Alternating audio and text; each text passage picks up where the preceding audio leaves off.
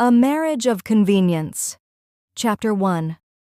The ceremony was beautiful, at least that's what everyone said. Orm barely registered any of it.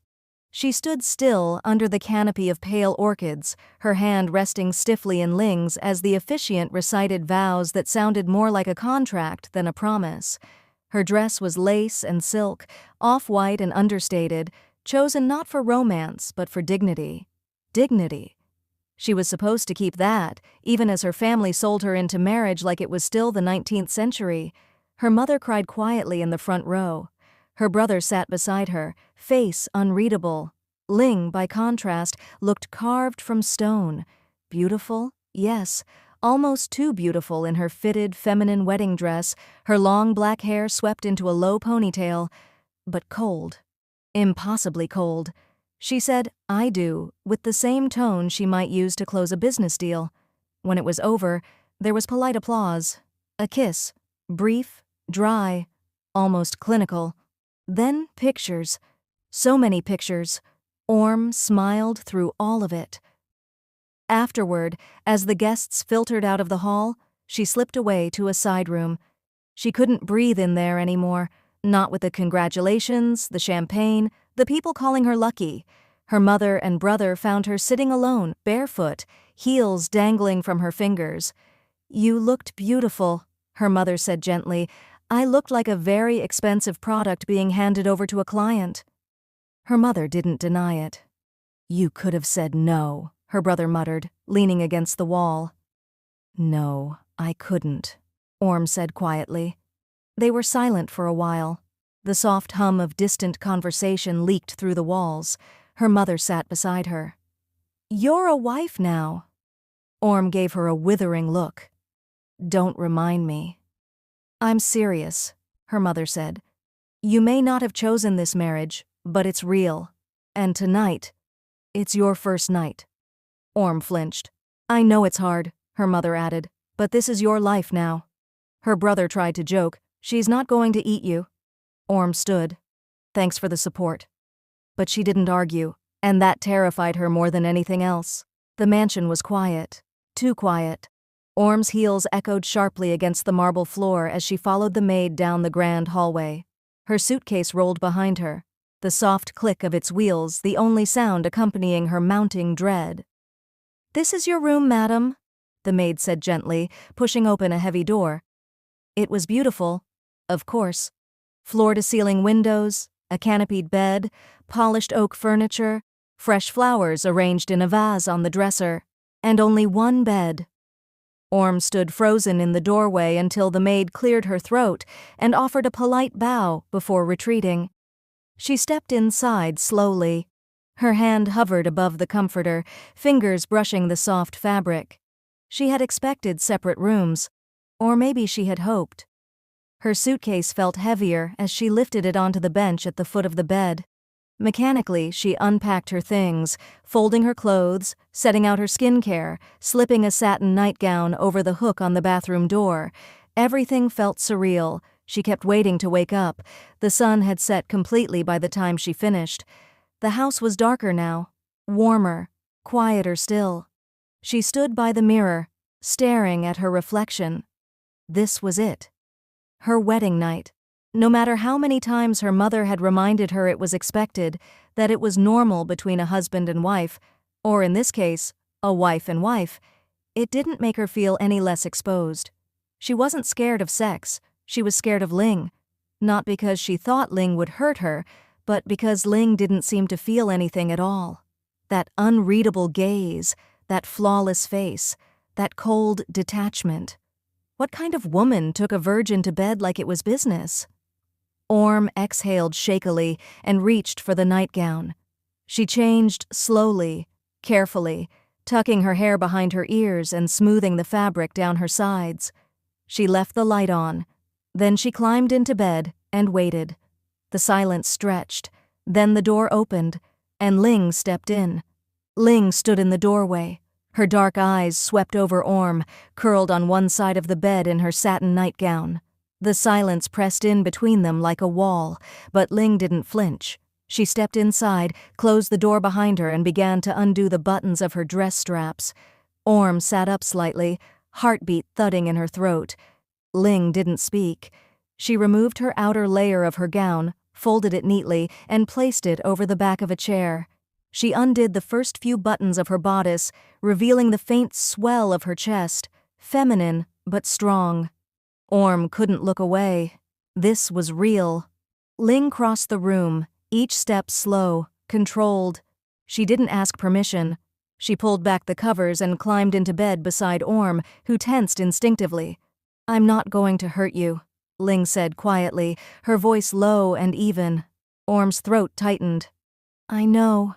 Ling reached out, brushing a strand of blonde hair away from her face. "Have you done this before?" Ling asked. Orm shook her head. Ling exhaled through her nose. "Okay." There was no ceremony to what came next, no sweet words, no hesitation. Ling pushed Orm gently onto her back and slipped her hand beneath the hem of her nightgown. Orm gasped as fingers found her, delicate at first, exploring, coaxing. Her body betrayed her quickly, warmth spreading between her thighs. Ling's lips ghosted across her neck, her shoulder, her collarbone. "Relax," she whispered, sliding one finger inside. Orm clenched around her instinctively, breath shuddering. "It's okay," Ling murmured. "You're tight. That's normal." Orm flushed with shame, but the words weren't cruel. They were observational, detached. A second finger joined the first. Ling's hand moved with practiced ease, pressing slow and deep. Her thumb stroked over Orm's clit. Orm whimpered. "Good girl," Ling said softly. Orm's hips bucked, her legs trembled. She came suddenly, sharply, gasping Ling's name. Ling held her until it passed. Then, without a word, she pulled the blanket over them and turned away. Orm stared at the ceiling in the dark, her body still pulsing. She'd just given her virginity to a stranger, and she didn't even know how to feel. The room was dark except for the moonlight slicing through the curtains. Ling slept beside her, breathing slow and even, back turned. Orm lay on her side, eyes wide open. Her thighs were still sticky. Her chest still rose and fell too fast. She could feel the ache inside her, the unfamiliar stretch where Ling had been. It didn't hurt exactly. It just felt real. Undeniably real. She clutched the sheets to her chest, suddenly cold. Was this what marriage was supposed to feel like? She hadn't cried at the ceremony, hadn't cried when they signed the papers, not even when her mother told her, gently but firmly, that this was the only way to save the family from ruin. But now, under the weight of silence and clean sheets and Ling's perfect, unfeeling body, the tears came. Silent, hot, shameful. Not because she regretted what happened, but because she didn't. Her body had responded too easily. Her skin still tingled where Ling had touched her. Her mind kept playing the sound of Ling's voice, calm, controlled, saying, "Good girl." Orm pressed her face into the pillow. This wasn't how it was supposed to go. She thought she'd feel humiliated, disgusted, angry. Instead, she felt lost. She rolled onto her back and stared at the ceiling. The fan spun overhead. Somewhere outside, a cicada buzzed. Ling shifted slightly, still asleep. Orm glanced at her, half expecting her to wake up and say something, anything, but she didn't. She was beautiful, even now. The blanket had slipped down, baring the smooth line of her back. Orm bit her lip. How could someone like her be so cold? And why did her indifference sting more than the act itself? She turned away, hugging the pillow tight, trying to make herself small. Eventually, exhaustion overtook her. She fell asleep in silence, her heart aching in ways she didn't yet understand. Orm woke slowly. The first thing she noticed was the sunlight bleeding through the sheer curtains. The second was the emptiness beside her. Ling was gone. The space where she'd slept was cold. The pillow didn't even carry her scent. Orm stared at it for a long time, unsure how to feel. She pushed herself upright, wincing slightly at the dull ache between her legs. It was a reminder of everything that had happened, and everything she couldn't take back. She slipped out of bed and padded to the bathroom. The face in the mirror didn't look different, but it felt different. Her hair was mussed. Her cheeks slightly flushed. There was something fragile in her own gaze, something she couldn't name. She showered slowly, letting the hot water soothe her. Back in the bedroom, a set of clothes had been laid out for her. A crisp blouse, a pale skirt, both modest and expensive. She wondered if Ling had picked them, or if the maid had simply followed instructions. She got dressed in silence. Downstairs, the house was already alive. A maid greeted her with a soft, "Good morning, madam," and offered her a tray of fruit and tea. Orm took it mechanically and sat at the dining table. Ling wasn't there. Instead, a note lay by the edge of the plate, written in clean, looping handwriting. "Had an early meeting. Make yourself at home. Ling." Orm stared at it, then folded it in half without reading it again. Of course she had a meeting. Of course she hadn't stayed.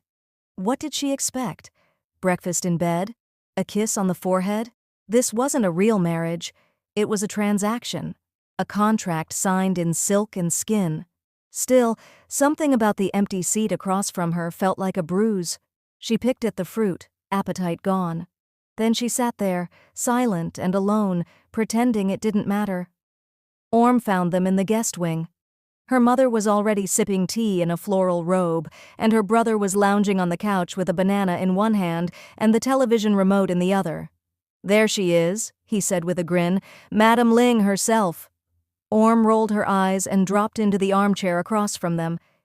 "You didn't come back to the room last night," her mother said gently. Orm folded her arms. "I stayed in the master bedroom." "Of course you did," her brother smirked. "So, how was it?" Orm narrowed her eyes. "I'm not discussing that with you." Her brother shrugged. "You're married now. It's normal." "It didn't feel normal." Her mother gave her a sympathetic look. "It takes time. The first night is always strange. There's strange, and then there's clinical," Orm muttered. Her brother leaned forward. "Was she bad?" Orm blinked. "What?" "You know," he said, lowering his voice theatrically. "Does she just mount you like some kind of dominant CEO and get it over with?" Orm grabbed a pillow and threw it at him. "Shut up!" he burst out laughing. Even her mother cracked a smile. "Be nice, Can." "I'm just saying," he said, still grinning. "You used to be the icy one in relationships. Looks like you met your match."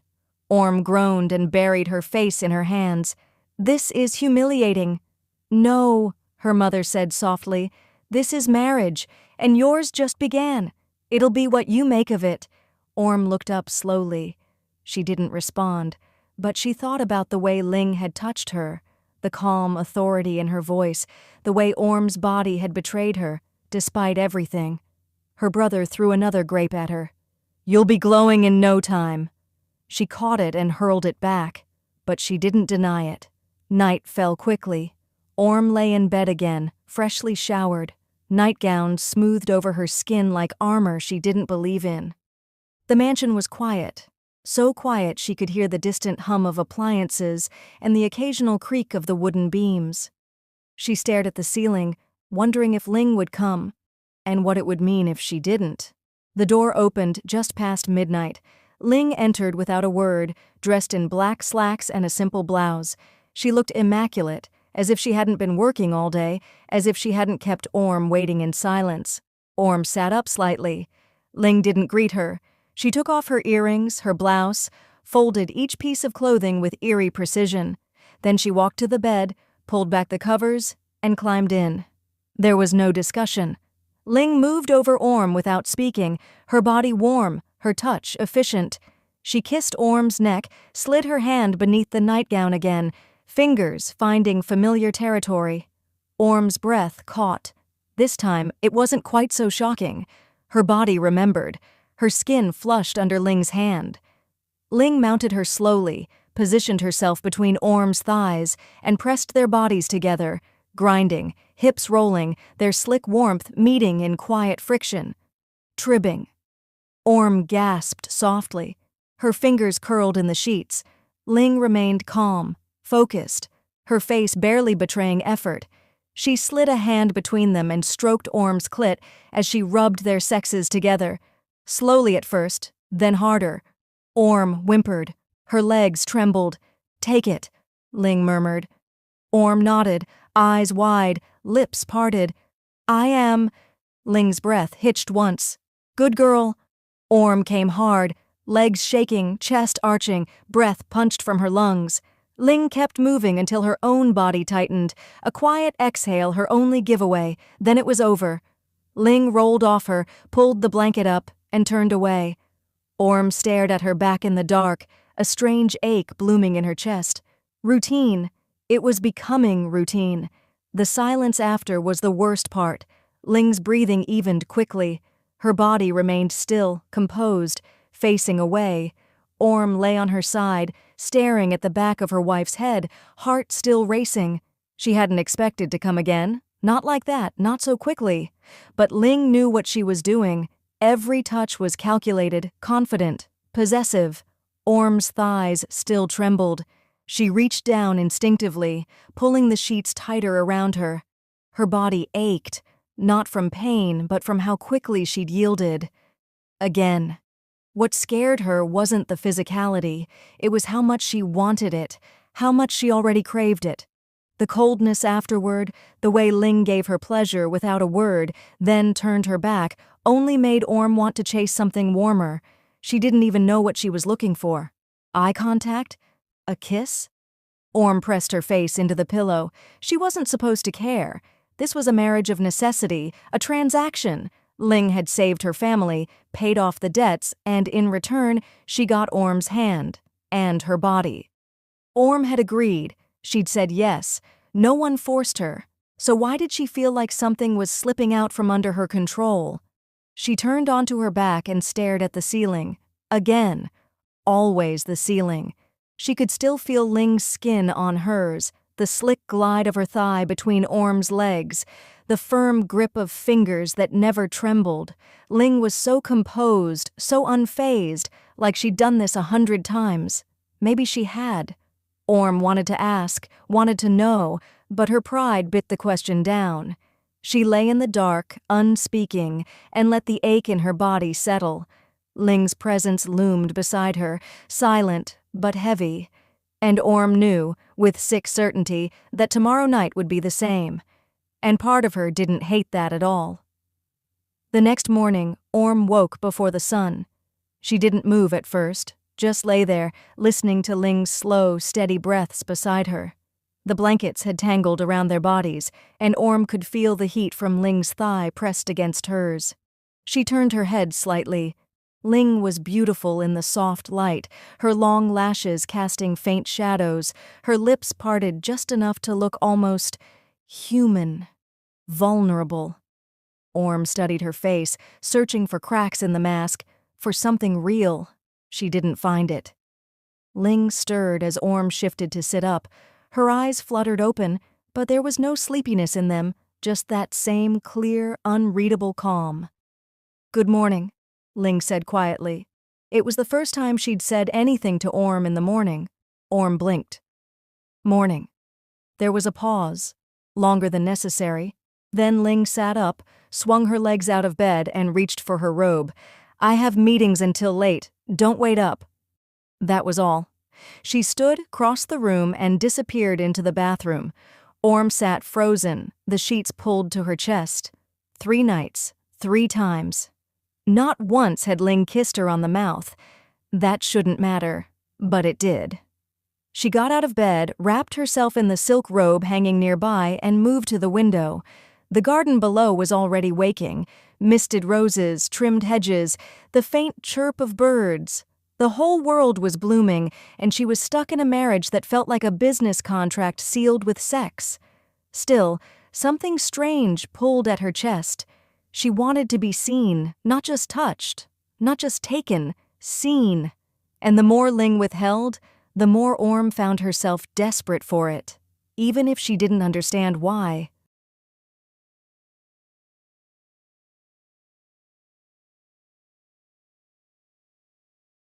A Marriage of Convenience.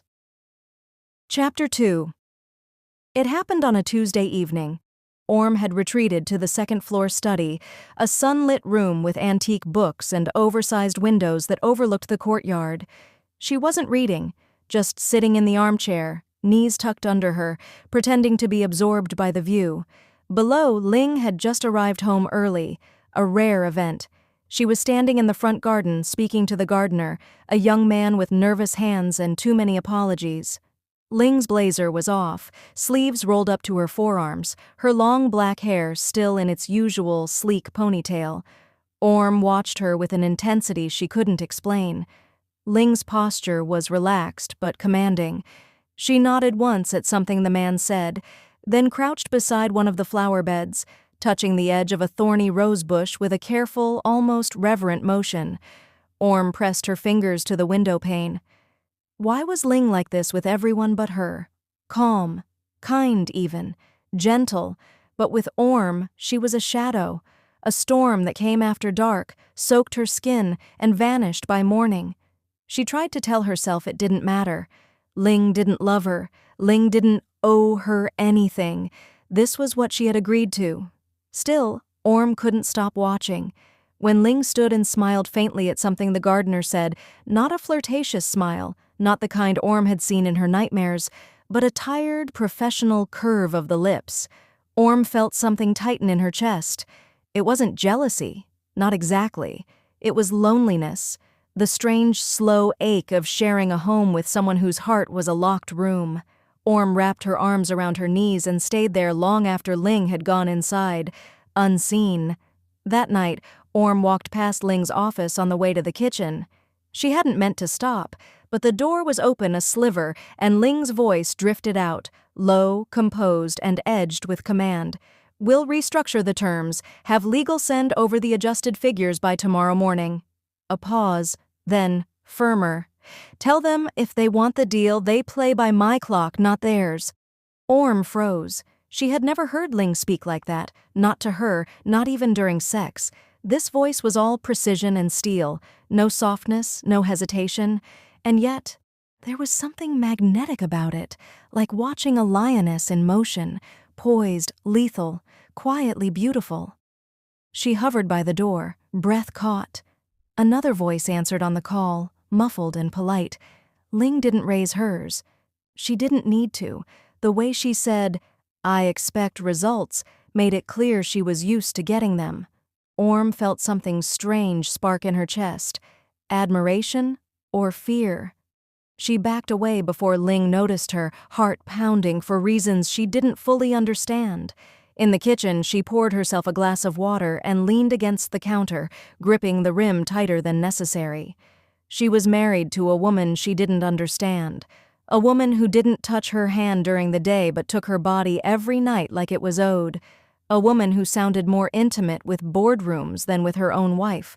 Orm took a shaky sip and stared at the tiled floor.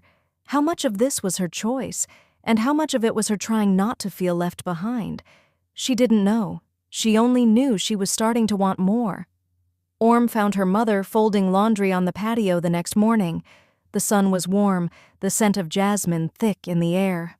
Her mother sat cross-legged on a cushioned bench, smoothing out one of Orm's silk dresses with practiced fingers. It should have been a peaceful scene, but Orm couldn't shake the tension in her chest. She sat beside her without a word. For a moment, neither of them spoke. The quiet between them wasn't uncomfortable, just careful. Finally, her mother said, "You've been quiet." Orm shrugged. "I'm adjusting." "To what? Luxury? Staff? A wife who doesn't speak to you in daylight?" Orm's lips tightened. "It's not like that." Her mother smiled gently, not unkindly. "You know, being proud isn't the same as being strong." "I'm not proud," Orm said quickly. "I'm realistic." The silk dress slid off her mother's lap, pooling beside her like a puddle of gold. She didn't reach for it. "Realistic," she repeated. "Is that what you call pretending not to care?" Orm looked away. Ling isn't interested in emotional attachments. "Are you?" Orm didn't answer. Her mother reached over, brushing a strand of hair behind her ear like she had when Orm was a child. "Ling may be unreadable," she said softly, "but you're see-through, darling." That stung more than it should have. Orm stood abruptly. "I have things to do." Her mother let her go, only saying, "You can keep pretending, But sooner or later your heart will stop cooperating. Orm didn't reply, but the words followed her like shadows the rest of the day. That evening, Orm passed by Ling's study again. The door was closed, but the light was on, a warm, golden spill through the frosted glass. She paused, not sure why. Maybe it was the silence, or maybe it was the smell of food, something delicate, something homemade. After a moment's hesitation, she pushed the door open just enough to peek inside. Ling was sitting on the couch with a tray on her lap, not at her desk, not hunched over documents or laptops, just eating, alone. There was rice, stir-fried vegetables, and a small bowl of soup. The kind of simple meal Orm hadn't seen her eat since their wedding night. No wine, no servants hovering, just Ling, hair down for once, loose around her shoulders, chopsticks moving slowly. She didn't notice Orm watching. Her posture was tired. Her shoulders, usually squared with purpose, slumped a little. Her expression, usually unreadable, softened as she stared at the steam rising from the soup, and for one moment she looked heartbreakingly human. Orm closed the door before she could be caught. She leaned against the wall, stunned by her own reaction. She should have felt indifferent. Instead, she felt like she'd seen something forbidden, sacred even. It made her chest ache. Back in her room, she sat on the bed, unsure what disturbed her more, the fact that Ling had a private softness, or the fact that she'd never once shown it to her, not even after slipping into her bed so many nights in a row. Orm couldn't sleep. Around midnight, the front door opened quietly. Ling had come home later than usual. Orm was sitting on the couch, scrolling aimlessly through her phone. She didn't look up. Ling stepped out of her heels and placed her keys gently in the bowl by the door. "Still awake?" "You're late." Ling nodded, loosening the buttons of her blouse. "Meeting with a potential investor." "Who?" "Some corporate folks, and the daughter of the main shareholder." Orm's jaw twitched. She must be important. Ling looked at her, amused. "You sound jealous." Orm scoffed and turned away. "None of my business." Ling walked over, slow and deliberate, until she was standing just behind the couch. Her voice dropped. "You're my wife. It is your business." Orm didn't answer. Not directly, but her pulse fluttered, and her mouth went dry. She stood and brushed past Ling toward the stairs. "I'm going to bed." Ling watched her go for a moment, then followed. Orm lay in bed, eyes fixed on the ceiling. The sheets were cool. The room smelled faintly of jasmine from the garden below. But she wasn't tired, not in any way that counted. And for once, Orm wasn't dreading it. She was waiting for it, aching for it, even if she wouldn't admit that out loud. Because something had shifted. Seeing Ling so human, so quiet with her tray of rice and soup, had twisted something inside her. It made the woman who climbed on top of her at midnight feel less like a stranger and more like a secret. One Orm wasn't sure she wanted to share. She turned on her side, pulling the sheets higher, pressing her knees together. The memories came without mercy. Ling's mouth against her throat, her hand between Orm's thighs, the slow, steady rhythm that always started with control and ended with release. Orm had stopped pretending it meant nothing, but what hurt more was how it ended, every time. Ling would slide off her, clean herself in silence, and turn away. No kiss, no glance, no warmth. Only sleep, like she'd just finished a task. Orm bit her lip. She didn't want love. Not exactly. She didn't want poetry and flowers and whispered I miss yous. She just wanted to feel seen, to be wanted when her legs were closed and her clothes were on. Was that too much to ask? She rolled over again and shut her eyes tight. Later that night, Orm lay in bed on her side, pretending to sleep. She heard the door open again, and Ling's footsteps as she entered the bedroom. Ling didn't speak. She simply undressed, climbed in behind Orm, and pressed her body flush against her back. Her thigh slipped between Orm's legs. She pushed forward deliberately, her core rubbing against Orm's in firm, practiced motions. Orm bit her lip. She was already wet. Ling humped her slowly, steadily, until her breath hitched and her body tensed with release. When it was over, she didn't say a word. She kissed Orm's shoulder, turned over, and fell asleep. Orm lay wide awake, heart racing. But something changed. The mattress shifted. There was a pause, long enough that Orm thought maybe she'd misread the moment. Then an arm slipped around her waist. Soft, steady. Ling pulled her in close, not roughly, not demandingly. Just there. A quiet warmth pressed into her spine, a breath against her neck. Orm kept her eyes shut, but her heart thundered. She didn't know what it meant, didn't know if it would happen again. But for the first time since they married, she fell asleep wrapped in something that almost felt like comfort, and it terrified her. Orm woke to the sound of birds. Soft morning light filtered through the sheer curtains, painting silver stripes across the bed. The warmth behind her registered first, an arm still draped around her waist, a steady breath at the back of her neck. She stiffened. Ling hadn't moved. Her wife was still asleep, chest rising and falling in a slow, even rhythm. Her grip was gentle but sure, holding Orm close in a way that felt tender, unpracticed, but real. Orm's heart kicked into her throat. She could have slipped out, could have rolled away and pretended it hadn't meant anything, but she didn't. She stayed still, eyes wide open, staring at the sliver of morning sky outside the window. What did this mean? What was she supposed to feel? A quiet intimacy. It scared her more than the sex ever had, because this was the kind of closeness she didn't know how to guard against. There was no anger to armor herself with, no coldness to recoil from, only warmth, vulnerability, and the terrifying pull of maybe. Orm blinked hard. She didn't want to need this, didn't want to crave something that wasn't part of the deal. And yet, her fingers curled instinctively around Ling's arm. Just for a second, just to feel less alone. Orm didn't mean to pick a fight.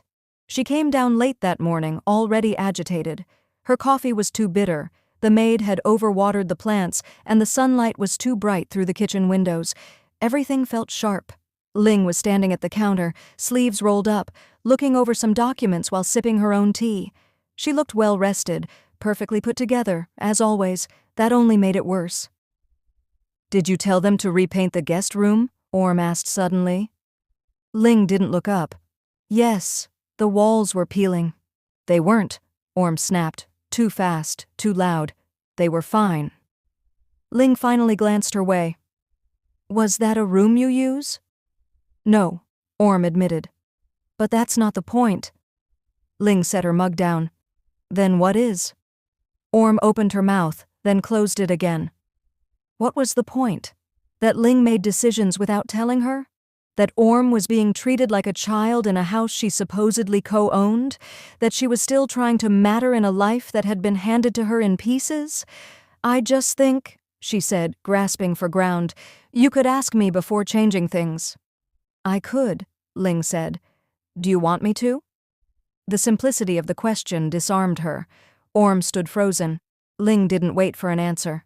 She picked up her folder again and said, not unkindly, "If it matters to you, I'll ask next time." Orm didn't reply. She didn't know what unsettled her more, the offer or the fact that Ling meant it. Orm found her brother in the living room, stretched across the couch with his phone held above his face. He barely looked up when she walked in. "Do you think Ling likes me?" she asked bluntly. He dropped his phone on his chest. "Wow," he said, "that's your opening line today?" Orm crossed her arms. "I'm serious." He sat up, brushing his hair back. "Define like. You mean in the way a normal person likes someone, or in your weird, emotionally constipated married way?" Orm glared. He grinned. Okay, chill, I'll answer." He thought about it a moment too long. "She doesn't act like someone who hates you," he finally said. "She keeps you fed, housed, and thoroughly—" He raised his eyebrows.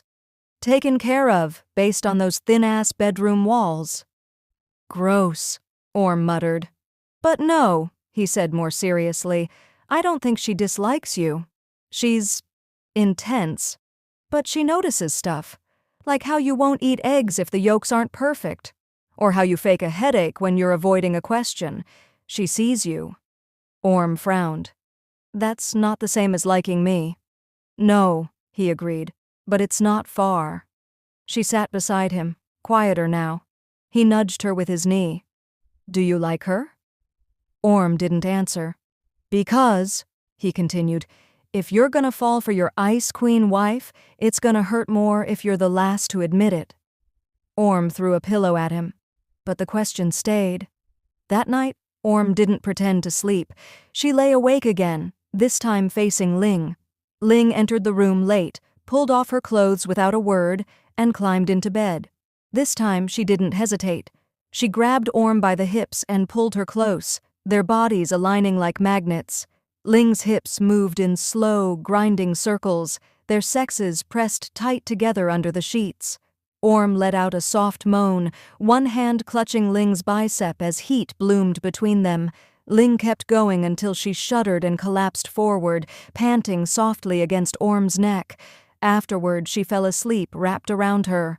Orm blinked into the dark, stunned and aching and completely, irrevocably hers.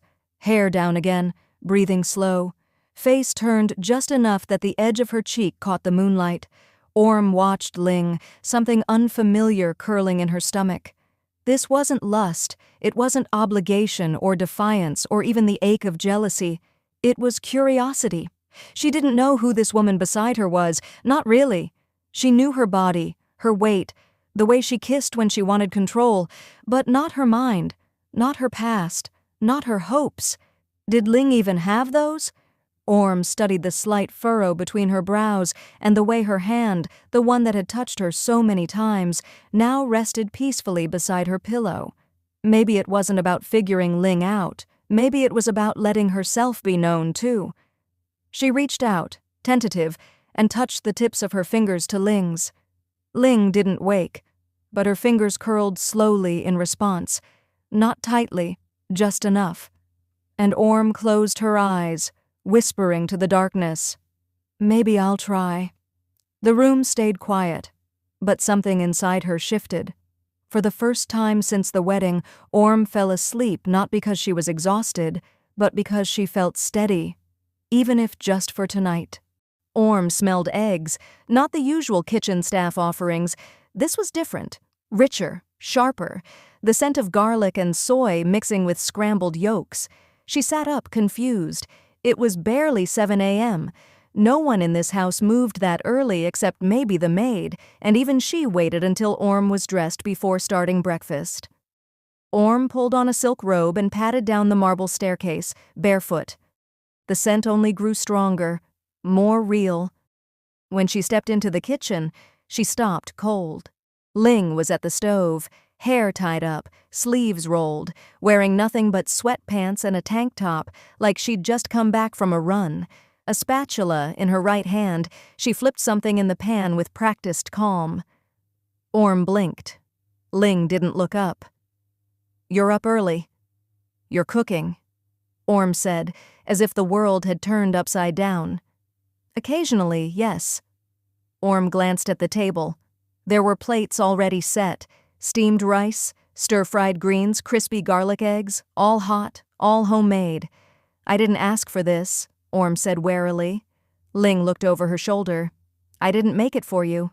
That stung, until she added, "I made it for everyone," as if that made it better. Orm crossed her arms. "Since when do you cook for the staff?" Ling shrugged. "I used to, before." "Before what?" Ling didn't answer. She just plated the eggs and set them at the center of the table, and Orm didn't know why it annoyed her so much that she suddenly felt included.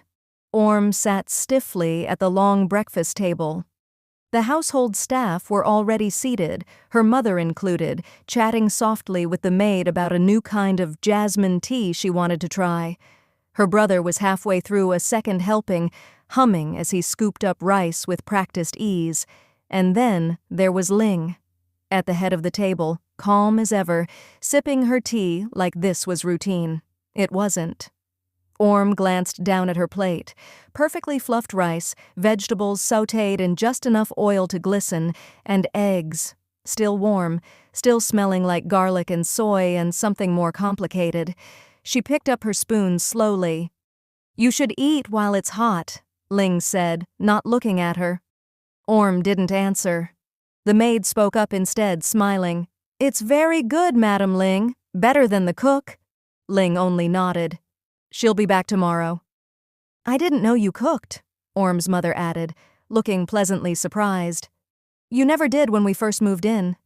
Ling's gaze flicked briefly to Orm. I stopped, for a while. That vague, unreadable tone again. Orm took a bite of egg, more out of curiosity than hunger. It was annoyingly good. Savory, slightly sweet, seasoned just right. Then Ling poured her tea. Not like a servant, not like a hostess, just like a wife pouring tea for her partner. Orm looked up sharply. Their eyes met for half a second. She didn't know what she saw, but it was unsettling how much she wanted to see it again. After breakfast, Orm slipped out to the garden with her mother. The air was fresh, the kind that clung to your skin after rain. Jasmine vines curled along the white walls, and sunlight dappled through the high hedges, throwing soft patterns across the path. Her mother walked in slow, even steps, arms folded behind her back like she always did when she was thinking. Orm broke the silence first. You said you liked the food? I did. Her mother smiled. It was simple, honest. Ling made it. I know. Orm hesitated. Do you think she's trying to prove something? Her mother didn't stop walking. Maybe she's trying to live. Orm frowned. That's not an answer. Her mother turned, gentle eyes piercing. You want one? Orm nodded reluctantly. Her mother looked away, thoughtful. Ling is the kind of woman who doesn't show her cards until she's already won. If she's feeding you, it's because she wants to be close. If she's gentle, it's because she's already decided you matter. Orm's throat tightened. That's dramatic. It's honest. They stopped at the edge of the garden, the roses blooming pale pink around their feet. Her mother's voice softened. But if you're not careful, you'll fall for her too fast, and you'll fall harder than you think. I won't, Orm said too quickly. Her mother arched a brow. Then don't reach for her when she's sleeping. Orm's breath caught. She said nothing the whole way back. The door to Ling's home office was slightly ajar. Orm hesitated before knocking, but only once. Come in, Ling said. Orm stepped inside. The office was immaculate. Books lined the tall shelves. A crystal decanter sat untouched on a side table. Ling sat behind her desk, reading glasses perched low on her nose, flipping through a contract. Orm lingered by the door. Ling looked up. Something wrong? No, Orm said. I was just... She didn't know what she was doing. Ling waited. What's your favorite food? Orm asked suddenly. Ling blinked. Excuse me? Orm shrugged. You cook for everyone, but I never see you eat much. So, what's your favorite? Ling leaned back slowly. Is this a trick question? It's a conversation. That made Ling smile, just barely. Tom Kha Gai, she said, the way my grandmother made it. Coconut milk, kaffir lime leaves, and too much galangal. Orm tilted her head. Too much? She always overdid it. It made your mouth tingle. Did you like it? I still crave it sometimes. Orm watched her. You never make it. It's not a recipe, Ling said, looking back at her file. It's a memory. Some things taste different when the person who made them is gone. Orm felt that in her chest. She stepped further in, then stopped. Thanks for the breakfast, she said quietly. Ling looked up again. You're welcome. And for a fleeting second, Orm felt like they were two real people, not roles. That night, Orm couldn't sleep. The bed felt too warm, the sheets too soft. And Ling, just inches away, slept like she always did. On her back, one arm relaxed across her stomach. Expression unreadable, even in dreams. Orm turned on her side to face her. She thought about soup, about galangal, and lime leaves, and recipes that lived in someone's hands more than on paper. About Ling saying, it's not a recipe, it's a memory. What did that mean? What else was she keeping locked behind words like that? Orm had never asked Ling anything before that wasn't practical. Nothing soft, nothing real. And now she knew something that mattered. Not in a grand way, but in the quiet space between two people who hadn't decided yet whether to care. She watched Ling's chest rise and fall. She wanted to ask her everything. What else do you miss? Who else did you lose? What happens when someone stays? Orm reached for Ling's hand in the dark, but stopped halfway. Instead, she whispered, "I'll find the recipe," then rolled over and closed her eyes. And when she dreamed, it was of coconut and heat and a woman at the stove, laughing. A woman with Ling's eyes. The next morning, Orm appeared in the kitchen before anyone else. The cook nearly dropped her ladle. "Madam?" "I need your help," Orm said. The woman stared, blinking behind her glasses. "With soup," Orm said. "Tom Ka Gai." That earned her a proper reaction. The woman set the ladle down and folded her arms. "That's a complicated dish." "Good," Orm said, "because I want it to taste like someone's memory." The cook raised a brow, then smiled like she understood far more than she let on. They got to work. Chicken simmered in coconut milk. Lemongrass cracked beneath the side of a knife. Galangal was sliced too thick the first time, too thin the second, and just right the third. The cook guided with quiet patience, stepping back when Orm reached for the ladle herself. "You've never chopped anything before," she said, watching Orm butcher a chili. "I've chopped people's egos," Orm muttered. The cook chuckled. "Close." By the end of the hour, Orm stood flushed and covered in a few stray drops of soup, but the kitchen smelled like something warm and right. She lifted the spoon to her lips. It was almost. "Too flat," she said. "Not enough lime," the cook confirmed. Orm nodded. Again. She didn't know if she'd get it right, but she wanted to try. Ling wasn't expecting to smell Tom Ka Gai. She paused in the hallway just outside the kitchen, the scent hitting her like a memory. Bright citrus, creamy coconut, and something deeper. Her hand froze on the doorframe. She stepped inside and stopped. Orm stood at the stove, a towel slung over one shoulder, sleeves rolled awkwardly to her elbows. Her hair was slightly frizzy, a smear of coconut milk on her wrist. She was stirring something in the pot with a kind of determined clumsiness, biting her lip in concentration. Ling blinked. Orm turned, startled. "You're up early." "So are you." Their eyes met. Neither of them spoke. Then Ling stepped closer. Slowly, the way she approached tense clients or wild animals. "Are you cooking?" Orm cleared her throat. "No, I'm creating an edible tribute to your dead grandmother." Ling blinked again. "What?" "Nothing," Orm muttered. "It's soup." Ling crossed her arms. "You don't cook." "People change." Ling studied her, gaze unreadable. "Why?" Orm didn't answer right away. Instead, she lifted the spoon, blew on it, and held it out. Ling hesitated, then leaned in and tasted. She didn't say anything for a long time. Finally, "It's close." Orm's face twitched. "Too much lime?" "Too little salt." Orm sighed. "Tomorrow, then." And Ling, for the first time, smiled without restraint. "Tomorrow." Later that morning, Orm sat on the kitchen counter, sipping juice and pretending she hadn't just spent 2 hours sweating over a soup pot. Her brother strolled in, eyes still half-lidded from sleep, and yawned. "You're up early. Did the guilt finally catch up to you?" Orm tossed a grape at him. He caught it in his mouth. "I heard you made breakfast," he said, chewing. "Is this the end of civilization?" "I didn't make breakfast. I made one dish. For Ling." "I made it for everyone," she snapped too fast. He grinned. "Right, but it just so happens to be her dead grandma's favorite childhood soup." Orm narrowed her eyes. "Get out." He leaned against the fridge, arms crossed. "You're domestic now. Next thing I know, you'll be knitting her a scarf." Orm slid off the counter. "I was curious, that's all?" "Sure."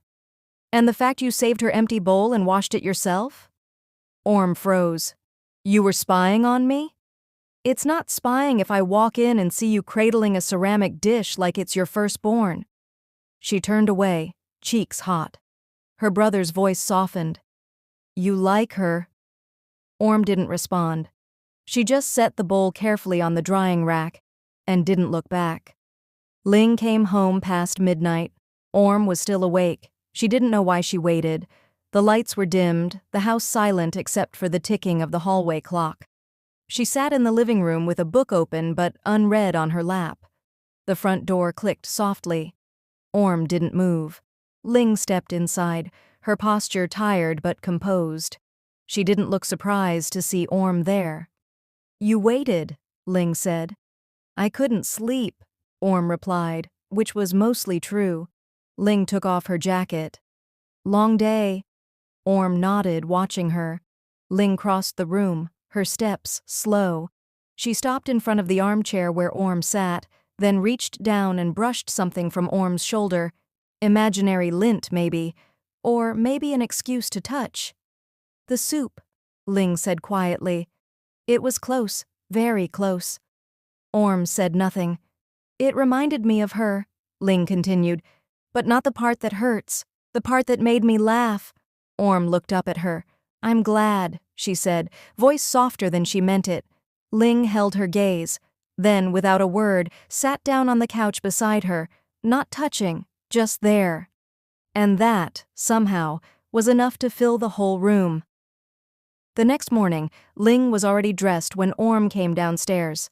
She stood by the front door, keys in hand, crisp white shirt tucked into tailored slacks, phone in her pocket, the picture of calm efficiency. Orm blinked. Going somewhere? Ling glanced over. I thought I'd drive you. Orm frowned. Drive me? To your appointment. Your mother said you had one. Orm hadn't even remembered mentioning it. Ling lifted a shoulder like it wasn't a big deal. Unless you don't want me to. I didn't say that, Orm said quickly. Too quickly. Ling gave her a look that wasn't quite a smile, but softer than neutral. Then grab your bag. Orm did, without protest. The car ride was quiet at first. Ling drove like she did everything. Focused, precise, not hurried, one hand on the wheel, the other resting lightly on the gear shift. Halfway to the clinic, Orm asked, Why are you doing this? Ling didn't take her eyes off the road. Because I can. That's not a reason. It's the only one I have. Orm turned toward the window, annoyed at how that answer made her chest feel tight. She didn't speak again until they arrived, but when they parked, she hesitated before getting out. Thanks, she muttered. Ling said, I'll wait. And Orm, without looking back, smiled. After the appointment, Ling didn't take them home. Instead, she turned left at an intersection Orm didn't recognize and pulled into a narrow alley, parking beside a faded green awning. What is this? Orm asked. My favorite noodle stall, Ling said simply. Orm raised an eyebrow. You eat street food? I used to. Alone. The implication hung in the air. Orm followed her out of the car. The stall was small, 2 folding tables, stools that wobbled slightly, and a woman behind the counter who didn't bother looking up as they approached. A pot of broth steamed behind her like a volcano about to erupt. Ling gestured. You order. Me? You're the picky one. I'm not picky, Orm muttered, stepping up to the counter. She ordered. Not confidently, but she tried. They took a seat at the back. The broth was rich, the noodles chewy, the chili oil kicked like a mule, and somehow it was perfect. This isn't bad, Orm admitted. Ling nodded. They ate in silence for a while. Then Ling said, without looking up, I've never brought anyone here. Orm stilled. She didn't know what to say to that, so she didn't say anything. She just reached over, stole a slice of beef from Ling's bowl, and smiled. Ling let her. They returned just before noon. The front doors swung open with their usual hush, and sunlight spilled into the marble-floored foyer. Orm stepped inside first, letting the cool air wash over her. Ling followed, her pace slower, almost deliberate, and just before Orm took the first step up toward the staircase, Ling's hand pressed gently, just gently, against the small of her back. It wasn't a push. It wasn't possessive. It was guiding. Orm stopped mid-step. Ling's hand lingered for a second. Warm. Steady. then fell away like nothing had happened. Orm didn't move. Ling didn't say a word. Orm turned slowly to look at her. Ling's expression was unreadable again, but her gaze held steady. "Thank you," Orm said quietly. "For the soup, for the noodles, for the ride, for the touch she wasn't ready to talk about." Ling gave a single nod. "You're welcome." And then she walked away, heels echoing softly against the floor, like she hadn't just set something inside Orm's chest buzzing. Orm exhaled. She didn't go upstairs. She went to the kitchen and pulled out the soup ingredients again. She wasn't done trying. Orm stood at the kitchen counter again. The ingredients were already laid out: coconut milk, lime leaves, galangal. Her hands moved with more confidence now, not skilled exactly, but sure in their trying. She didn't hear her mother enter. "You're back at it?" her mother said, leaning against the doorframe. Orm didn't look up. "Soup doesn't cook itself." "I meant your soft expression."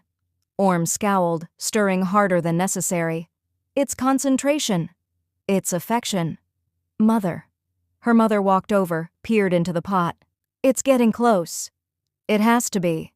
They stood in silence for a moment, watching the steam rise. Then her mother said, "You know, your father used to cook for me in secret. He always acted like it was a favor, but he'd hum while he did it." "I'm not humming," Orm muttered. "Yet." They both smiled. Orm tasted the broth. It was better, still not perfect. Her mother touched her shoulder lightly. "You don't need to win her over all at once. You just need to keep showing up." Orm nodded. As the soup simmered, she ladled a portion into a clean bowl, Ling's bowl, and set it on the tray. Then she walked upstairs to deliver it. Quietly. Later that afternoon, Orm stepped out of the car in front of Ling's office building, balancing a tray with a porcelain container of soup and a folded cloth napkin. She wore soft pastels, nothing dramatic, just enough to look sweet, polite, but her expression held something sharper beneath it. The receptionist greeted her with a surprised smile. "Madam Orm, good afternoon." "Just dropping off lunch," Orm said, breezing past with a polite nod. She didn't miss the way the receptionist, young, sharp-jawed, and unmistakably pretty, glanced down at her legs. Orm adjusted her skirt and lifted her chin. A few steps later, Ling's office door stood at the end of the hall, open halfway. The glass was frosted, but the top corner left a generous gap, one Orm noticed and didn't quite close. Inside, Ling stood talking to two suited men and the same pretty receptionist who had clearly followed her in. Orm knocked once and entered. "I brought lunch." Ling's face lit up, a rare smile warming her features. She turned to her co-workers. "This is my wife, Orm." The word hung heavy in the air, not partner, not someone I live with. Wife. Orm set the tray on Ling's desk with a small smirk. "Thought you could use something hot." Ling gave a subtle, amused look to her colleagues. "Excuse me." She ushered Orm into the office and gently closed the door. Almost. It didn't latch fully. Orm hadn't planned it, not entirely. But she didn't stop it either. Inside, Ling turned to her, amused and curious. "You came all the way just to feed me?" Orm stepped close, tugging Ling's tie slightly. "You skipped breakfast. Someone has to take care of you." Ling leaned in. "Soup won't tie me over till tonight." "No?" Orm tilted her head. Ling's mouth found hers with sudden hunger, one hand sliding behind her neck, the other pressing to the small of her back. The kiss was firm, possessive, full of something she rarely showed outside the bedroom. Heat curled low in Orm's stomach. When they parted, Ling's lipstick was slightly smudged. Orm smiled, adjusting it with her thumb. She took a step back and said innocently, "Enjoy your lunch, darling." Then, just loud enough, "Oh, I think your door's still open?" As she left, she passed the receptionist, who was studiously typing. Orm didn't miss the flush on her cheeks. Outside, Orm walked with a sway in her hips and a smirk that didn't fade for hours. Ling woke to the smell of coconut milk. Again. She lay in bed for a moment, letting it fill the room. Soft, warm, nostalgic. It wasn't perfect, not quite her grandmother's, but it was trying. She could taste the memory on her tongue before she even opened her eyes. Downstairs, she heard movement, a faint clatter. Someone, Orm? Adjusting pots or utensils. Ling sat up slowly, brushing her hair behind her ears. She didn't usually wake up to the sound of someone caring. She slipped out of bed and padded toward the balcony. From above, she could see the backyard soaked in morning light. Birds were chirping. Somewhere below, Orm muttered a curse under her breath. Ling smiled. It was subtle, not something she would show anyone. But it lingered there, half-formed as she stood barefoot in her silk pajamas, staring down at the sunlit world she owned. And the woman in her kitchen, clumsily recreating the soup of her childhood.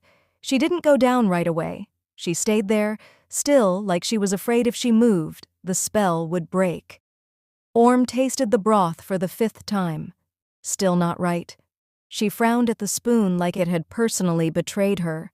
The coconut milk was thick enough, and the lime leaves were fresh. She'd insisted on buying them herself this time, but something was missing. Or maybe she was missing something. She stirred harder than necessary, ignoring the small burn forming on her index finger from brushing the pot earlier. Cooking was not in her list of marketable talents, but this wasn't about skill. It was about proving she could care. She reached for the fish sauce, hesitated, then added 3 drops. No more. Ling had said something once about balance. The kitchen was quiet except for the low simmering sound and the hum of the refrigerator.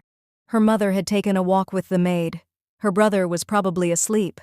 Orm stood there in one of Ling's oversized button-down shirts, the soft blue one she'd stolen after laundry day, sleeves rolled up to her elbows, hair twisted into a loose bun. She didn't think about how domestic she looked, or how strange it was that she liked the feeling. She just wanted Ling to eat it, and like it. She wanted to be the reason. Ling stood quietly at the kitchen doorway. She didn't announce herself. She rarely did. But this time, it wasn't to assert control. It was because the sight in front of her pulled her into a moment she didn't want to disturb. Orm was stirring with a level of focus that bordered on obsessive. Her brows knit together, her lips pressed tight, a small streak of coconut milk on her cheek. The blue shirt hung off her shoulders like it belonged to her now. Ling tilted her head slightly, watching the way Orm's fingers moved. Clumsy but deliberate. It was absurd how soft her chest felt. She cleared her throat, finally. Orm jolted. "God, how long have you been standing there?" "Long enough to see you threaten that broth with a death stare." Orm huffed and turned back to the pot. "I'm improving it." Ling stepped closer slowly. "You're wearing my shirt." Orm didn't answer. Ling reached over and wiped the streak off her cheek with her thumb.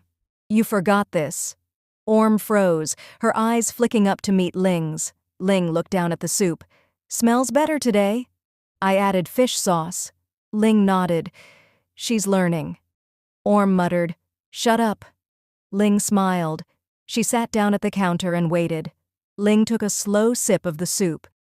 She didn't say anything at first, which made Orm shift nervously in place, a small but visible tell. Ling noticed. She noticed everything lately.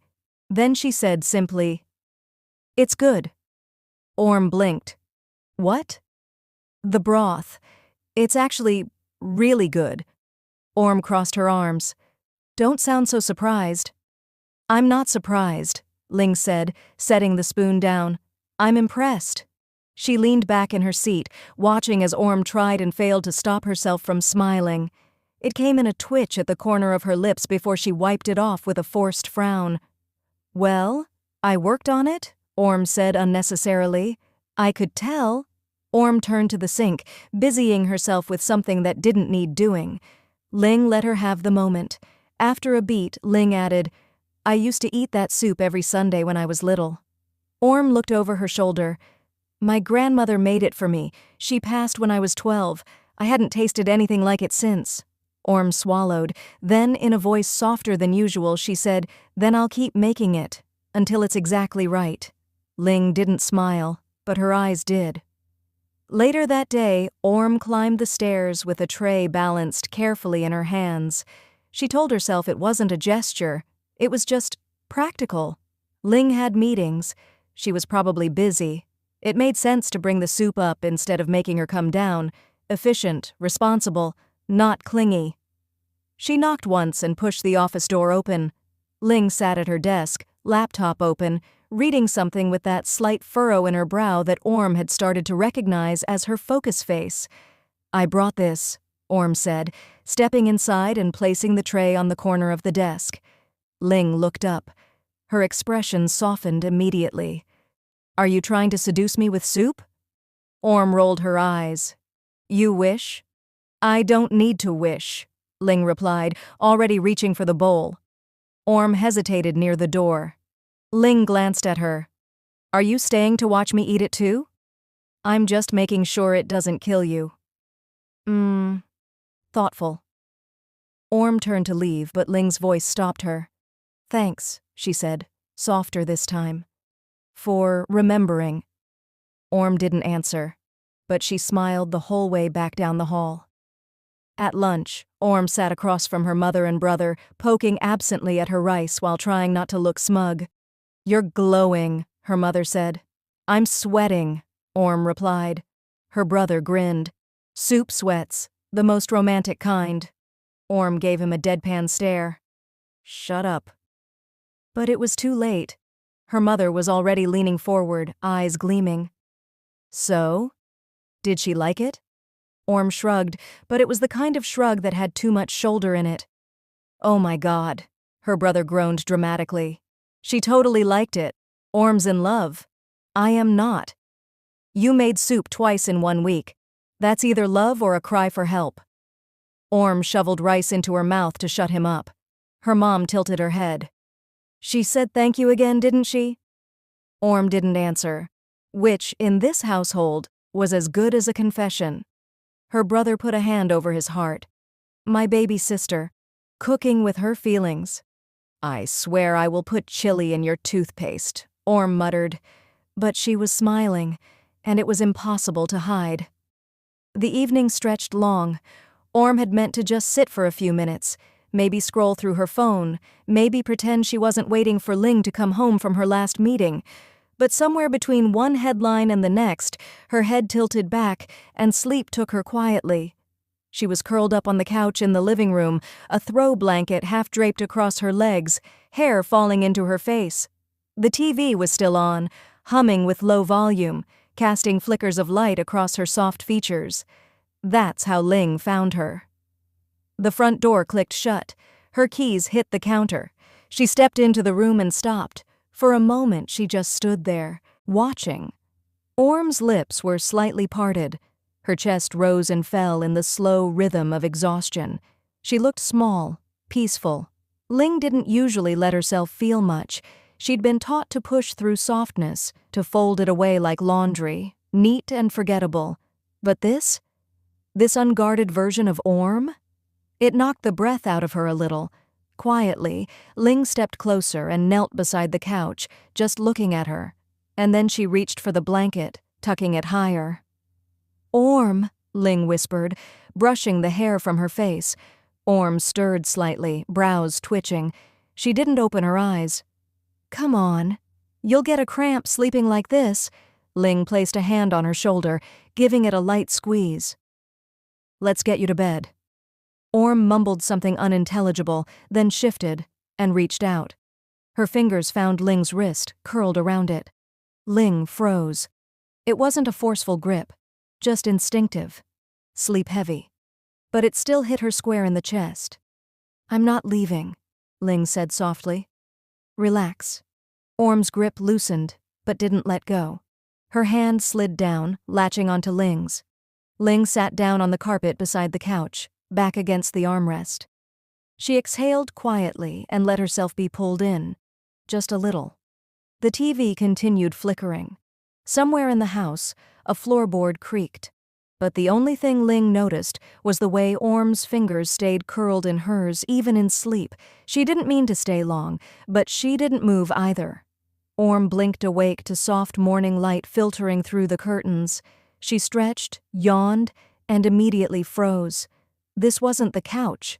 She was in bed, her bed, under the duvet, wearing the same clothes from last night, but clearly moved. She sat up, scanning the room like someone searching for clues at a crime scene. Did she sleepwalk? Did the maid carry her up? A sound near the window made her turn. Ling stood there in a white tank top and gray slacks, already dressed for work, sipping coffee with that maddening calm she wore like perfume. "You're up," she said simply. Orm narrowed her eyes. "Did you carry me?" Ling sipped. "No." "Then how?" "You reached for me in your sleep. I sat there until you drooled on my arm. Then I figured you earned a bed." Orm buried her face in her hands. "God." Ling smirked. "Don't worry, I'm used to being clung to." "Shut up." She didn't look up, but Ling's soft laugh traveled through the room like warmth. "Next time, use your words," Ling added. "It's cuter." That night, Orm couldn't sleep. She lay on her side, eyes wide in the dark, watching the slow spin of the ceiling fan. Ling wasn't in bed yet, probably finishing some late paperwork in her office, or maybe watching the news like she sometimes did, curled up with one knee pulled up under her. Orm could imagine the shape of her silhouette in the hallway light. She pulled the blanket higher. Her mind spun in loops. The soup, the way Ling had touched her cheek, the quiet moment with the blanket on the couch, and the feeling of her fingers laced through Ling's like it was the most natural thing in the world. She didn't know what to make of it. Not yet, but she wanted to keep making soup. She wanted Ling to like it, not just the food, everything. She wanted Ling to look at her like that again. Orm bit her lip, then turned and buried her face in the pillow and whispered, "I think I like her." The dark didn't answer, but her pulse did. Ling slipped into the room long after midnight. Orm's back was to the door, eyes shut, breath slow, but she wasn't asleep. Not really. She hadn't been since she first heard Ling's footsteps in the hallway. The bed dipped under Ling's weight. Orm didn't move. A moment passed, then another, and then Ling's fingers brushed the curve of Orm's spine. Slow, deliberate, a silent question she'd asked every night since the wedding. Orm didn't answer with words. She never did. She just shifted her hips slightly. A subtle invitation, permission wrapped in silence. Ling moved closer. Her hand slid lower, slipping beneath the hem of Orm's nightshirt. Her fingers were warm and practiced, tracing the soft skin just above Orm's hip bone before easing downward. Orm's breath caught. She stayed still, eyes closed, hands curled into the sheets. Ling pushed 2 fingers inside her. Orm gasped, quietly, like she didn't want Ling to know how much it still shook her. But Ling always knew. She pressed her mouth to the back of Orm's neck and whispered, "You take me so well." Orm moaned into the pillow. Ling stayed there, buried in her, slow and steady, until Orm's thighs trembled and she came undone. The next morning, Orm walked into the kitchen like someone trying not to draw attention to herself, and failing. She moved carefully, too carefully, as if her hips didn't trust her legs anymore. Her mother looked up from her tea, took one glance at her daughter's slow shuffle, and raised a perfectly drawn-on brow. "Did you sleep funny?" Orm opened the fridge. "No." "Pulled something?" "No." "Fall out of bed?" "Mother." Her mom leaned forward, eyes narrowing with devilish glee. "Ah, you didn't fall. You were pushed." Orm dropped the carton of soy milk. "Jesus!" Her mom cackled. Her brother wandered in a moment later, looked between them and said, "What did I miss?" "Orm got bent like a fortune cookie," their mom chirped. Orm groaned and buried her face in her hands. "I hate this family." "Don't worry," her brother said, grabbing toast. "We're proud of you." Orm was silent for a beat, then muttered, "It's not like I asked her to." "Oh, so she initiated?" her mom said, grinning even wider. Orm covered her ears and fled the kitchen, cheeks flaming, legs still sore. Orm didn't look at Ling all morning. She moved around the house like a ghost, a very flustered, very sore ghost, ducking into rooms as soon as she heard Ling's voice from down the hall. When Ling entered the kitchen, Orm suddenly remembered something in the laundry room. When Ling sat on the couch, Orm took her tea to the garden. It didn't help that she kept replaying everything in her head. The whisper, the fingers, The way Ling hadn't even broken a sweat while Orm had been left shaking. She cursed her body for being so obvious. She cursed Ling for being so calm. Of course, Ling noticed. She didn't chase. She didn't ask.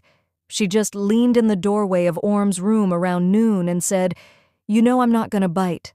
Orm, folding socks with violent intensity, muttered, "Maybe not in public." Ling smirked.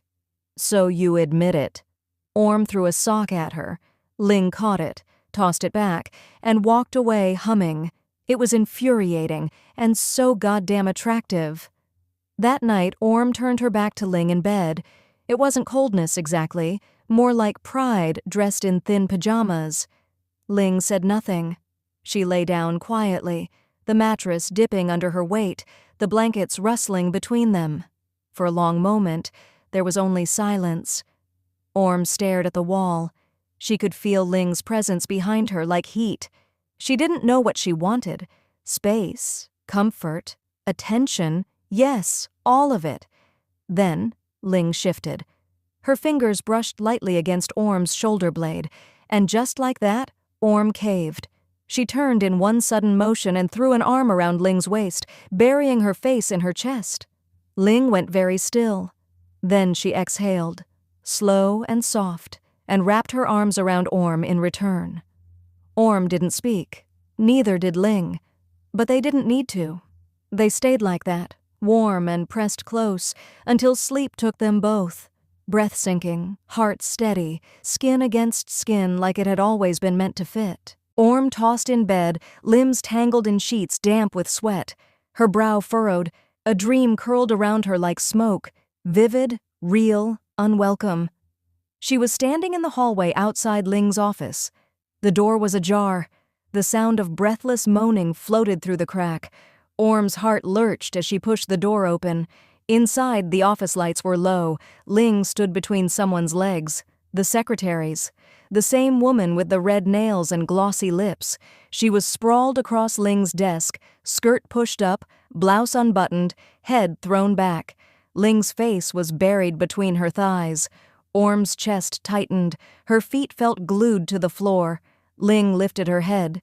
Her lips were glistening. Her eyes met Orm's. She didn't stop. She didn't blink. She just stared straight at her, eyes dark and defiant, and came with a moan pressed into the woman's thigh.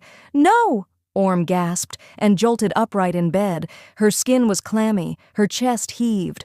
The room was dark except for a sliver of moonlight cutting across the ceiling.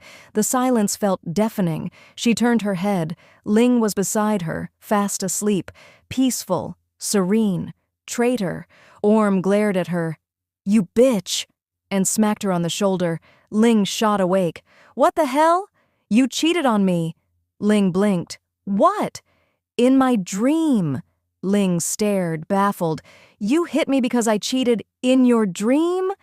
Orm crossed her arms. "Yes." Ling dragged a hand over her face. "I wasn't even awake for your dream."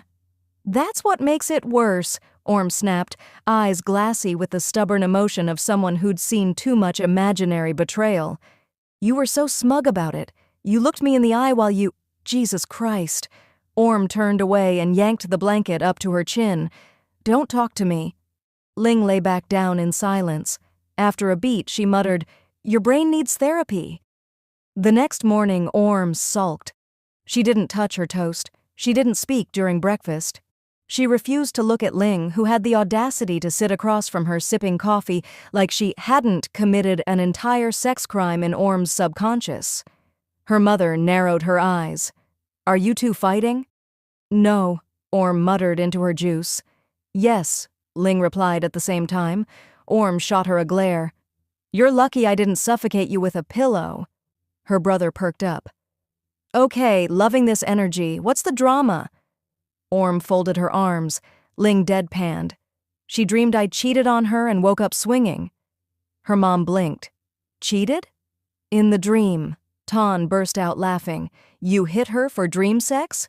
Orm slammed her cup down. "She was eating out the secretary on her desk." Ton wheezed.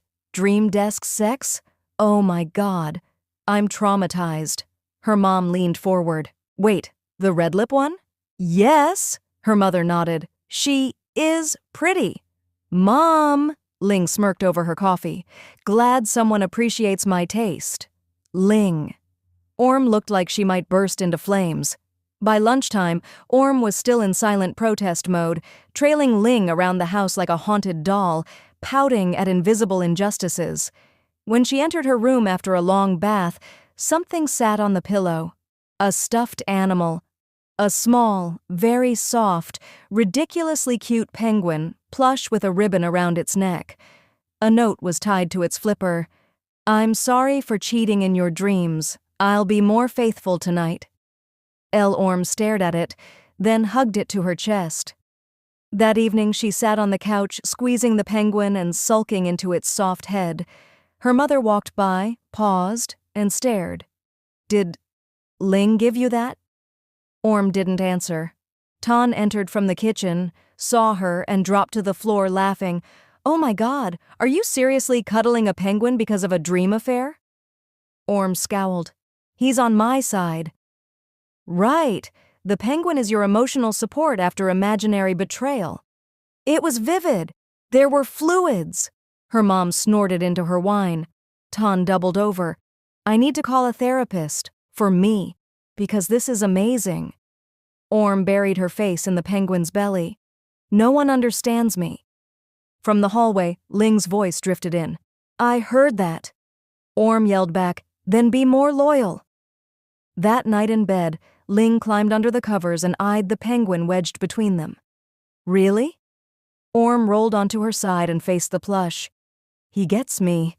Ling sighed and leaned closer, tucking hair behind Orm's ear. "If I kiss you now, will you still accuse me of being a whore in your sleep?" Orm narrowed her eyes. "Maybe." Ling kissed her anyway, slow, deep, familiar. When she pulled back, Orm blinked up at her, lips parted. Ling smirked. "Time to perform your wifely duties." Orm rolled her eyes but lay back, letting the blanket fall to her waist. Ling climbed over her in one smooth motion, mouth already pressing to hers again. Orm mumbled into the kiss, "I'm still mad at you." Ling didn't respond. She just kissed her deeper. Orm leaned against the kitchen counter, lazily swirling a spoon in her coffee as she watched Ling across the room, crouched in front of the refrigerator with a furrowed brow. Ling's hair was tucked into a low bun today, a few strands loose around her face in a way that Orm found distractingly cute. She cleared her throat, then pushed off the counter, taking a slow step forward. "You know," Orm began, letting her voice drop an octave, "you really shouldn't bend over in front of your wife like that unless you want me to look at your ass." Ling turned her head and blinked. "I was just checking if we still have yogurt." Orm's flirty smirk faltered. "That was... never mind." She crossed her arms, already regretting trying. Ling stood up, a container of yogurt in hand. "Do you want the strawberry one?" Orm opened her mouth, then closed it. "Sure," she muttered, accepting the offering with a sigh. Her brother Win strolled in at that moment, yawning and stretching. "Wow," he said, glancing between the two women. "Was that another failed seduction attempt?" Orm groaned. "Shut up, Ton." "I'm just saying," Ton continued, grabbing an apple from the fruit bowl. "You've got the finesse of a soap opera extra." Ling looked confused. "Wait, was that flirting?" Ton threw his head back and laughed. "Oh my God, you didn't even notice?" Orm's face turned red. "I hate both of you." Ling looked apologetic. "I'm sorry, I thought you were annoyed about the yogurt." "You know what?" Orm said, grabbing her coffee. "I'm going to go upstairs and pretend I married someone with at least half a clue." Ton called after her, "She's a bigger loser than you, Orm." "It's actually kind of impressive." Orm flipped him off without turning around. Ling looked after her, then turned to Win. "She's been acting differently lately." Ton leaned against the counter, biting into his apple. "Yeah, that's called flirting. Try keeping up." Ling blinked. "Oh, so she was trying to come on to me?" "Ling," Ton said, chewing slowly. "You're married. Try paying attention." Ling stood still for a moment, clearly processing. "You really think I'm a bigger loser?" she muttered, brows furrowed. Ton shrugged. I say it with love, mostly. Orm, upstairs, was already pacing her bedroom. Her plan to get Ling's attention was a disaster. She tugged at the hem of her tank top, feeling like an idiot. Did she really have to spell it out for her wife? Then again, maybe she did. Ling wasn't exactly the queen of social cues. Downstairs, Ling stared at the yogurt container as if it held the answer to Orm's entire personality. "Strawberry is romantic, right?" she mumbled. Ton groaned. "Oh my God, just kiss her." Orm stood in front of the full-length mirror, turning slightly to examine herself from every angle. The soft silk of the champagne-colored dress hugged her waist and flared just enough at the hips. It had a plunging neckline that exposed just the right amount of cleavage and a slit running up the side that revealed a teasing flash of her thigh with every step. Her blonde hair was curled loosely, falling like waves over her shoulders. She smirked at her reflection. Let's see Ling ignore this. Her mom peeked into the room, eyes widening when she saw Orm. "You look very mature." Orm raised a brow. "Mature? Sexy." "I meant sexy," her mom corrected, flustered. "Are you sure you want to wear that to your brother's birthday party?" "It's his garden party, not a temple visit," Orm said, turning around to apply her lipstick. "Besides, he'll be too busy getting drunk to care." Her brother Ton burst in without knocking. "You're going to make half the guests pass out, sis. That slit is illegal in 7 countries. Orm rolled her eyes. "Good. Let them stare." She strutted downstairs, heels clicking against the wood with confidence. The backyard was already filling with guests, a mix of family friends, business acquaintances, and freeloaders attracted to free food and fancy setups. String lights crisscrossed overhead, and the buffet table overflowed with delicacies. A jazz trio played softly in the background. Orm made an entrance. People turned. Heads subtly followed her path. A group of her brother's friends whispered, clearly impressed. Ling, standing near the refreshment table with a glass of iced tea, froze mid-sip. Her wife's jaw tightened, eyes narrowed. Orm smirked. She made her way toward Ling slowly, letting the dress do all the talking. When she reached her, she leaned in, lips brushing Ling's ear. "Like what you see?" Ling didn't answer immediately. Her eyes roamed down Orm's body, then snapped back up to meet hers. "That dress is a lot," Ling said quietly. "You didn't say that when you saw the price tag." "I didn't see the slit," Ling muttered. "You didn't look hard enough." Ling grabbed her arm gently but firmly and pulled her a step closer. "Everyone is staring." Orm tilted her head. "Good." Ling's eyes darkened. "Go change." Orm blinked, then chuckled. "You don't get to tell me what to wear."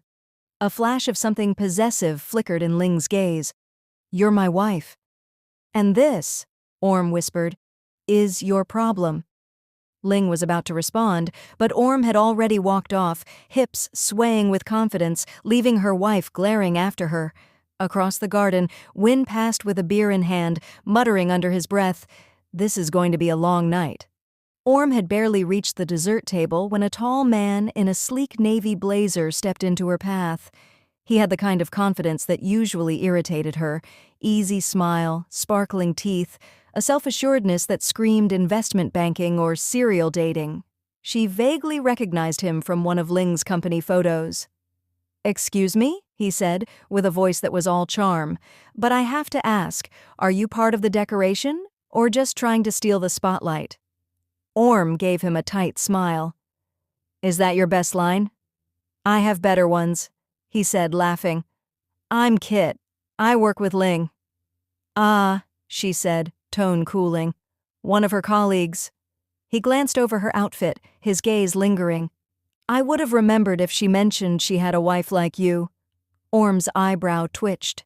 "She doesn't talk about me at work?" "Not much," he said, stepping a little closer. "But if I knew she had someone this stunning waiting at home, I'd have left the office earlier." Orm opened her mouth to deliver a cutting remark, but before she could, a voice sliced through the air like a warning bell. "She does." They both turned. Ling stood just a few steps away, her eyes locked on Kit with a polite smile that didn't reach her eyes. Kit cleared his throat. Hey, Ling, I didn't realize. Ling stepped beside Orm and placed a possessive hand around her waist. Her tone didn't change, but her grip was firm. This is my wife, Ling said clearly, her voice low and even. She's very taken. Orm tried not to smirk. Kit raised his hands, backing off slightly. Of course, my apologies. He disappeared into the crowd a little too quickly. Ling didn't remove her hand from Orm's waist. Was he bothering you? Orm leaned in. A little, but I was handling it. I saw. Orm turned her head, amused. You got a little territorial there. I don't like when people flirt with what's mine. Orm's breath caught for half a second. She tried to play it off with a laugh. You say that like I'm a car. No, Ling said, eyes serious. More like something I'd kill to protect. Orm blinked, unsure how to respond. Ling let her hand slide off her waist, but lingered just a moment too long. Then she nodded toward the drinks table. Want something? Orm nodded, watching her go. Her heart was beating a little faster now. From across the garden, her brother watched them and nudged their mother. See? I told you. Ling's going to snap and drag her inside any minute. Their mother sipped her wine and hummed. She should. Orm's practically begging for it in that dress. Orm, meanwhile, tried to shake off the strange warmth in her chest. She hadn't expected Ling to say it like that. My wife.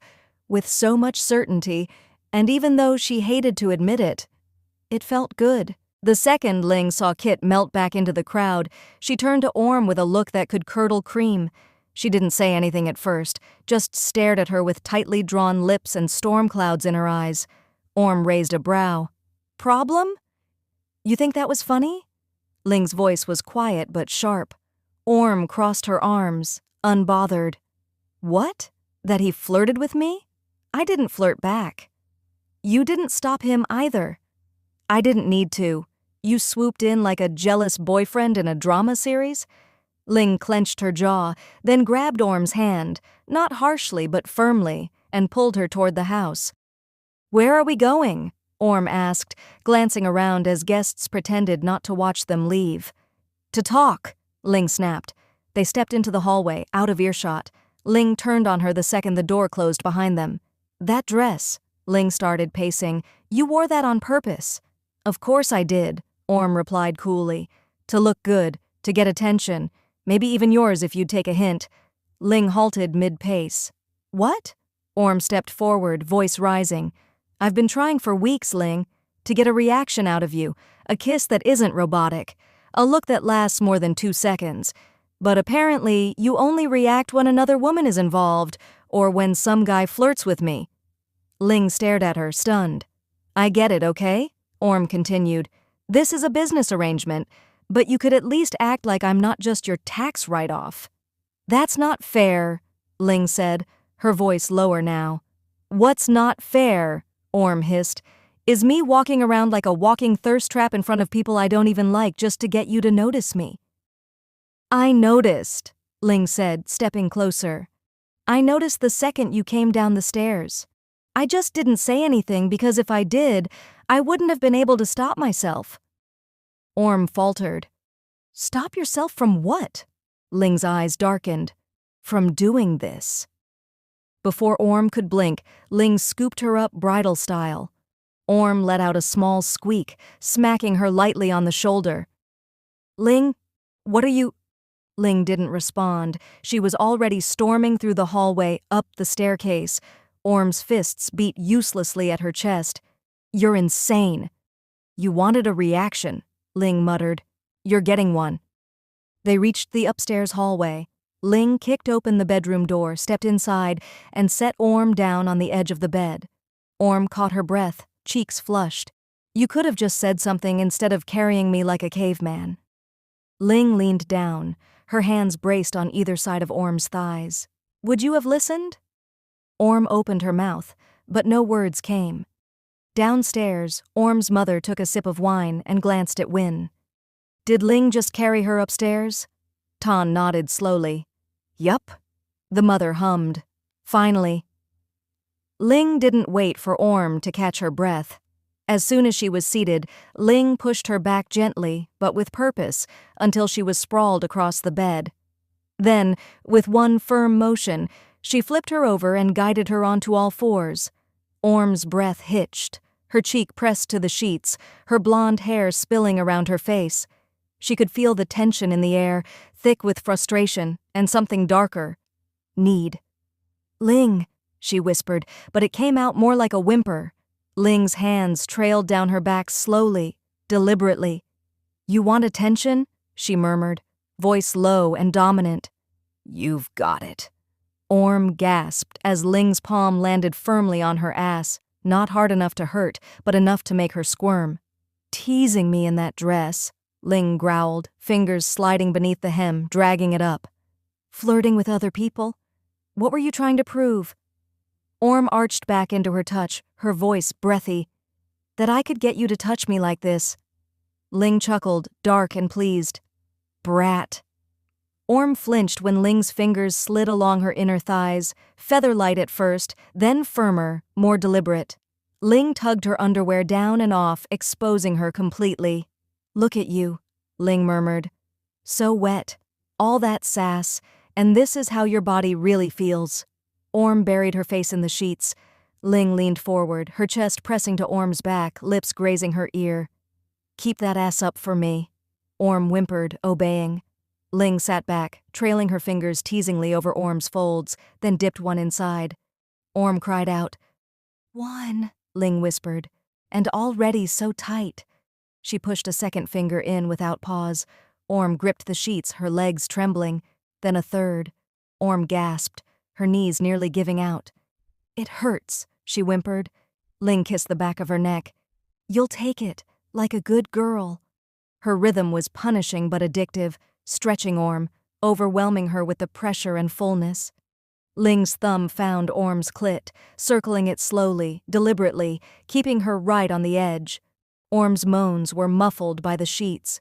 She was trembling, head down, ass high, completely at Ling's mercy. "You begged for this the second you walked downstairs," Ling murmured. "I was going to wait, be patient. But you pushed me." Orm could barely speak. Her mouth hung open, gasping as pleasure and pain blurred into one aching sensation. "I love fucking you like this," Ling said, voice ragged. "You pretend to be in control, but you're not. Not when I have you like this." Orm let out a strangled moan as her orgasm hit, blinding, intense, and hot. Her body shook violently, legs collapsing beneath her. Ling held her through it, not stopping until Orm slumped to the bed, dazed and spent. She leaned down, kissed Orm's spine. "Now, maybe you'll behave." Orm managed a soft laugh. "Not a chance." Downstairs, Ton paused mid-sip and smirked. "Yep, they definitely made up." Part 6. Mothers Overhear and Joke. Downstairs, the soft clinking of cutlery and murmured conversation carried on beneath the soft glow of garden lights. The party had thinned out slightly, guests now relaxed and a little tipsy. Orm's mother sat with Ling's mother at a small table under the canopy, sipping from her wineglass with a knowing look. "I think they disappeared," Orm's mom said, pretending to study the drink in her hand. Ling's mother raised a brow. "Upstairs? Where else would they be?" She took another sip, then added dryly, "Did you see the way Ling picked her up? Like she was hauling a sack of rice. A very expensive, bratty sack of rice." Ling's mom laughed softly. "She gets that from her father's side of the family. No subtlety." Orm's mom grinned. "Mine doesn't know how to flirt. She tried to seduce Ling by commenting on her fridge posture." "She what?" "She told her she shouldn't bend over unless something about her behind." Ling's mom choked on her wine. "And how did Ling respond?" Orm's mom rolled her eyes. She offered her strawberry yogurt. They both erupted into quiet giggles, drawing curious glances from a nearby guest. Ton walked past them with a plate full of cake. "You two laughing about the newlyweds?" "They're not exactly subtle," Orm's mom said. Orm stormed off upstairs. Ling followed, looking like she was ready to devour her whole. Ton added, stabbing his fork into the cake. "If they don't come back down glowing, I'll be disappointed." "Let's give them a minute," Ling's mother said, dabbing at her eyes with a napkin, still chuckling. Just then, from the upper floor, a muffled sound carried down. At first faint, then unmistakable. moaning. Orm's mother blinked. Oh my. Ling's mom sipped her wine. That's definitely Orm. Orm's mom pressed her lips together, trying not to laugh. Do we stop them? What are we, hall monitors? Ling's mom shook her head. Let them be. At least they're finally acting like a real couple. Ton shook his head. Honestly, I'm just impressed it took this long. You put two women with that much tension in one house and no one's bleeding or pregnant yet? That's restraint. Do not say that at the dinner table, his mother warned, lightly smacking his arm. The moans stopped. A few seconds later, footsteps padded across the upstairs floor. Orm's mom leaned back with a sigh. Well, that's one way to end a party. Think they'll come down? Ling's mother asked. If Orm can walk. They burst into laughter again. Ton grinned as he looked up toward the darkened window. Yep, all's well in paradise. Meanwhile, upstairs, Orm lay sprawled across the bed, dazed and glowing.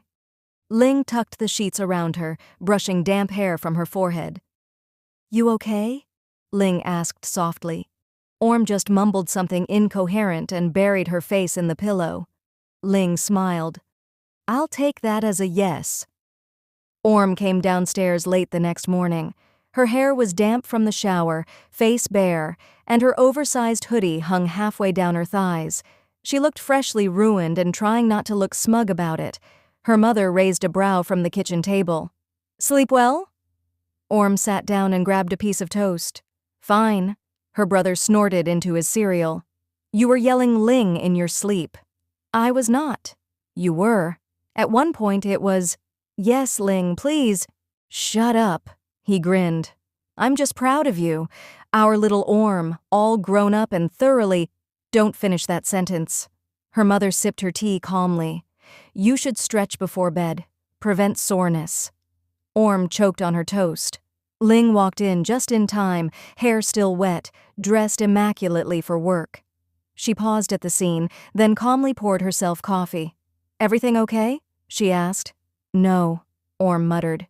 Yes, said her brother, cheerful. Breakfast and a show. Ling didn't even blink. Good, I'm taking my wife out for dinner tonight. Orm stared at her. You are? Ling looked over. You wore that shirt yesterday to make a point. Now I'm making mine.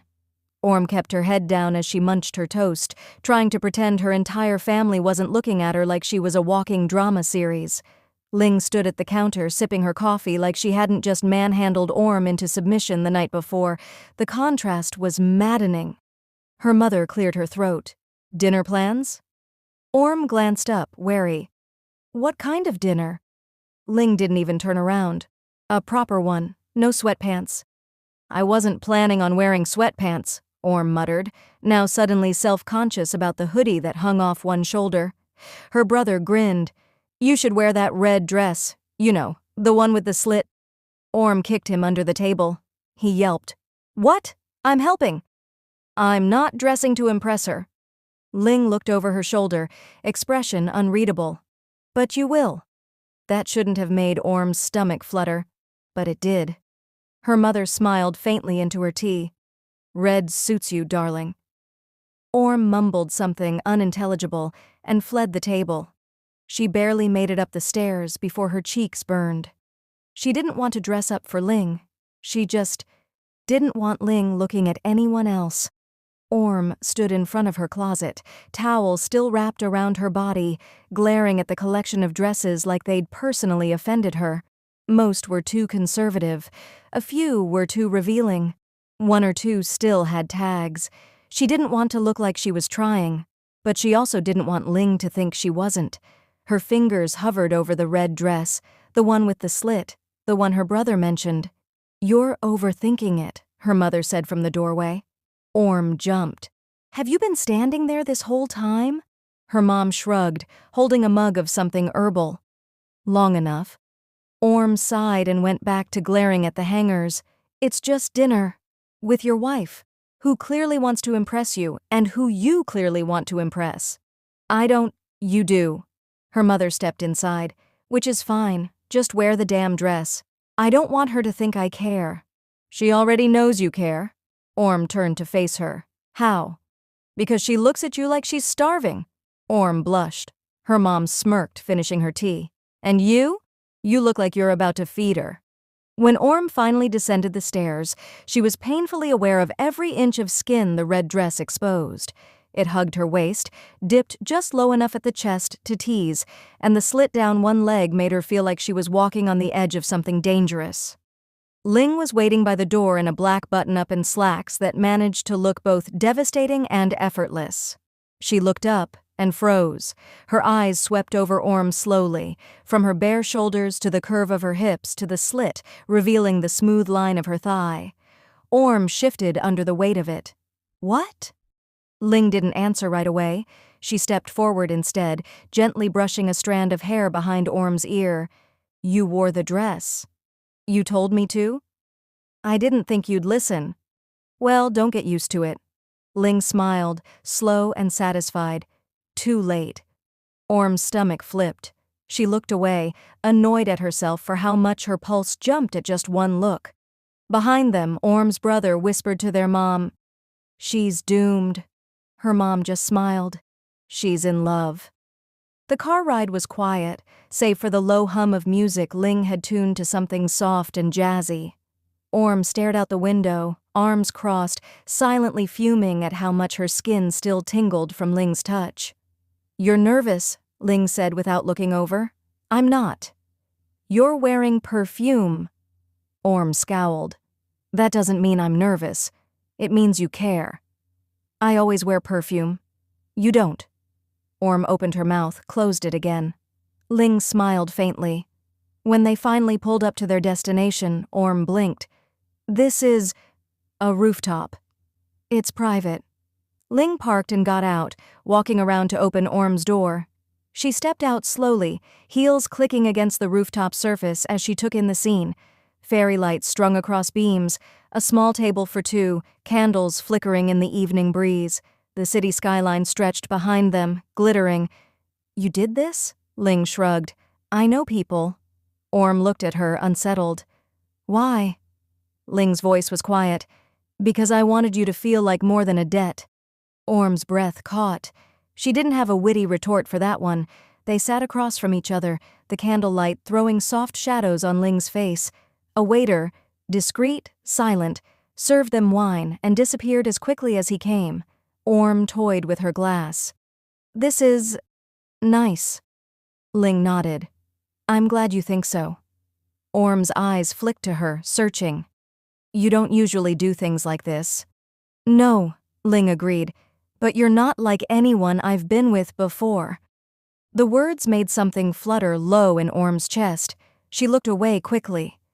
I didn't ask to be different. You didn't have to, Ling said. You just are. Silence stretched between them. The city buzzed below, but up here it felt like they were in a bubble. Orm finally said, You're being too sweet. Ling smirked. Is that a complaint? It's suspicious. I'm wooing you. Orm almost choked on her wine. You're what? Wooing, seducing, romancing, pick a word. Orm gaped at her. You can't just say that out loud. I just did. Orm crossed her arms. You're impossible. Ling leaned in, eyes glinting. And you're falling for me. Orm said nothing. She didn't have to. They returned home after dinner in a silence that crackled with tension. Not anger, not awkwardness, just that charged, simmering silence that had become familiar between them. Orm kicked off her heels the moment they entered the bedroom, then sat at the edge of the bed and crossed her arms. Ling unbuttoned her cuffs slowly, watching her. You've been quiet, Ling said. Orm didn't look up. Just thinking. Ling stepped closer. About? Orm hesitated, then blurted, The woman from your office. Ling blinked. What about her? Orm narrowed her eyes.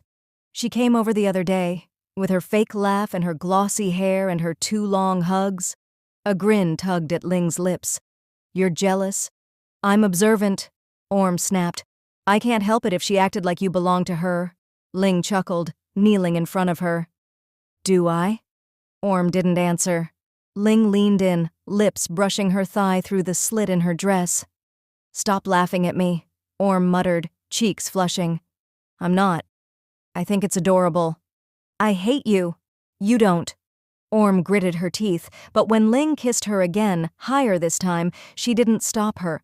Ling kissed higher still, fingers trailing lightly along Orm's inner thigh, warm and possessive. Orm's breath hitched. Stop smirking. I'm not. You are. You're imagining things, Ling murmured, pushing the dress further up, revealing smooth skin and trembling restraint. You do that when you're flustered. I'm not flustered, Orm hissed, only half convincing. Ling looked up at her, dark eyes playful and commanding. Then why are you shaking? I'm mad at you. You're wet for me. I hate you. Ling's grin deepened. She stood and in one slow, fluid motion, pushed Orm back against the bed, pinning her wrists down with one hand. You're mine, Ling said against her mouth. Am not. Ling silenced her with a kiss so deep it left Orm breathless.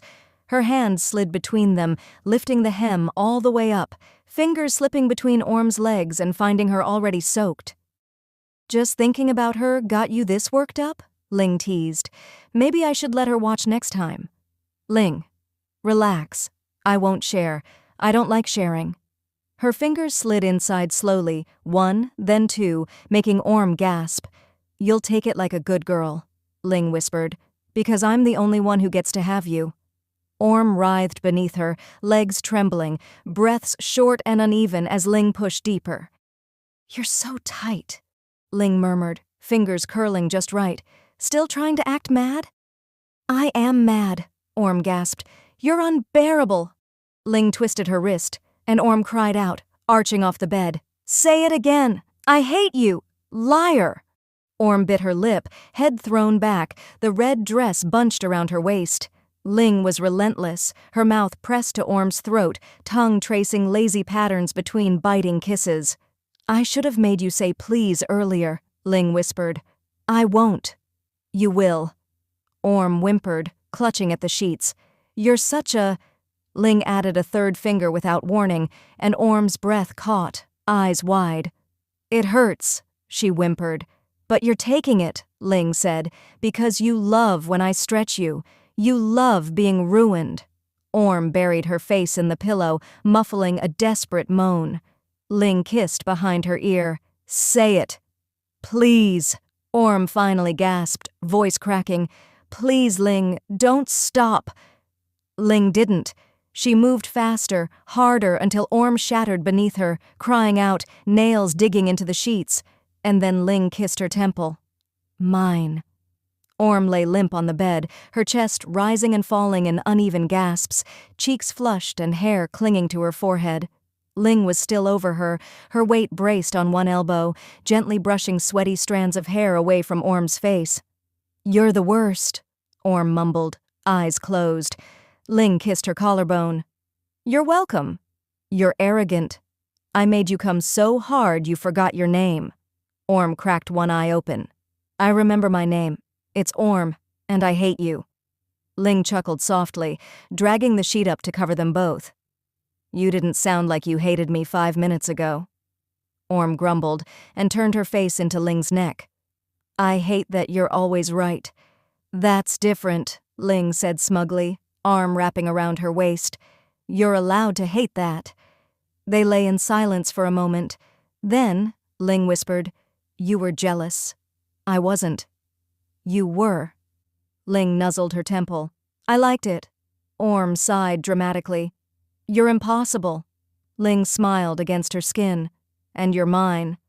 Orm didn't argue this time. She just let Ling hold her, heart pounding softly under her palm. The next morning, Orm woke first. Light filtered through the curtains, soft and golden, casting a warm glow across the bedroom. She turned her head on the pillow and found Ling still asleep beside her. Her usually sharp features were relaxed, lips parted slightly, one arm draped lazily around Orm's waist. Orm stared at her, heart thudding a little too fast for comfort. It wasn't fair.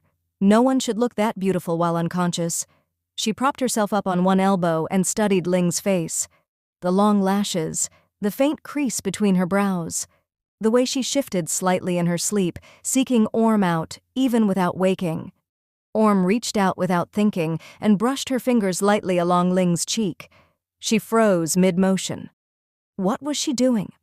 She pulled her hand back quickly and flopped onto her back, covering her eyes with her arm. This wasn't part of the plan. She was supposed to fulfill her duty, serve out her time, and get out with her heart intact, not lie in bed watching her wife sleep and wonder what it would be like to wake up beside her forever. Ling stirred slowly, drawn from sleep by the subtle shift of the mattress, as Orm tried to sneak away from her arm. She didn't open her eyes immediately.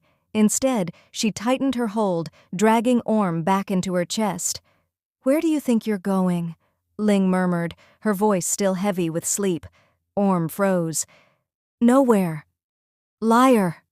Orm sighed, her back pressed against Ling's front. "You're clingy in the mornings." Ling buried her face in Orm's neck. "Only with you."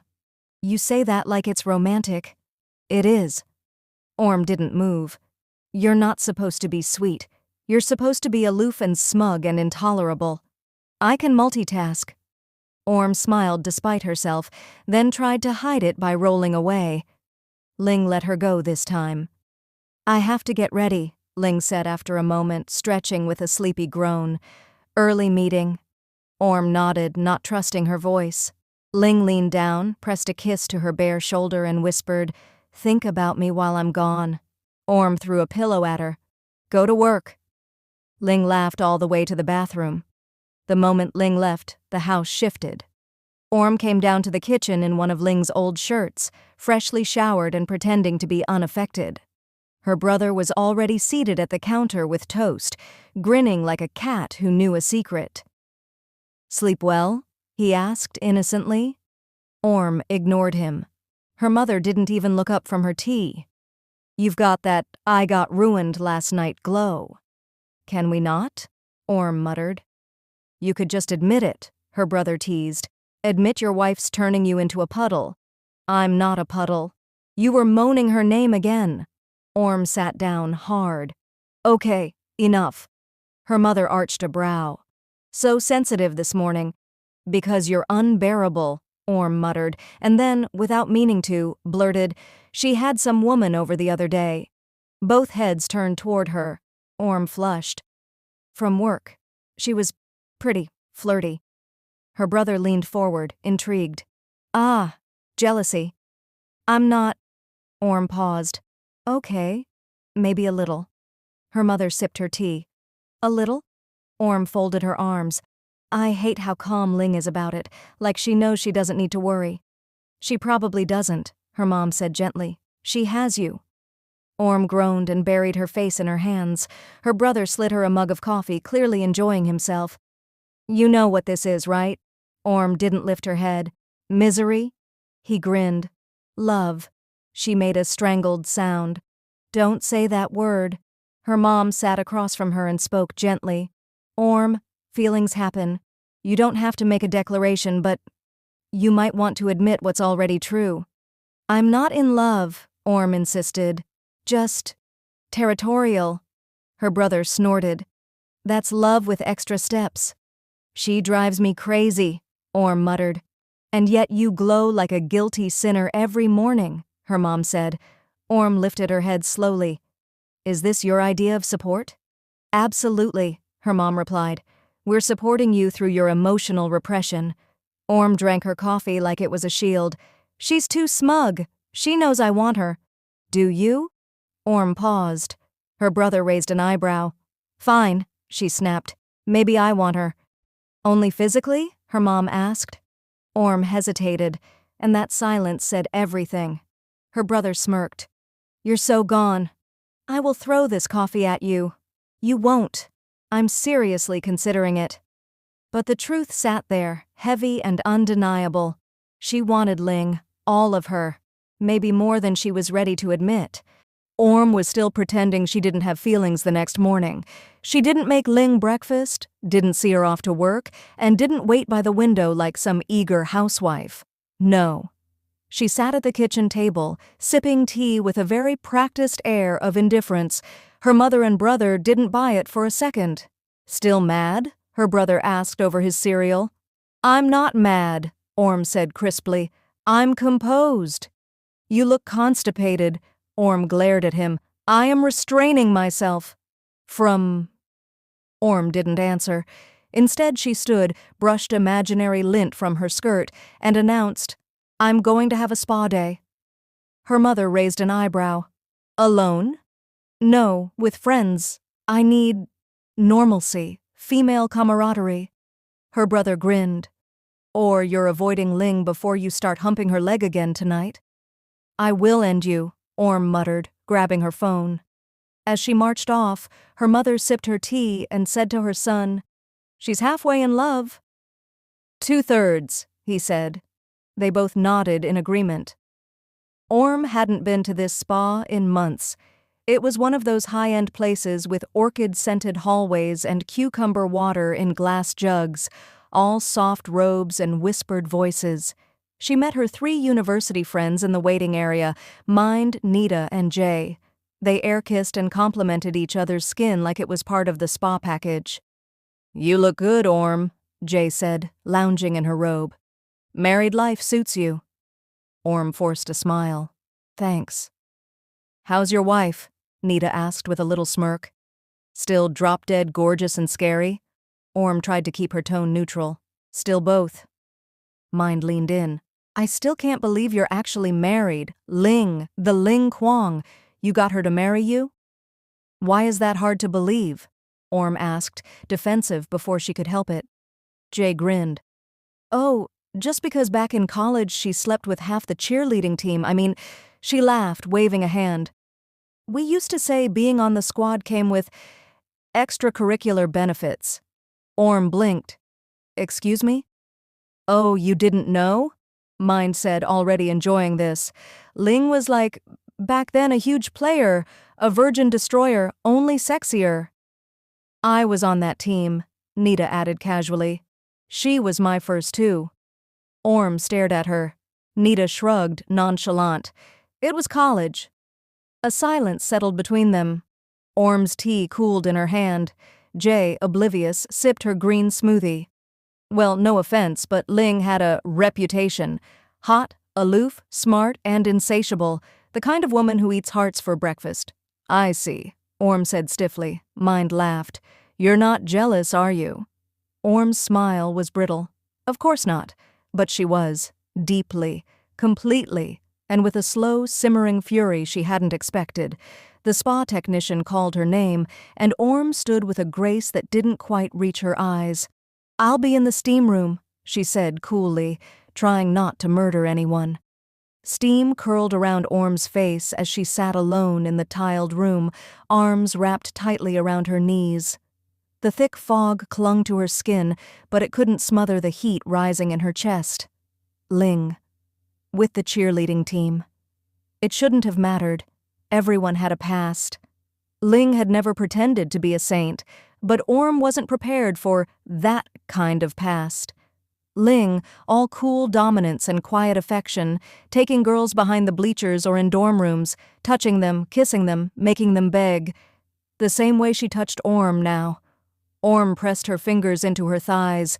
She could still feel Ling from last night, pinned beneath her wife, breath stolen from her lungs, her thighs trembling as Ling moved faster, deeper, the way her voice had cracked when she finally begged, the way Ling had growled, mine.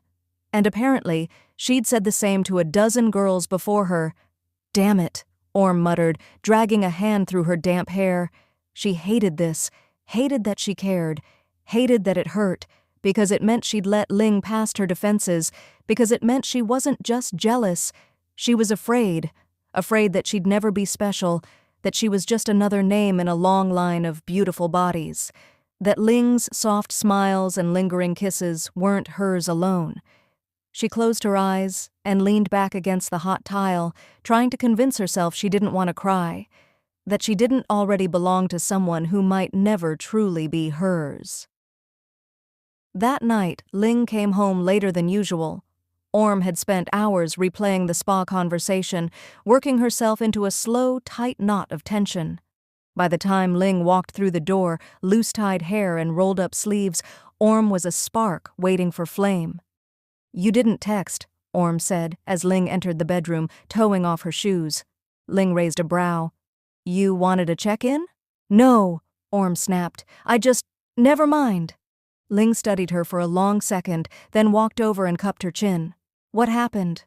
"Nothing." Orm jerked her face away. "Do you fuck everyone who talks to you?"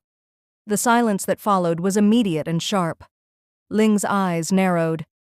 "Excuse me?" Orm folded her arms. "I heard about your cheerleader phase." Ling's lips twitched. "Ah, the spa. You nailed all of them?" Ling shrugged out of her blazer. "Most of them." "Classy." Ling's tone dropped an octave. "It was college. I didn't owe anyone anything." Orm's voice was cold.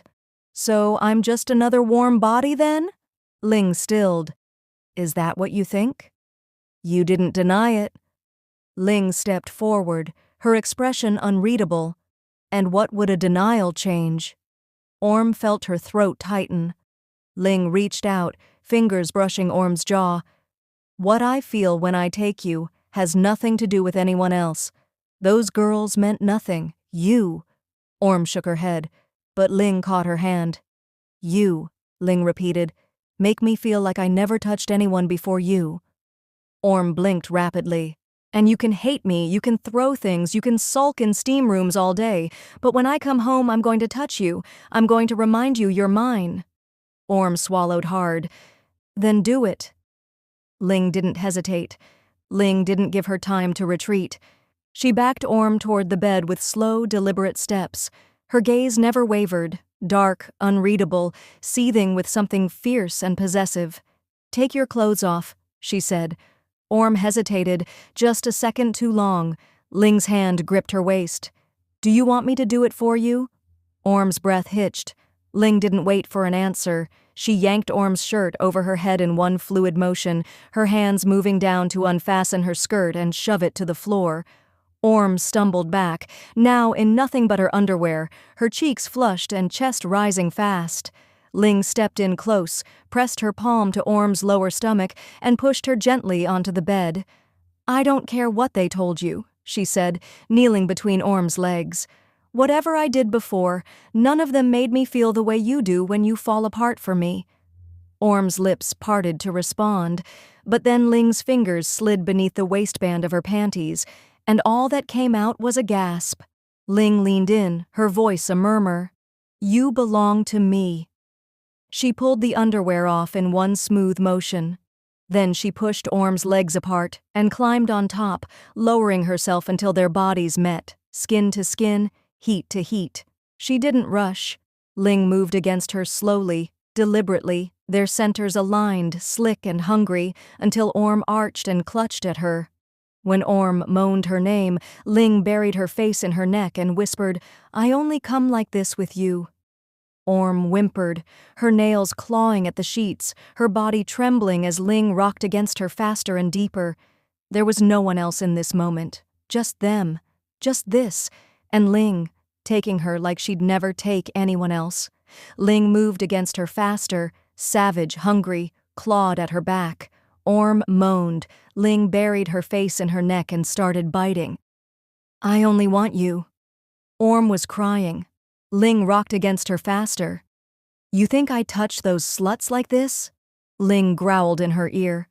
"You think I fucked them until they sobbed and begged like you do?" Orm gasped, shivering. "No, Ling." Ling bit her neck gently. "Those sluts never meant anything to me. Nothing I did to them compares to what I feel when I take you." Orm whimpered. "Please." "You're mine," Ling said. "Say it."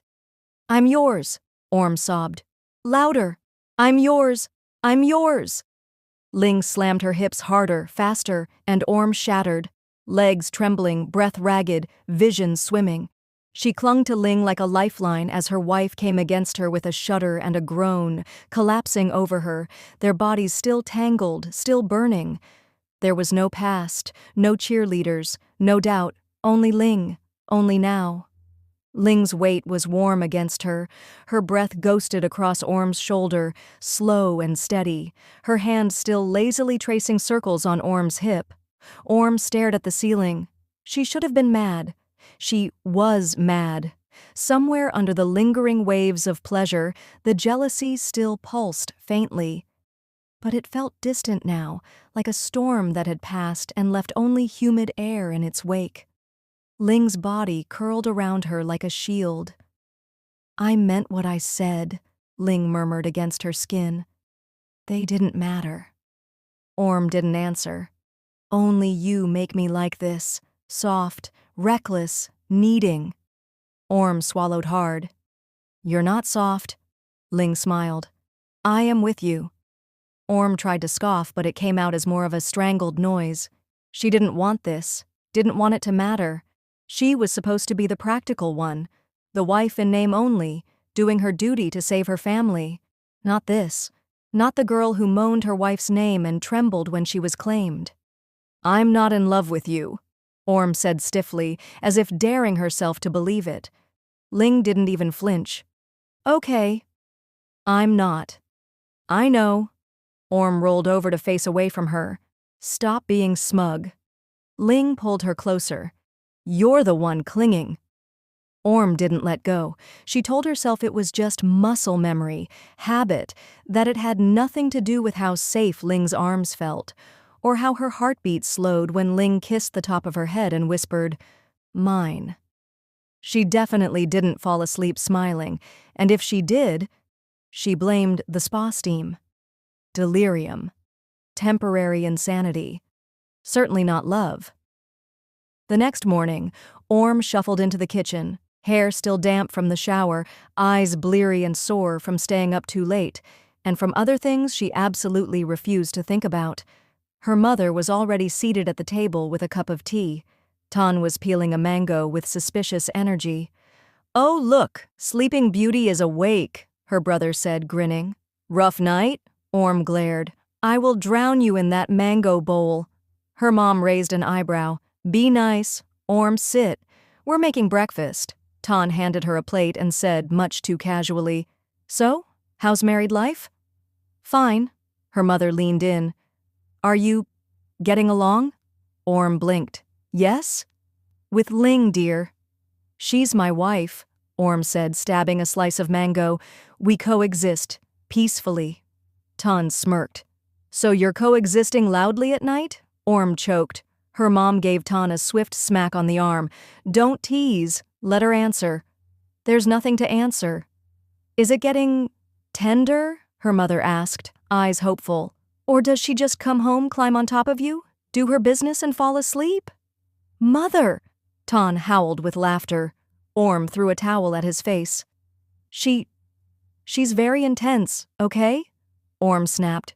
"She doesn't take her time." Her mom tilted her head. "But is she gentle?" Orm turned red. She's Ling." Tan raised a brow. "Did she say anything after you confronted her about the cheerleaders?" Orm hesitated. "She called them sluts," she mumbled. Her brother blinked. "Hot. Get out of my house." Her mom just smiled into her tea. "She must really care. Jealousy is a sign, you know." "I'm not jealous," Orm said. Tan snorted. "You brought it up while she was inside you."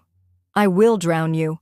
But her lips twitched as she sipped her tea. Orm thought she'd survived the morning interrogation, but her mom wasn't done. As she reached for the sugar jar, her mother leaned in with a little smile. "You know, you said her name just now like it was sacred." Orm froze mid-pour. "What?" "Ling," her mom repeated gently. "You say it with softness. You didn't used to." "I do not," Orm mumbled, setting the jar down with a clink. Tan grinned.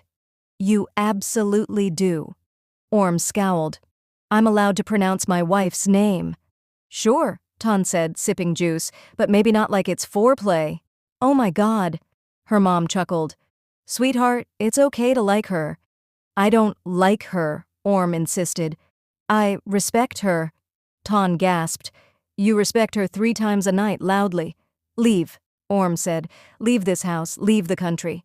Her mom tilted her head. "I just think it's nice to see you." "Soft."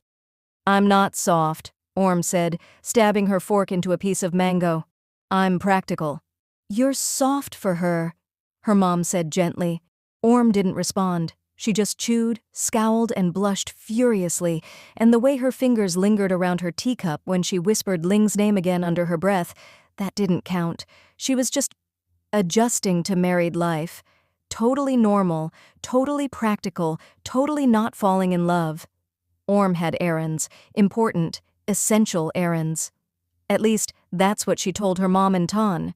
The truth? She dragged them both into her car under the excuse of needing help picking furniture for the guest room, then drove suspiciously close to Ling's office and got lost. "You don't even need a new couch," Ton muttered as Orm slowed in front of a sleek office building. Orm ignored him. "Let's just walk a bit, stretch our legs." Her mother raised a brow. "Orm, trust me." 3 minutes later, the three of them crouched like fugitives behind a trimmed hedge across from the glass entrance to Ling's company. "This is insane," Ton whispered. "You married her, not joined a stakeout drama." Orm shushed him, eyes trained on the entrance. Ling was there, gorgeous as ever in slacks and a crisp white blouse, sleeves rolled just enough to show her forearms. She was talking to a tall, stylish woman in heels and a pencil skirt. "That her?" Ton asked, peeking through the leaves. "The flirty co-worker?" "I knew it," Orm hissed. "Look at her hair. No one with hair that shiny has good intentions." The woman leaned in, touching Ling's arm. Orm flinched. "Breathe, sweetheart," her mom murmured. "You're crushing the hedge." They watched as Ling's smile cooled. Her voice drifted across faintly.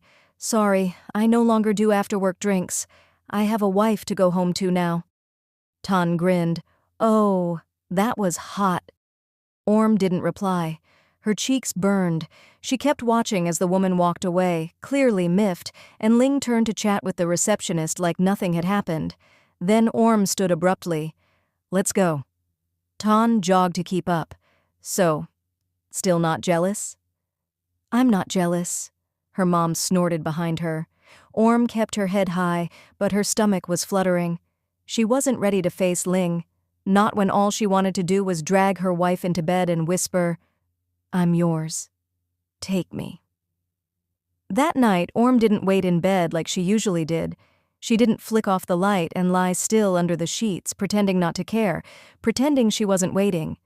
She stood at the doorway of their bedroom in a thin nightgown, arms crossed, heart pounding. Ling walked in late, hair slightly mussed, jacket slung over her shoulder. She paused in the doorway when she saw Orm. Her eyes swept down slowly. "You're still up." Orm didn't answer. She just stepped forward and took Ling's jacket from her hand. Then she leaned in, so close her breath brushed Ling's ear, and said, "I saw you today. Reject a drink with that woman." Ling's brows lifted slightly. "You were at the office?" Orm's hands slid down Ling's sides. "With Mom and Ton. We saw the woman." Ling blinked. "You were spying on me." Orm's lips curved. "You didn't tell her you need to go home to your wife?" "I did," Ling said simply. Orm's fingers tightened at Ling's hips. "Good." Ling's eyes darkened. "You jealous?" "Maybe." Orm stood on tiptoe and kissed her. Ling responded instantly, pulling her in, hands firm at her waist. Orm broke the kiss, just long enough to whisper, "I am yours." Ling's breath caught. Orm kissed her again, slower this time, and added against her lips, "Take me." That was all it took. Ling lifted her without warning, carried her to the bed, and laid her down like something precious and breakable. Then she stopped and looked down at her. "You sure?" Orm reached up and pulled Ling down to her.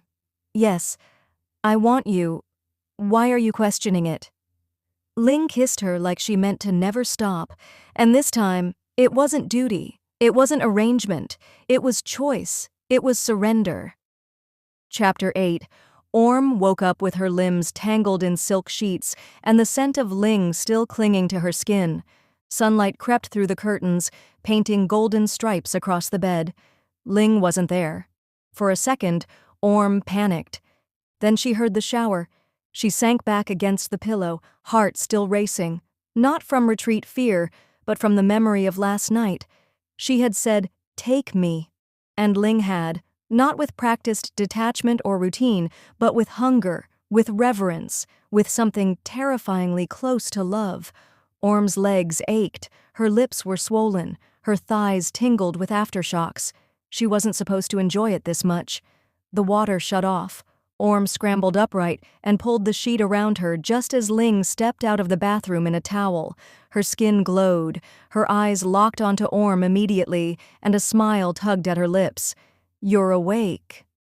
"No thanks to you," Orm mumbled, flustered. Ling raised an eyebrow.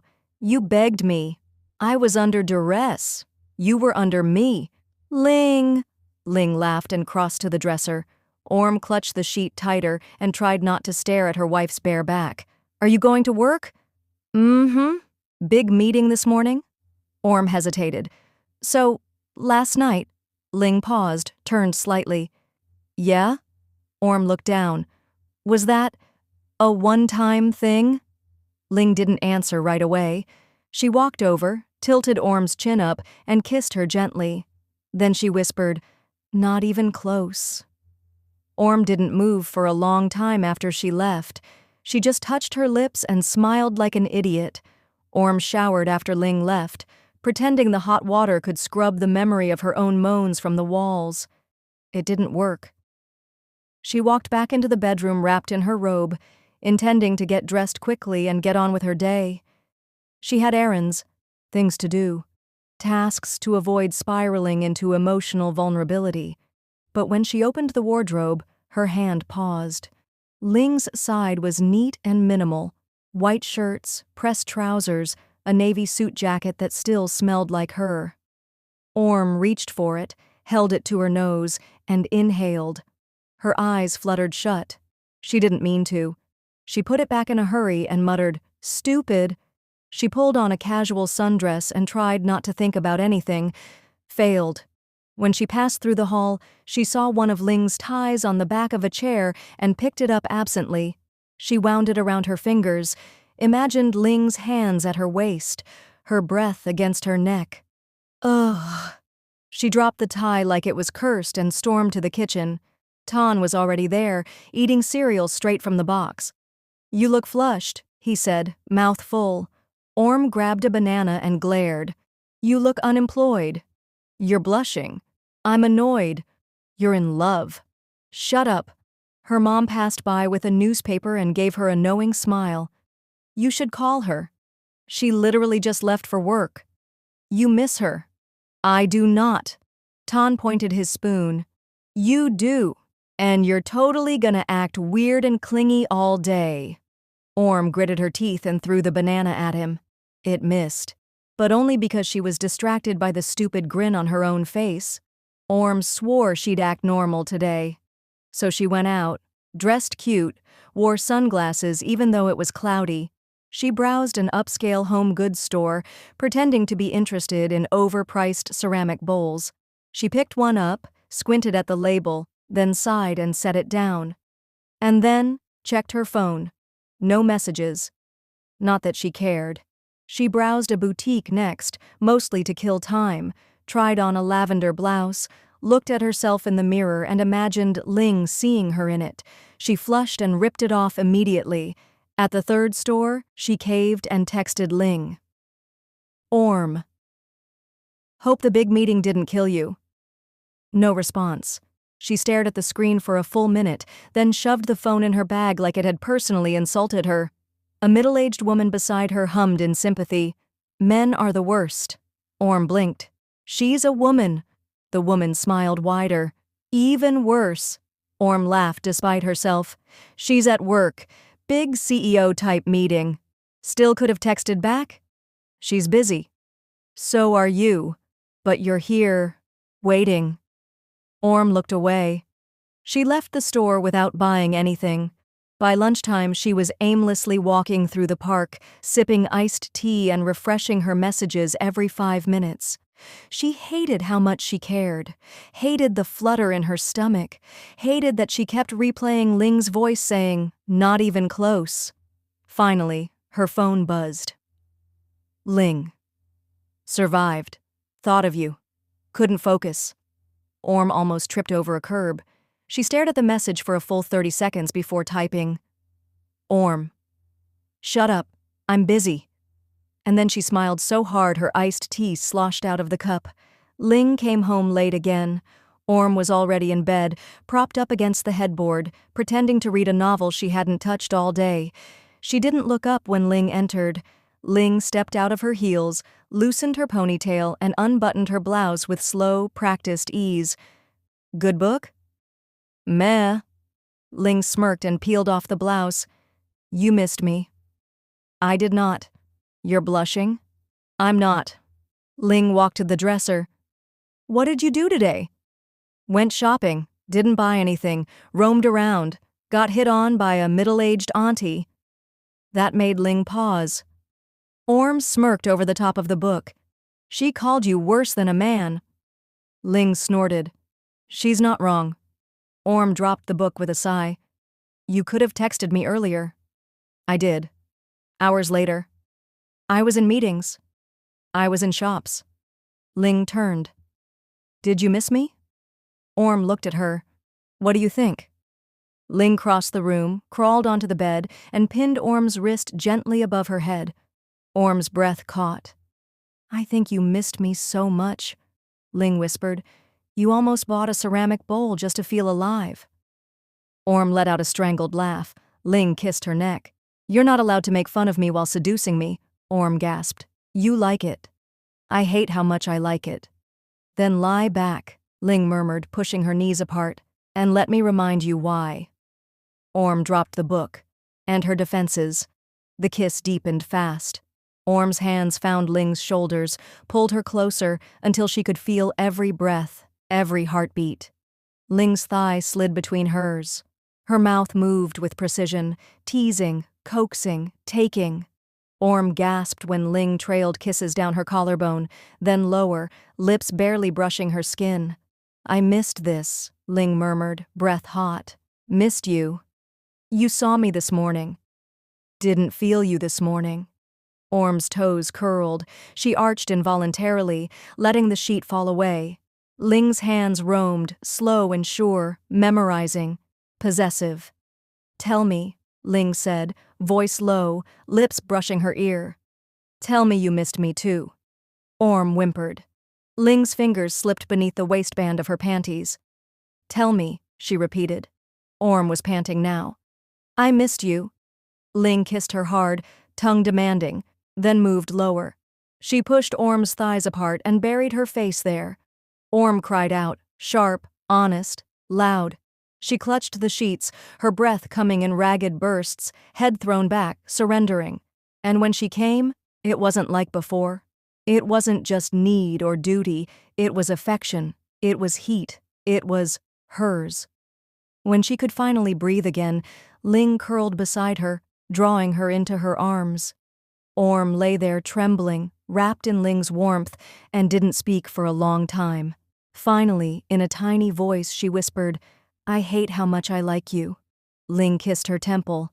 "Then you're in trouble." Orm buried her face in Ling's neck and let herself be held. She didn't say it out loud yet, but the word pulsed in her chest anyway. Love. The next morning, Orm floated into the kitchen. She tried to act normal. Really, she did. She wore a soft cardigan, made tea instead of coffee, even hummed under her breath. Ton narrowed his eyes over his cereal. "You're glowing." "I'm hydrated." "You're glowing." "I got a good night's sleep." "You're glowing like someone who got—" "Don't." Her mother walked in, glanced between them and smiled knowingly. "I heard things." Orm froze. "You did not." "I did. The walls aren't soundproof, sweetie." Ton grinned wide. She screamed. "I was watching a movie." "Uh-huh. A movie called Take Me, I'm Yours." Orm turned red and turned away. "You people are disgusting." Her mother sipped her tea, unbothered. "We're just happy for you." Orm busied herself at the stove, flipping eggs with aggressive focus. Tan leaned back. So it's serious, huh? Orm didn't answer. He raised an eyebrow. You like her? She flipped an egg with unnecessary force. She's my wife. That didn't stop you from acting like a hostage for the first 2 weeks. Her shoulders dropped. It's different now. Tan grinned. You're in love. I'm not. Her mother looked up from the paper. You are. I'm not. Tan shrugged. Okay. You just blushed when you saw her tie this morning for no reason. Orm scowled. You people are invasive. They let her stew in silence for a while until her mom added softly, It's okay, you know, to let yourself be happy. Orm blinked, then nodded, just once. Maybe. She could. Orm didn't plan to visit Ling's office. She just ended up there. She'd gone out to return a blouse, saw the turnoff to Ling's building, and suddenly her feet had a mind of their own. The receptionist recognized her and waved her up. Ling's floor was sleek and intimidating, glass walls, suited employees, polished concrete. Everyone looked busy, everyone looked hot. Orm adjusted her cardigan. She turned a corner and saw Ling through the glass, standing in her office, talking to a tall, glamorous woman in a red dress. The woman laughed way too hard, touched Ling's arm. Orm's eye twitched. She stepped back, out of view, heart pounding in her throat. The woman leaned in, said something. Ling smiled, nodded politely, but didn't reciprocate the touch. Her smile was cool, professional, still. Orm burned. She didn't barge in. She wasn't that dramatic. Instead, she retreated, circled around to the lounge area, and sat on one of the leather chairs with a magazine she didn't read. 10 minutes later, Ling walked in. Alone. Her eyes locked onto Orm immediately. You spying on me? She asked. Orm closed the magazine. I was in the area. Ling arched a brow. Were you also in the area of my office hallway? Orm shrugged, trying for nonchalance. Who was she? Potential investor, old family friend. Orm's eyes narrowed. Ling smirked. Jealousy suits you. Orm crossed her legs. I wasn't jealous. You're pouting. I'm not. Ling stepped closer, leaned down. You're hot when you're jealous. I hate you. No, you don't. Orm grabbed her tie and pulled her down into a kiss. Right there in the lounge. Let them stare. Ling raised a brow as Orm broke the kiss and stepped back, only to lock the lounge door behind her. Orm? Ling asked slowly. Orm didn't answer. She dropped to her knees. Ling's pulse spiked. What are you doing? Orm looked up at her, face flushed, lips set in defiance. Don't you want me to? Ling stared. You're always in control, Orm whispered, eyes flickering over Ling's body. Always calm, unbothered, always so perfect when women throw themselves at you. She reached up, fingers sliding over Ling's waistband. So let me make you lose control.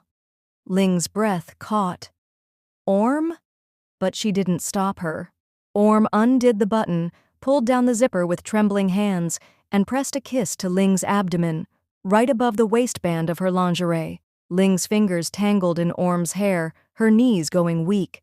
She barely had time to brace herself against the wall as Orm's mouth found her, eager, worshipful, determined. She wasn't perfect at it. She didn't need to be. It was the way she looked up while doing it, the way her hands clutched Ling's hips for balance, the way she moaned softly, like this was about her own need as much as Ling's. It undid her. Fuck, Orm. Orm didn't stop, just slid deeper, let Ling guide her. Her lashes fluttered, her mouth obedient and hungry. Ling climaxed fast, harder than she meant to, head tilted back, mouth open in a silent cry. When it was over, she sank into the chair behind her, dazed. Orm climbed into her lap and whispered, She can't have you. Ling wrapped her arms around her. No one can, except you. Ling was still panting when Orm curled into her lap. She pressed a kiss to Ling's neck, smug and breathless. She can't have you. Ling caught her chin, forcing her to look up. Her eyes were sharp now, no trace of daze. You can never do that for anyone else, Ling said, voice low and commanding. Ever. Orm blinked. What? You don't kneel for anyone but me, Ling growled. You're not some cheap whore. You're mine. Orm's pride flared. Excuse me? Ling stood. Orm slid off her lap and stumbled to her feet, flushed and glaring. You don't get to say shit like that. Watch me. I did that because I wanted to. You don't get to twist it. Ling grabbed her arm. Orm yanked away. Let go. You walk out that door and I swear. What? Gonna punish me? Ling's eyes burned. Yes. Orm opened her mouth. To argue, maybe. To throw something. But before she could, Ling grabbed her by the waist, dragged her back toward the couch, and bent her over the armrest in one fluid motion. Ling! Say it! Ling hissed, pulling her skirt up. Orm gasped. Say what? That you're mine. No. Ling leaned over her, her breath hot at her ear. Say it, or I'll make you. Orm squirmed, then stilled as Ling's fingers slid inside her with no warning. 2, then 3. She moaned, shocked by the stretch, the pressure, the raw dominance of it. Say it, Ling whispered. Orm sobbed, arched back, and choked out, I'm yours. Ling didn't let up. Good girl, she said, fucking her harder. Only mine. Orm lay flat on the couch, cheek pressed to the leather, body limp and trembling. Ling crouched beside her, brushing hair from her face. You okay? She asked, voice soft now, almost guilty. Orm didn't answer right away, just groaned and rolled onto her side. You're a tyrant. Ling smiled faintly. You liked it? Orm glared at her, or tried to. Her eyes were still hazy. Ling leaned closer. Want me to carry you upstairs? You want to do everything. I do everything better. You're insufferable. Ling scooped her up without warning, bridal style, and stood. Orm gasped. Put me down! You just screamed my name into the armrest and now you have modesty? Orm buried her face in Ling's shoulder. You're so annoying. Ling carried her through the living room. You're mine. You said that already. And I'll say it again. They reached the bedroom. Ling laid her gently on the bed, then crawled in beside her. Orm curled up, wrapping her arms around Ling's waist. Silence. Then, you don't really think I'm cheap, right? Ling stiffened slightly. No, never. Orm traced lazy circles on her stomach. Good. You're not cheap, Orm. You're priceless. That's the problem. Orm blinked. What does that mean? Ling looked down at her. It means no matter how much I take, I still feel like I haven't even scratched the surface. Orm flushed, and for once, she didn't sass back. She just nestled closer and whispered, okay. The next morning, Orm padded into the kitchen in one of Ling's oversized shirts. She looked freshly showered, hair damp, cheeks slightly pink. Tan raised his eyebrows dramatically. Oh, she's wearing the Walk of Shame shirt. Orm smacked him with a dish towel. Ling was already at the table, sipping coffee and reading the paper like she hadn't rearranged Orm's insides 12 hours ago. Orm slid into the seat next to her, unusually quiet. Ling didn't comment, just passed her a slice of toast without looking. Tan watched them like a hawk. So, did anyone sleep last night? Orm gave him a death glare. Okay. He held up his hands. Geez, I'm happy for you two lovebirds. Her mom chuckled from the stove. Orm, dear, your neck. Orm slapped her palm to the side of her neck instinctively. Don't. Ling didn't even try to hide her smirk. Orm turned on her. You did that on purpose. You moaned when I did. Orm turned red. Tan stood and grabbed his coffee. I'm leaving before I throw up. Ling leaned closer and whispered, You were loud. You're awful. And you love me. Orm froze. But before she could say anything, Ling's phone buzzed. She checked the screen and frowned. It's her again. Orm blinked. Who? That woman from the office. Orm straightened. What does she want? Ling didn't answer, just stood and stepped out onto the patio to take the call. Orm watched her go, the toast suddenly dry in her mouth. Jealousy flared hot in her chest all over again. Chapter 9. Orm was not proud of it, but she spent the entire morning pacing. Ling had stepped outside to take that call and never returned to the table. When Orm peeked through the patio door, she saw Ling standing with her back to her, arms crossed, voice low and unreadable. Her mother had gone to the market. Tun was out on a run, which left Orm alone, with her thoughts and her suspicion. She'd promised herself she wouldn't care, that she wasn't the jealous type, but something about the way Ling's brow furrowed during that call, how tightly she gripped her phone, itched at her. When Ling finally returned inside, Orm was waiting in the hallway, arms folded. Ling blinked. "You okay?" What did she want? Ling sighed, brushing past her. Nothing important. Didn't look like nothing. Ling turned. Are we doing this? Orm flinched at the tone, cold, dismissive. You said I'm the only one who gets to have you, she said quietly. So why can't I know who's trying? Ling looked at her for a long moment, then stepped closer. I told you, she said, soft but firm. She's irrelevant. Then block her. Orm. Block her, Ling. Ling raised her brow. Jealousy again? I just gave you head in your office lounge. You think I'm not going to be territorial? A beat of silence. Then Ling smirked. Orm flushed. She's already blocked, Ling said, before you even asked. Orm's mouth parted. Ling leaned down, brushed her lips against Orm's ear, and whispered, You're cute when you demand things. Orm pretended it was enough. She smiled, nodded, even kissed Ling on the cheek. But inside, something still itched. That smirk, that unreadable expression, that maddening calm. She wanted more than words. She wanted proof. That night, after Ling went to bed early, claiming a long day at work, Orm cornered her mom in the kitchen. I need you to help me follow my wife, she said. Her mother paused mid-sip of chamomile tea. Excuse me? Orm pulled out her phone. She's too perfect, too calm. It's suspicious. I want to see what she's really like at work. Her mother blinked. You mean spy on her? Yes. A pause. Okay, her mom said. What? Her mother set down the teacup. I've always wanted to do recon. Seriously? Let me change into flats.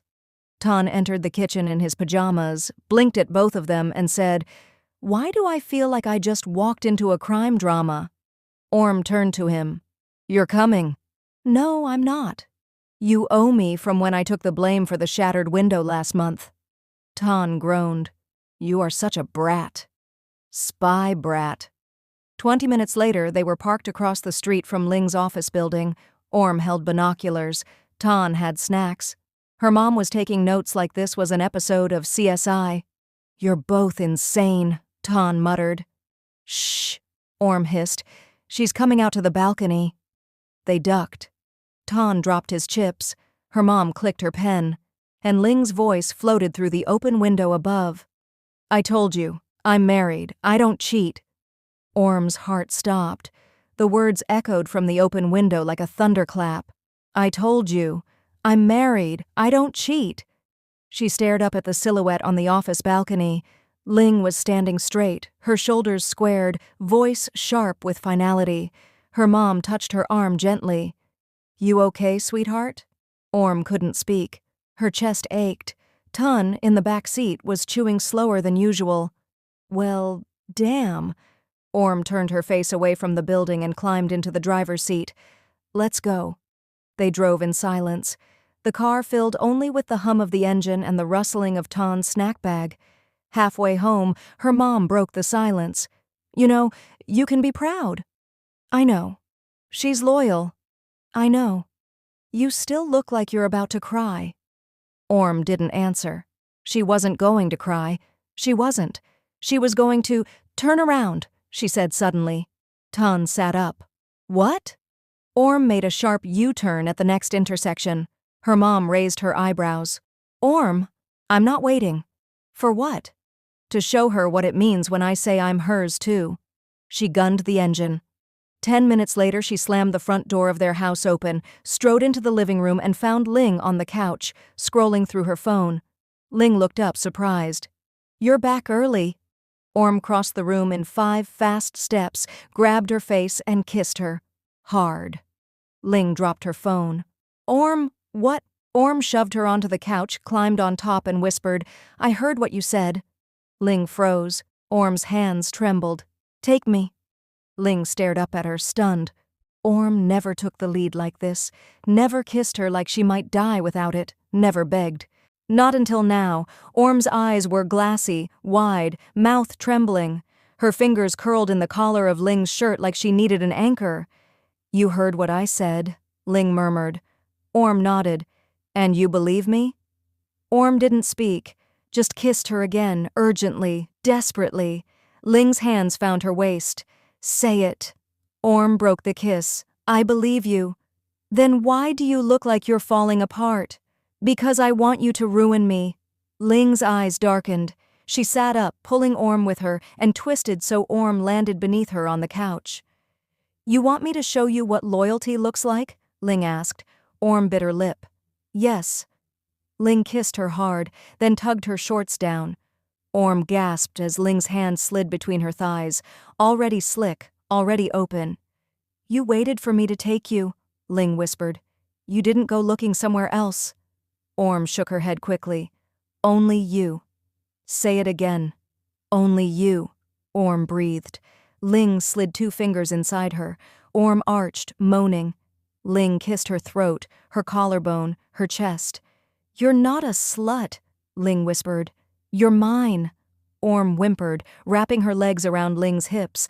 Ling thrusted deeper, curling her fingers just right, watching Orm unravel. Look at me. Orm did. Ling added a 3rd finger. Orm cried out. Ling bent low and murmured, I love you. Orm shattered. Orm lay tangled in the couch blanket, her cheek pressed against Ling's chest. Their clothes were scattered across the living room. Ling's shirt was still bunched under her back. One of Orm's earrings had fallen under the couch. Neither moved to fix anything. Orm's breath finally slowed. Her heart still fluttered, but it was the soft kind, the aftermath of being wanted, claimed, loved. Ling's hand ran up and down her back in slow, soothing strokes. Neither spoke for a long time. Then Orm whispered, You said you love me. Ling didn't flinch. I did. You've never said it before. You've never begged before. Orm lifted her head, eyes narrowing. Is that what it takes? Ling smirked. It helps. Orm rolled her eyes, but her lips curved. You meant it? She asked softly. Ling turned to look at her fully, brushing a strand of damp hair from Orm's cheek. I meant it. Even when I'm a brat? Especially then? Orm's throat tightened. I've never said it to anyone, she admitted. Ling kissed her gently. I'll wait. You don't have to. I want to. They lay there in silence again. Then Orm whispered, so quiet Ling almost didn't hear it. I love you too. Ling's arms tightened around her, and for once, Orm didn't feel like she was pretending anymore. The next morning, Orm woke up in bed instead of the couch. She vaguely remembered Ling carrying her there, strong arms, warm breath, whispered promises against her skin. Now sunlight spilled through the curtains. She blinked, stretched, and groaned. Everything hurt, between her legs, her back, her thighs, her pride. Tun was at the kitchen table when she hobbled out. He took one look at her and said, Someone got destroyed last night. Orm grabbed a banana and hurled it at his head. He ducked, laughing. You're glowing, sis. Shut up. Her mom glanced up from her tea. I assume the mission went well? Orm's face burned. Stop talking. Her mom smirked. I liked the part where you told her to take you. That was very empowering. You were eavesdropping? We were in the car, Orm. We could hear everything. Orm covered her face with both hands. Ton sipped his coffee and muttered, I thought we were leaving when she ran inside. That's on me. Before she could explode, Ling entered from the hallway, already dressed for work, looking unbothered. She kissed Orm's temple. Breakfast's in the oven. I'm off. Orm blinked. Ling was walking away like nothing happened. No smirk, no teasing. Orm called out, Aren't you forgetting something? Ling paused at the door, turned and smiled. I told you I love you. I'll say it again when you least expect it. Then she winked and left. Tan muttered, gross. Orm just smiled. After everyone left, the house felt too quiet. Orm wandered into the kitchen in Ling's oversized button-down, coffee in hand. She wasn't used to mornings alone. Ling usually left early, but something about today felt different. Ling had said, I love you, and she meant it. Orm touched the edge of the fridge, where Ling always kept a stack of sticky notes. She flipped through the top few, grocery lists, reminders, tiny sketches of Tan's weird haircut, and then she saw it. A note with neat black ink. Ling plus I, just that, stuck there like a brand. Orm stared at it for a long time, then she picked up a pen. Underneath, she wrote, plus Orm. She stepped back, coffee in hand, and smiled. Maybe it wasn't conventional, maybe it started with obligation, with cold beds and quiet resentment, but something real had rooted itself in the cracks. She wasn't pretending anymore, she was in love with her wife. And that note on the fridge, it wasn't just ink, it was home. Orm peeked into the home office from the hallway, clutching a tray with 2 cups of coffee. The large mahogany door was ajar, just enough for her to see the stiff body language of the men inside. 5 older Chinese investors, 3 of whom she recognized as Ling's relatives, stood around the conference table, murmuring in Mandarin. Their expressions were stern, and their crisp suits gave off an air of unspoken judgment. Ling stood near the whiteboard, her tablet in hand, listening intently but visibly tense. Her back was straight, her shoulders set, but Orm could read her wife like an open book by now. The tightness in her jaw, the faint tapping of her thumb against the tablet screen, Ling was stressed. The men broke for a coffee break, filing out toward the patio one by one, exchanging polite nods with Orm as they passed. She offered them shy smiles before quietly stepping into the office, shutting the door behind her. Ling remained by the window, exhaling heavily. Orm set the tray down on the desk and approached her carefully. You okay? Ling glanced at her but didn't answer right away. She closed her eyes, rubbed her temple, and finally nodded. I just need everything to go perfectly. Uncle Tian's a hard one to impress. Orm reached out and straightened the lapel of Ling's suit. You've got this. You always do. Ling's eyes finally met hers. There was something fragile beneath the usual steel, something only Orm got to see. I could use a little help relaxing, Ling muttered, her voice low. Ling's hand was on Orm's head, pushing it down. Orm didn't smile. She understood what she was being asked for. She dropped to her knees slowly, her gaze never leaving Ling's. Ling's breath caught as Orm reached for the waistband of her slacks. Her hands were gentle but confident, sliding the fabric down just enough. Then she leaned in, placing a soft kiss before her lips wrapped around Ling's warmth. Ling exhaled sharply and stood proud. Her hands were rough in Orm's hair. Orm moved with practiced rhythm, slow, deep strokes, her hands resting against Ling's thighs for support. She felt her wife's body tense, then slowly relax, the tension bleeding out of her with every passing second. Ling didn't speak, but the way she guided Orm's head with subtle pressure said everything. She needed this, needed her.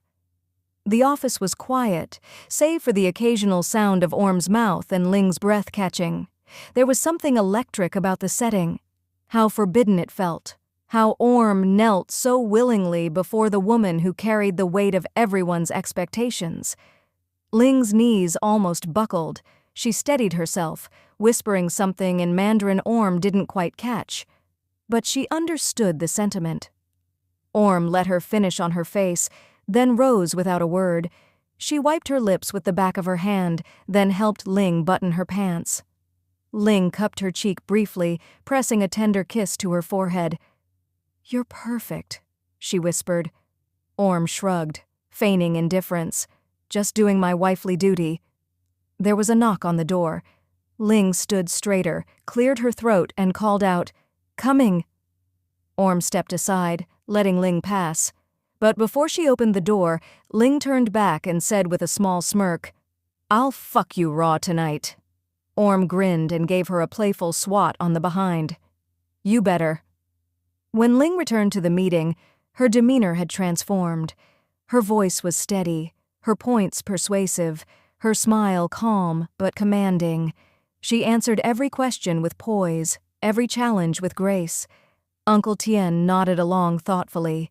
The others leaned forward, clearly engaged. From the hallway, Orm watched with quiet pride. She didn't need to be in the room to know that the deal was going to close. She'd already done her part. Later that night, as they lay in bed, Ling reached for her again, not out of obligation, but with worship in her touch, and Orm, who once thought this marriage was only about duty, closed her eyes and let herself believe. The presentation concluded to a round of polite but impressed applause. Ling offered firm handshakes, her voice steady, her poise regained. The tension she had carried all morning had evaporated somewhere between the coffee break and Orm's quiet devotion. After the investors left, Ling stepped out into the main hall, only to be greeted by Tan holding 2 paper cups of bubble tea. "Victory drink," he declared, grinning. "Orm said you crushed it." Orm followed behind, a soft smile on her face. She didn't need to ask how it went. Ling's relaxed shoulders and easy smile told her everything. They moved to the dining room where Orm's mom had laid out a small celebratory lunch. "You were so confident," she gushed, clapping her hands. "I couldn't understand the language, but your posture said, 'I'm the boss.'" Ling chuckled, sinking into a chair. Orm brought her a bowl of soup, gently setting it in front of her. "All you needed was a little encouragement," she whispered into her ear. Ling gave her a look that promised payback later. Tan plopped into a seat and raised his glass. "To Ling, the investor tamer, and to my sister, who clearly knows how to keep her wife running at 100%. Orm rolled her eyes, but her cheeks flushed pink. The lunch was filled with warmth, teasing, and laughter. At one point, Ling reached under the table and squeezed Orm's hand, her thumb brushing circles against her knuckles. "You're amazing, you know," she whispered when no one was paying attention. Orm turned to her, surprised. Ling didn't elaborate. She didn't need to. Orm leaned against her shoulder for a brief second, heart full. She had never imagined this life, this strange, tender domesticity, and yet it felt more real than anything she'd ever known. Chapter 10. Orm stood barefoot in the kitchen, licking a spoonful of chocolate frosting. It was quiet, the kind of quiet that meant everyone was out. Her mom had gone to the market, Tun was doing who knows what with his gamer friends, and Ling was still at work. She hummed as she dipped the spoon back into the tub, swaying a little to the soft music playing from her phone. She hadn't felt this light in days, until she heard the front door open. Ling stepped in, hair tied back, crisp shirt half unbuttoned from the heat, and a file tucked under her arm. "You're home early," Orm said, mouth still full of chocolate. Ling's eyes swept over her slowly. "I can see that you're enjoying your day off?" Orm blinked, then realized she was wearing only one of Ling's shirts. Nothing else. Ling walked over and took the spoon from her hand, licking the chocolate off herself. "Delicious," she said. Orm flushed. Ling leaned in. "What else did you get up to today?" Orm shrugged. "Cleaned a bit. Watched a drama. Almost texted you a thirst trap." "You should've." "I deleted it. I hate you." "No, you don't." Ling's smile tugged wider. She leaned closer. "Send it next time." Orm turned away to hide her grin, but Ling stepped behind her and pressed a kiss to her shoulder. "And wear this shirt again." Orm's smile faded slowly, because even now she still wasn't used to being loved like this. Ling didn't bring up the deleted photo again, but the thought lingered between them. That night at dinner, Orm set the table in silence while Ling read over documents at the kitchen counter. Her mom chatted about market prices. Tun ranted about internet speed. It was all normal. Too normal. Orm found herself glancing at Ling more than usual. Her focused brow, the way her fingers tapped against the glass, the small frown she wore when she concentrated. Ling was beautiful, and Orm hated how aware she was of it now. After dinner, Ton stretched and announced he was going to meet a friend for drinks. He moved back into the neighborhood, Ton said casually. You remember Fawn? From uni? Orm nodded. The one who used to prank the professors? That's the one. Ling barely looked up. The loud one. He's hilarious. Ton grinned. You should come, Orm. Orm blinked. Me? Yeah, you always liked him. Remember that one party? Ling's eyes lifted sharply. Ton trailed off. Orm gave a tight smile. Sure, I'll say hi. Ling's tone was mild. Be home before 10. Orm stiffened. I'm not 15. Still, be home before 10. Ton looked between them like he wanted to evaporate. Cool. I'll just go wait outside, he said, bolting. Orm and Ling stared at each other for a beat. Then Ling looked back at her paperwork. Orm grabbed her purse with a sigh. Fine. She'd go. Just for a bit, and maybe wear something a little revealing while she was at it. The rest of the evening passed in soft rhythms. Ling sprawled on the couch, going through reports. Orm padded around in socks, reheating leftovers and nibbling at fruit. The TV played in the background, but neither paid much attention. Orm finally curled up beside Ling, resting her head on her shoulder. You're working too hard, she murmured. Ling didn't look up. And you're distracting me. Orm smirked. Good. Ling's pen froze. You're doing it on purpose? Orm leaned closer, letting her breath brush Ling's cheek. What if I am? Ling's eyes flicked toward her. Heat simmered in that glance, but she stayed composed, barely. You want something? Ling asked. Orm played innocent. Just attention. You get that every night. Maybe I want extra tonight. Ling snapped the file shut. Then stop teasing. Orm kissed her neck in response. That night, Ling made good on her promise. But the next morning, things shifted. At brunch with one of Orm's old friends, a guy named Finn who'd just returned from studying abroad, Orm laughed a little too much at his jokes, touched his arm, let him refill her drink. Nothing serious, nothing wrong, except she felt it. That unmistakable weight of Ling's stare from across the table. She didn't say a word. Didn't have to. Orm's stomach fluttered. She didn't know why she'd done it. No, she did. She wanted to know what would happen when Ling got jealous. The car ride home was unusually quiet. Ling drove with one hand on the wheel, her gaze fixed on the road, not cold, not angry, just unreadable. Orm sat beside her, fidgeting with the hem of her dress. She hated the silence. It felt worse than yelling. Finally, she said, Finn's harmless. Ling didn't respond. Orm cleared her throat. We were just catching up. Still nothing. Orm turned to her. You're not mad? Ling's mouth twitched into something that might have been a smile. Should I be? Orm hesitated. No. Then I'm not. But her tone was too calm, too smooth. Orm crossed her arms. You're being weird. Ling shrugged. Maybe I'm just tired. Orm didn't believe her for a second. When they got home, Ling disappeared into her office, saying she had work to finish. She didn't kiss Orm goodnight. She didn't even touch her. That night, Orm lay in bed alone. The silence pressed in from every direction. What had she expected? That Ling would grab her in the car, accuse her of being too friendly, take her then and there? Maybe. Orm stared at the ceiling. She wanted to know how far she could push her. But what if she pushed too far? What if Ling wasn't jealous because she didn't care?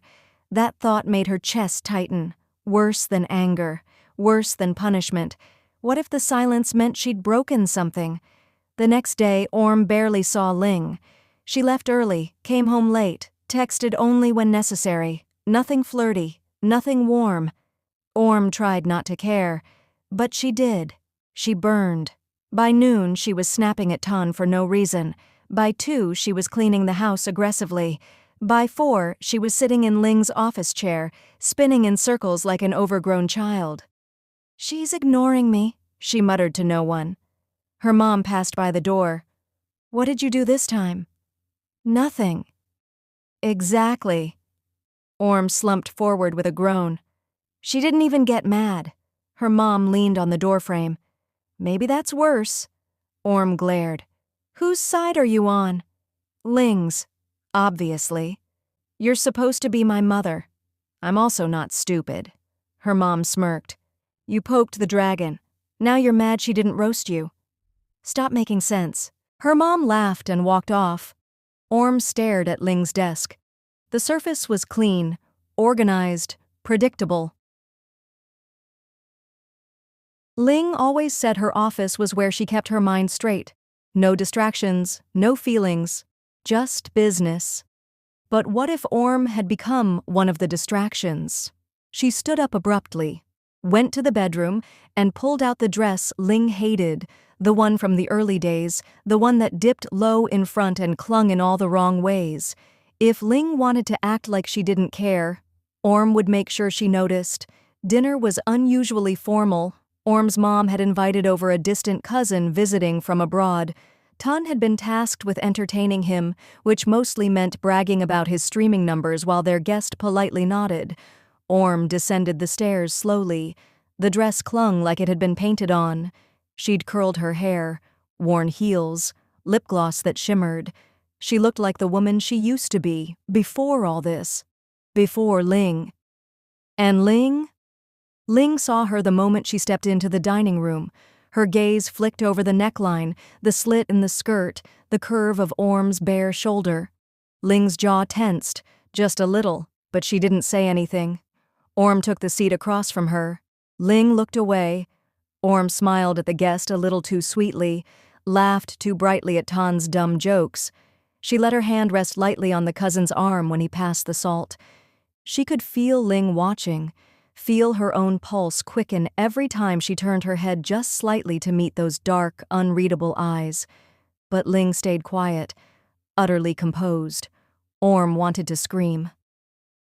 She wanted Ling to drag her away mid-meal, throw her against the wall, punish her for every glance and giggle. But Ling just ate her food, thanked the guest for visiting, and excused herself first when dinner was done. Orm sat frozen in her chair. What game was she playing? And why did it hurt this much? Orm found her upstairs.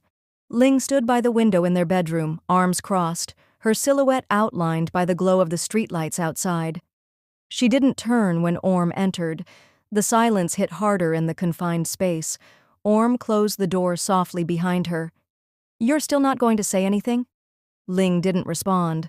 Orm took a step forward. You hated that dress. I wore it just to piss you off. I know. That made Orm pause. You're not going to punish me? Ling finally turned. Her expression was cool, but her eyes, those eyes were on fire. I'm trying not to, she said. Orm's breath caught. Ling took a step forward. You want to test me? Orm stood her ground. You ignored me for 2 days. And that made you flirt with someone else? Orm hesitated. I didn't flirt, She cut herself off. Okay, maybe a little. Ling closed the distance between them. Why? Orm swallowed. Because you didn't say anything. You acted like you didn't care. Ling's voice dropped to a whisper. You think I don't care? Orm didn't answer. Ling reached up, cupped her cheek gently and said, I care so much I've been trying not to break you. Then she kissed her. Hard. Possessive. Orm melted instantly. Finally. Finally Ling was back. But Orm had no idea what she'd unleashed. Ling pushed her back slowly, deliberately, until Orm's knees hit the edge of the bed.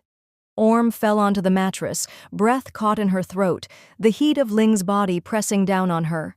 Her shirt, no, Ling's shirt, rode up her thighs. You want to act like a brat, Ling murmured, voice low and dangerous. Then I'll treat you like one. Orm whimpered, eyes wide. Ling flipped her over, hands firm and unrelenting, pinning her against the sheets. She didn't ask permission, didn't need to. Her fingers found their way between Orm's legs, sliding in without hesitation. 1, 2, 3. Orm cried out, body arching as the stretch made her shake. You're dripping, Ling said, amused. All that pretending you didn't care, was it just to get my fingers inside you? Orm could barely form words. Shut up! Ling grinned against her neck. You love this. Her fingers moved faster, deeper, while her free hand held Orm down. The sheets twisted beneath them, the air thick with the sounds of wetness and gasping breaths. Orm sobbed into the pillow, trembling, overwhelmed. I warned you, Ling whispered. Next time, think twice before trying to make me jealous. Orm came hard, broken moans swallowed by the bed. Ling didn't stop right away. She didn't stop until Orm was limp and ruined, and even then, she only pulled back enough to whisper, Mine. Orm lay sprawled across the bed, legs still trembling. Ling didn't leave. She curled around her, brushing sweaty hair away from Orm's cheek, planting soft kisses on her temple, her shoulder, the curve of her spine. The silence now was warm, safe, devastating in a whole different way. Orm's body ached, but it was the sweet kind of pain, the kind that made her feel claimed. Her voice was hoarse when she said, You could have just talked to me, you know. Ling chuckled low in her throat. And miss the chance to ruin you? Orm turned her face toward her, sulky. You're mean. I'm yours. Orm blinked. She hated how easily that made her stomach flutter. Do you... She hesitated, then forged ahead. Do you ever feel like you're too much for me? Ling looked at her for a long moment. No, I think you want more than you admit. Orm stared at the ceiling. You terrify me. I adore you. That's worse. Ling laughed and pulled her tighter. Sleep. I'll behave tomorrow. You won't. No, Ling agreed, smug. But I'll say I will. Orm let out a tired huff and let her eyes close. She still didn't know what to make of this woman she'd married, but her body knew her now. Her heart was catching up, and no matter how much she pretended otherwise, being loved like this, she was starting to crave it. Orm woke with Ling's arms still wrapped around her. It was strange how someone so terrifying in the dark could feel like safety in the morning. Ling was already awake, watching her. You okay? She asked softly. Orm blinked sleepily. No, I can't feel my legs. Ling smiled. Good. Orm groaned and buried her face in the pillow. They stayed like that for a few minutes, quiet and tangled, until the knock came at the door. It was Tun. Breakfast, he called. Also, Mom wants to know if Orm survived the night. Ling smirked. Barely. Orm tossed a pillow at the door. Tell her I want privacy and pancakes. Later, at the table, Orm sat gingerly, shooting Ling dirty looks. Her mom raised an eyebrow. Ling didn't go easy on you, huh? Orm coughed on her juice. Ton snorted. So that's a yes. Mind your business, Orm snapped, cheeks red. Her mom smiled. We're just happy you're happy. I'm not, Orm muttered. I'm ruined. Ling reached over and calmly stole a piece of toast off Orm's plate. My ruined wife. Orm stared at her, mouth open. You don't get toast privileges. Ling shrugged, already chewing. Orm's mom and brother shared a knowing look. They weren't the most traditional couple, but somehow this chaos was starting to feel like home. After breakfast, Orm lingered in the kitchen, trying to look busy rinsing dishes. Her mom didn't fall for it. You know, she said casually, you're Ling. She's different with you. Orm glanced over. Different how? Her mom leaned against the counter. She was always composed, polite, distant. But when she talks about you, she lights up. Orm rolled her eyes. She lights up when she's threatening to ruin me in bed. Her mom laughed. And yet you're still here, aren't you? Orm scrubbed a mug harder than necessary. It's not like I have a choice. Her mom gave her a look. What? You do, she said. You always had. You just didn't want to take it. Orm froze. The water kept running. The sponge in her hand was soaked and forgotten. Her mom stepped closer. You stayed because you wanted to. Because no matter what you tell yourself, her, the way she looks at you, the way she touches you, you like it. Orm's cheeks burned. You make it sound so true, Orm groaned. Her mom grinned and walked off, and Orm stood there, heart pounding, staring at her reflection in the kitchen window. She was right.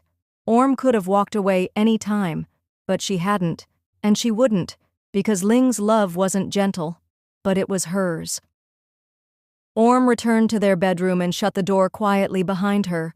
The room still smelled like Ling, amber, citrus, and something darker she couldn't name. Her legs still ached from the night before, her lips tingled from the kiss Ling had stolen that morning. She stood in the center of the room and stared at the bed. She wasn't confused anymore. She wasn't just submitting because it was expected of her, or because it made her mother happy, or because she had nowhere else to go. She wanted Ling, her strength, her arrogance, her possessiveness. She wanted Ling to touch her the way she did, to whisper filthy things into her ear, to ruin her with soft kisses and rough hands, and she wanted to be ruined, over and over again. Orm climbed into bed and pulled Ling's pillow close to her face. Her heart raced. She'd pretended for so long that she didn't care, that this marriage was just a cage she'd learned to live in. But it wasn't a cage. It was a fire, and she was choosing to stay in it. Because for the first time in her life, she didn't want safety. She wanted heat. She wanted Ling. Ling returned late that night, expecting silence. Instead, she found Orm curled up on the bed in one of her shirts, awake and waiting. Ling paused in the doorway. "You're still up?" Orm nodded. "I was thinking." Ling raised an eyebrow. "Dangerous." Orm smiled faintly. "I know." Ling set her keys down and crossed the room. She looked tired, but when her eyes landed on Orm, really landed, something softened in her face. "I'm sorry I ignored you," Ling said quietly. "I was trying not to make things worse." Orm reached for her hand. "You didn't." "I did." Ling blinked. Orm sat up straighter. "You scare me sometimes." Ling looked down. "I know, but I like it," Orm added. "I like you. I want you, even when I act like a brat." Ling looked at her, eyes searching. "You mean that?" Orm's gaze didn't waver. "Yes?" Ling exhaled slowly and touched her cheek. "Then don't test me next time. Just tell me what you want." "I want you to take me." Ling stilled. "I want to feel yours. Not because I have to, but because I want to." Ling's lips parted. Her eyes darkened. "I can do that," she whispered. Orm smiled. "Then do it." A Marriage of Convenience. Chapter 11. Orm adjusted the straps of her sundress as she stepped outside the gate, the soft morning breeze catching her hair. Ling had already gone to work, leaving a lingering smell of coffee and perfume behind. The day felt oddly light, unusually pleasant, the kind of morning that tempted her to take her time. She was walking to the corner store when she heard her name. "Orm?" She turned. A tall, casually dressed man waved at her from across the street. He was familiar, sharply so. "Oh my God," she said, eyes widening. "Bank?" He crossed over quickly, beaming. "I thought that was you." "You moved back?" Orm smiled, genuinely pleased. "Last I heard you were in Singapore." "Moved into that place." He gestured toward the house a few doors down. "Just last week." They caught up easily, talking about old high school classmates and jobs. Orm laughed at something he said, tipping her head back. Just then, a sleek black car turned the corner. Ling's car. Orm didn't notice, but Ling sure as hell did. The moment hung frozen, Ling's eyes narrowing behind the tinted glass before the car rolled slowly past them. "I should go," Orm said abruptly, pulse skipping. Bank looked confused. "Everything okay?" "Yeah," she lied. "My wife's home early." Ling didn't say a word when she got home. She dropped her keys on the table with a clatter and walked into the kitchen, the sound of her heels sharp against the tiles. Orm stood near the fridge, pretending to scroll through her phone, her entire body tense. "Who was that?" Ling asked without looking at her. Orm looked up, playing it cool. Old friend. He just moved into the neighborhood. The one you were laughing with like he'd told the funniest joke in the world? Orm narrowed her eyes. It was harmless. Ling finally turned to her. You didn't even see me drive by. I didn't know I was supposed to have a radar for your car. Silence fell. Ling's eyes locked on hers, unreadable, cold. You're not to talk to him again. Orm blinked. Excuse me? You heard me. Orm stepped forward, voice rising. You don't get to control who I talk to. Ling's tone dropped to ice. He was flirting with you. So what? Orm shot back. You flirted with your entire office the other night. Ling's jaw clenched. You don't know what you're talking about. And you don't own me. Ling stepped closer. Don't push me, Orm. Orm lifted her chin defiantly. Push you? If you're that jealous, maybe you shouldn't have married someone you don't trust. Ling stared at her for a long moment, then said through gritted teeth, Then leave. Orm's lips parted slightly in shock. Fine. She turned toward the hallway. Ling's hand shot out, grabbing her wrist with just enough force to make her gasp. Orm yanked her hand back, fire in her eyes. Don't touch me. But Ling wasn't backing down. Her jaw was tight, her eyes narrowed, not with rage, but something darker, something possessive. She stepped forward again, closing the distance. You really think you can walk out that door after what you just did? Ling's voice was low, dangerous. What I did? Orm barked a laugh. I had a conversation. You let him look at you like he had a chance. Maybe I did, Orm said, shoving her hands against Ling's chest. Maybe I liked it. A muscle twitched in Ling's jaw. Orm tried to push past her, but Ling caught her waist and spun her around, slamming her back against the hallway wall with a thud. Orm gasped, more shocked than hurt. Ling's face was inches from hers. You want to test me? Orm's breath came fast. Her pulse pounded. She could feel every inch of Ling pressed against her, heat radiating through their clothes. Do it, she whispered. Ling's lips crashed down on hers, furious and consuming. Orm fought it at first, kicking, pushing, but Ling grabbed her wrists and pinned them above her head, kissing her harder until her struggles melted into moans. You're mine, Ling growled against her lips. Fuck you, Orm spat, breathless. You're doing it. Ling yanked her away from the wall and dragged her down the hallway, their mouths locked, Orm's protests dissolving into whimpers. She was thrown onto the rug just outside their bedroom door, and Ling was on top of her in seconds. Orm's dress was hiked up before she could say another word, her panties tugged down with one sharp motion. Ling's hands were everywhere, hard, demanding, punishing. She didn't speak, just breathed heavily as she kissed down Orm's neck, teeth grazing sensitive skin. Ling, Orm started, breath catching as fingers slid between her legs. Shut up, Ling growled, pushing 2 fingers inside in one firm thrust. Orm cried out, not from pain, but from how fast and deep Ling went. She clenched instinctively around her, back arching. Ling's other hand gripped her thigh, spreading her open. You like making me jealous? Ling whispered, voice thick with heat. You think I'll just let some guy look at you like that? Orm whimpered.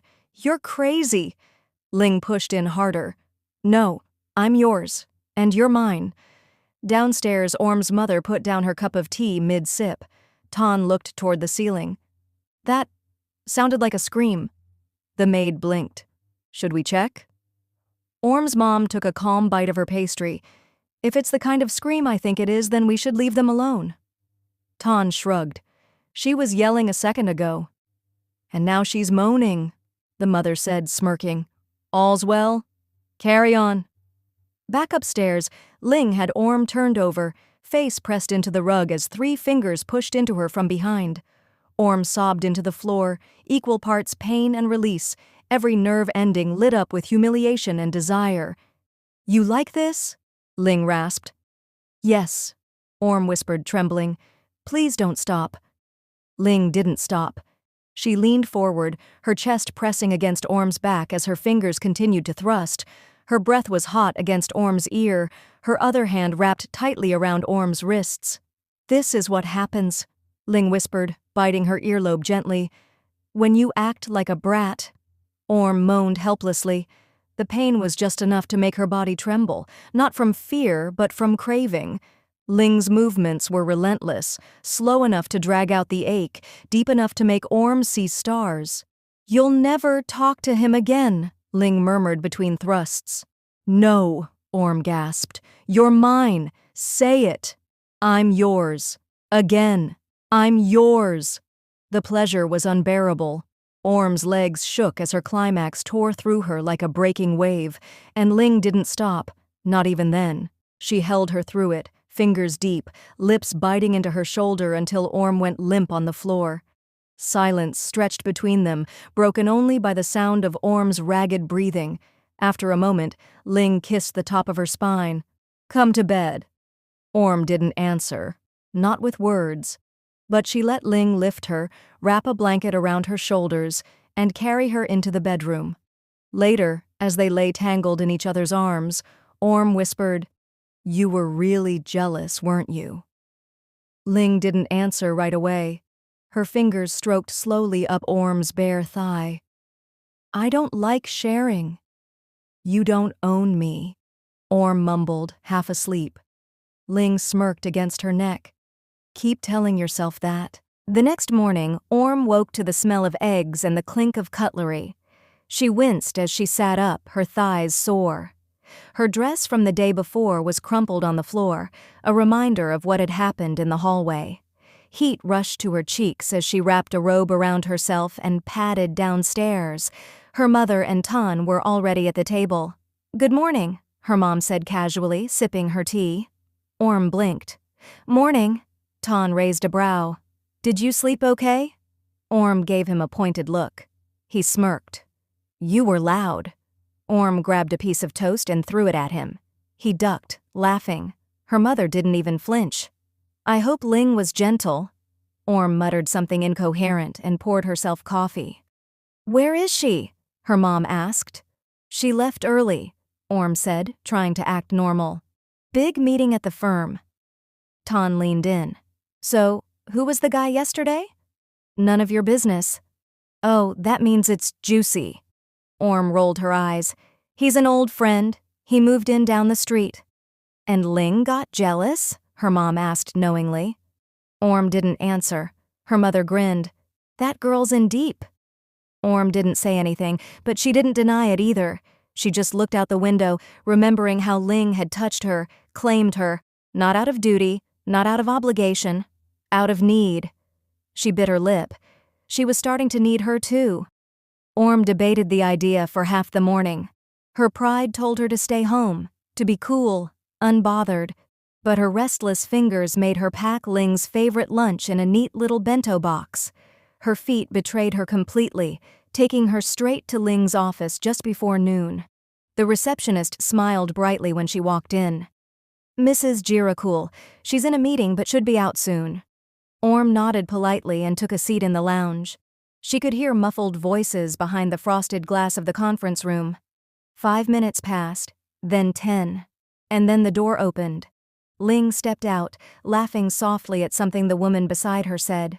Tall, polished, pencil skirt just a little too tight, smile just a little too wide. Orm recognized her immediately, the cheerleader from the spa day. Her stomach flipped. Ling didn't notice her at first.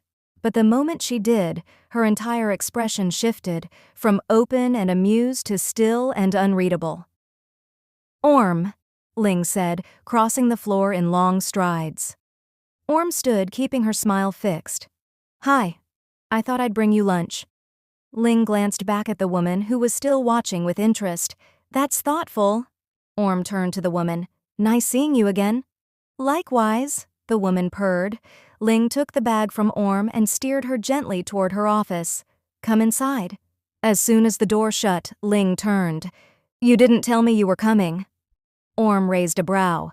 "Would you have preferred if I sent a text first, so your little friend could finish flirting uninterrupted?" Ling closed the distance between them in 2 quiet steps. "She wasn't flirting," she said calmly. Orm crossed her arms. She looked like she wanted to climb you like a tree. Ling's lips twitched, the faintest smirk. Jealous? No, Orm snapped too quickly. I'm just pointing out how inappropriate she is. Ling's voice dropped. You're jealous. Am not. You showed up here uninvited, with food, and attitude. Orm's cheeks flared. So now I can't bring my wife lunch? Ling's hand reached out and caught her waist, pulling her closer until their hips brushed. I didn't say that, Ling murmured. I like when you bring me things, especially when you're jealous. I'm not jealous, Orm muttered. Ling's mouth grazed her ear. Liar. Orm's knees wobbled slightly. Don't start. This is your office. Then be quiet. Before she could react, Ling had backed her against the door, locking it behind them. Her hands slipped beneath Orm's blouse, sliding along her sides until they cupped her breasts. Orm gasped. Ling, someone could hear. I don't care, Ling whispered, kissing her throat. You came here looking like that. You knew what would happen. I didn't. You're mine, Orm. No one else gets to have this. Ever. Orm whimpered, her legs spreading instinctively as Ling pushed her against the door harder. Now get on your knees. The command dropped like fire in her belly. She obeyed, slowly, never breaking eye contact.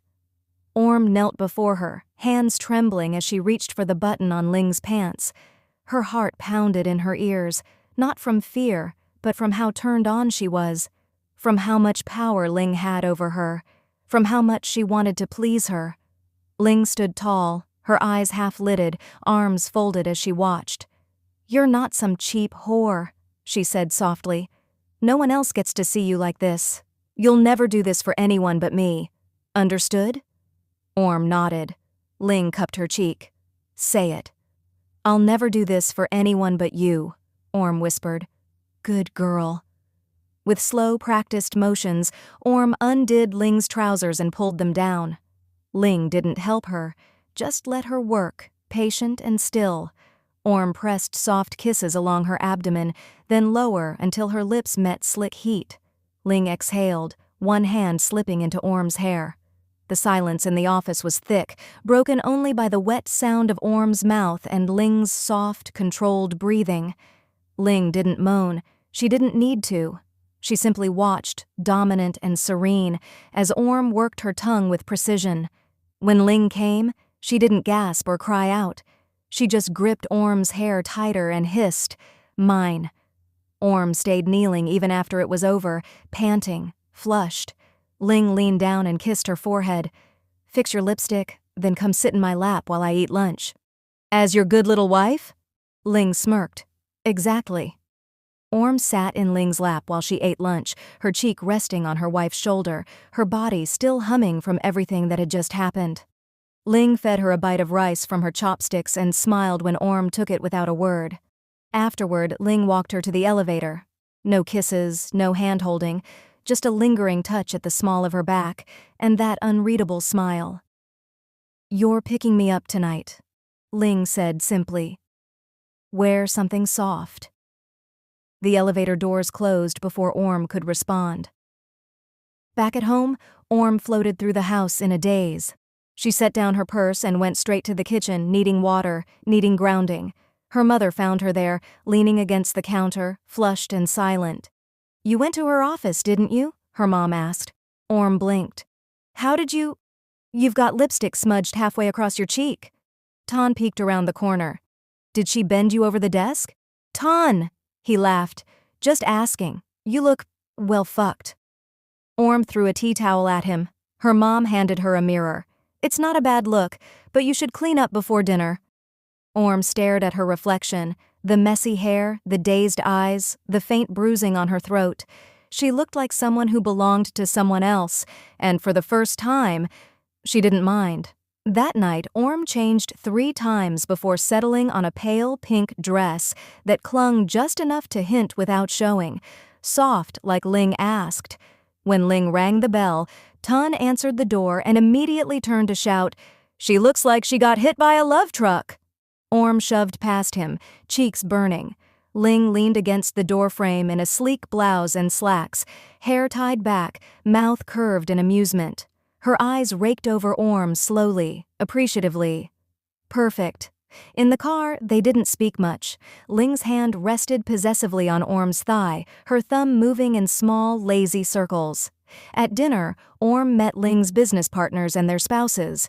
Everyone was polite, well-mannered, but every now and then Orm would catch someone glancing at her, especially the same woman from earlier, who now watched with barely veiled interest.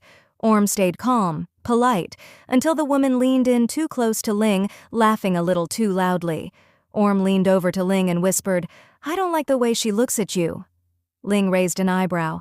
"You want me to cause a scene?" Orm sipped her wine. "Just don't let her think she has a chance." Ling smirked. "Trust me." When dessert was served, Ling took Orm's hand beneath the table and squeezed it. A quiet, simple gesture, but it was enough. Orm blushed. Later in the car, Ling kissed her slowly, deliberately. "You did good tonight," she murmured against her lips, "but now I'm going to remind you who you belong to." And Orm, flushed and breathless, whispered, "I'm yours." A Marriage of Convenience. Chapter 12. Ling's parents' house was warm and full of chatter. The long dining table gleamed with polished silverware, and dishes passed back and forth. Orm sat beside Ling, her posture perfect, her smile practiced. Across the table sat a family friend, a young man Ling had grown up around, charming, talkative, and entirely too pleased to find Orm seated directly across from him. Ling hadn't said anything when she saw the seating arrangement, but Orm caught the flick of her eyes, sharp and assessing. Orm, still drunk on the confidence she'd gained from hearing Ling reject her flirty co-worker earlier that week, decided to test something. She leaned into the performance, letting her laughter ring a little louder than necessary when the man made a joke. She touched his forearm once when he poured her wine. Ling's expression didn't change. She passed Orm the vegetables. "Here, eat more." "Thank you, darling," Orm said sweetly, pressing her thigh against Ling's under the table. The man chuckled. "You two are quite the couple. It's nice to see such chemistry." Orm met his eyes and tilted her head, letting her lips part slightly. "Oh, she's something, isn't she?" Ling calmly took a sip of wine. Orm's mother glanced between them and quietly muttered to Ton, "This won't end well." The dinner carried on, but the air had shifted. Orm could feel it in the way Ling's hand rested on her lower back. Not possessive, not comforting, just still, heavy, like a warning. But Orm wasn't ready to back down. "So," the man across from her said, flashing a grin, "what's it like being married into the Kwong family? Must be quite the adjustment." Orm tilted her head and smiled. "Ling's very traditional, demanding, but I manage." "Demanding?" he echoed with interest. Ling placed her chopsticks down gently. "Orm," she said, voice cool, "didn't you say you were going to help my mother with the dessert?" "Oh," Orm said with faux surprise. "Did I? I must have forgotten." She made no move to get up. Ling didn't repeat herself. The man laughed. "I think I'm beginning to see what you mean." Orm turned to Ling with a sugary smile. "Darling, would you be upset if I said I find him charming?" Ling's jaw didn't tighten. Her expression didn't flicker. She simply stood up and pulled out Orm's chair. Everyone at the table went silent. Ling looked down at her. "Upstairs. Now." Ton inhaled sharply. Their mother just shook her head. "Told you." Ling said nothing as they walked upstairs. Her fingers gripped Orm's wrist with quiet intensity, not painful but firm, unrelenting.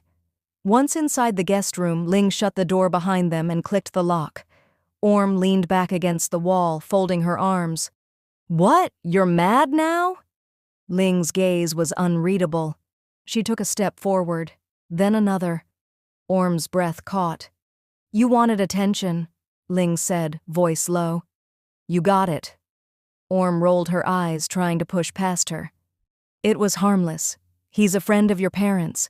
And you didn't even react." Ling caught her by the waist and turned her around, pressing her against the wall. Did you want me to react? Would that have made it better? Orm squirmed. Maybe. Ling bent down to whisper into her ear. You think acting like a brat in front of my family makes you look cute? Orm's breath hitched. I should take you over my knee, Ling murmured, or bend you over the couch and remind you who you belong to. That heat, low and sudden, bloomed in Orm's belly. She didn't respond. Ling grabbed her wrist again and led her to the edge of the couch. Hands on the armrest. Orm hesitated. Now. Orm placed her hands on the armrest, breath shaky. She could hear Ling behind her, the rustle of clothing, the quiet, deliberate movements. A moment passed. Then the first smack landed, sharp and firm. Orm flinched, more from surprise than pain. Her dress had ridden up, leaving her exposed. Ling's voice came low and even. You don't flirt with other people in front of me, ever. Another spank, this one harder. Heat blossomed across Orm's skin. She bit her lip. I'm your wife, Ling continued, and I don't share. A third smack made her moan. Involuntary, soft. Ling stepped closer, one hand trailing up Orm's back, pushing her down just slightly. Did you like that? Orm didn't answer. Ling spanked her again. Answer me. Orm whimpered. Yes. Ling's tone darkened. So you act out just to get me to punish you? Orm let out a breathy laugh. Maybe. Ling leaned in, her mouth brushing Orm's ear. Brat. She pressed her palm against the curve of Orm's ass, soothing the sting. 3 more, she said, then I'll fuck you properly. Orm's legs trembled. Smack, smack, smack. By the last one she was panting, eyes glassy, lips parted. Good girl, Ling whispered. Orm didn't have time to catch her breath before Ling pulled her panties down and spread her open with 2 fingers, inspecting the wetness between her thighs. You're dripping, Ling murmured. All that teasing. This is what you wanted, isn't it? Orm squirmed. Ling, no, Ling said sharply. You don't get to talk back after tonight. Orm whimpered when Ling slid 2 fingers into her, slow and deep. Her body arched, pushing back against the touch. Ling kept her other hand firm on the small of Orm's back, holding her steady. You'll take 3, she said, like a good girl. Orm gasped. That's... Ling twisted her wrist, stretching her open. You can handle it. Then the 3rd finger pushed in. Orm cried out. Part pain, part pleasure, hips jerking instinctively. Ling didn't stop. She fucked her slow and deep, watching the way Orm's thighs trembled. You're not some cheap whore, she whispered. You never do this for anyone else, only me. Orm nodded frantically, tears springing to her eyes. Only you. Ling curled her fingers just right, and Orm shattered. She came hard, clenching around her hand, moaning her name like a prayer. Ling held her through it, whispering, Mine. Orm collapsed onto the couch, her legs no longer able to hold her. Her body trembled in the aftershocks, skin flushed and slick with sweat. Ling knelt beside her, brushing damp hair from Orm's cheek. Her touch was surprisingly gentle now. All the earlier fire banked into something softer.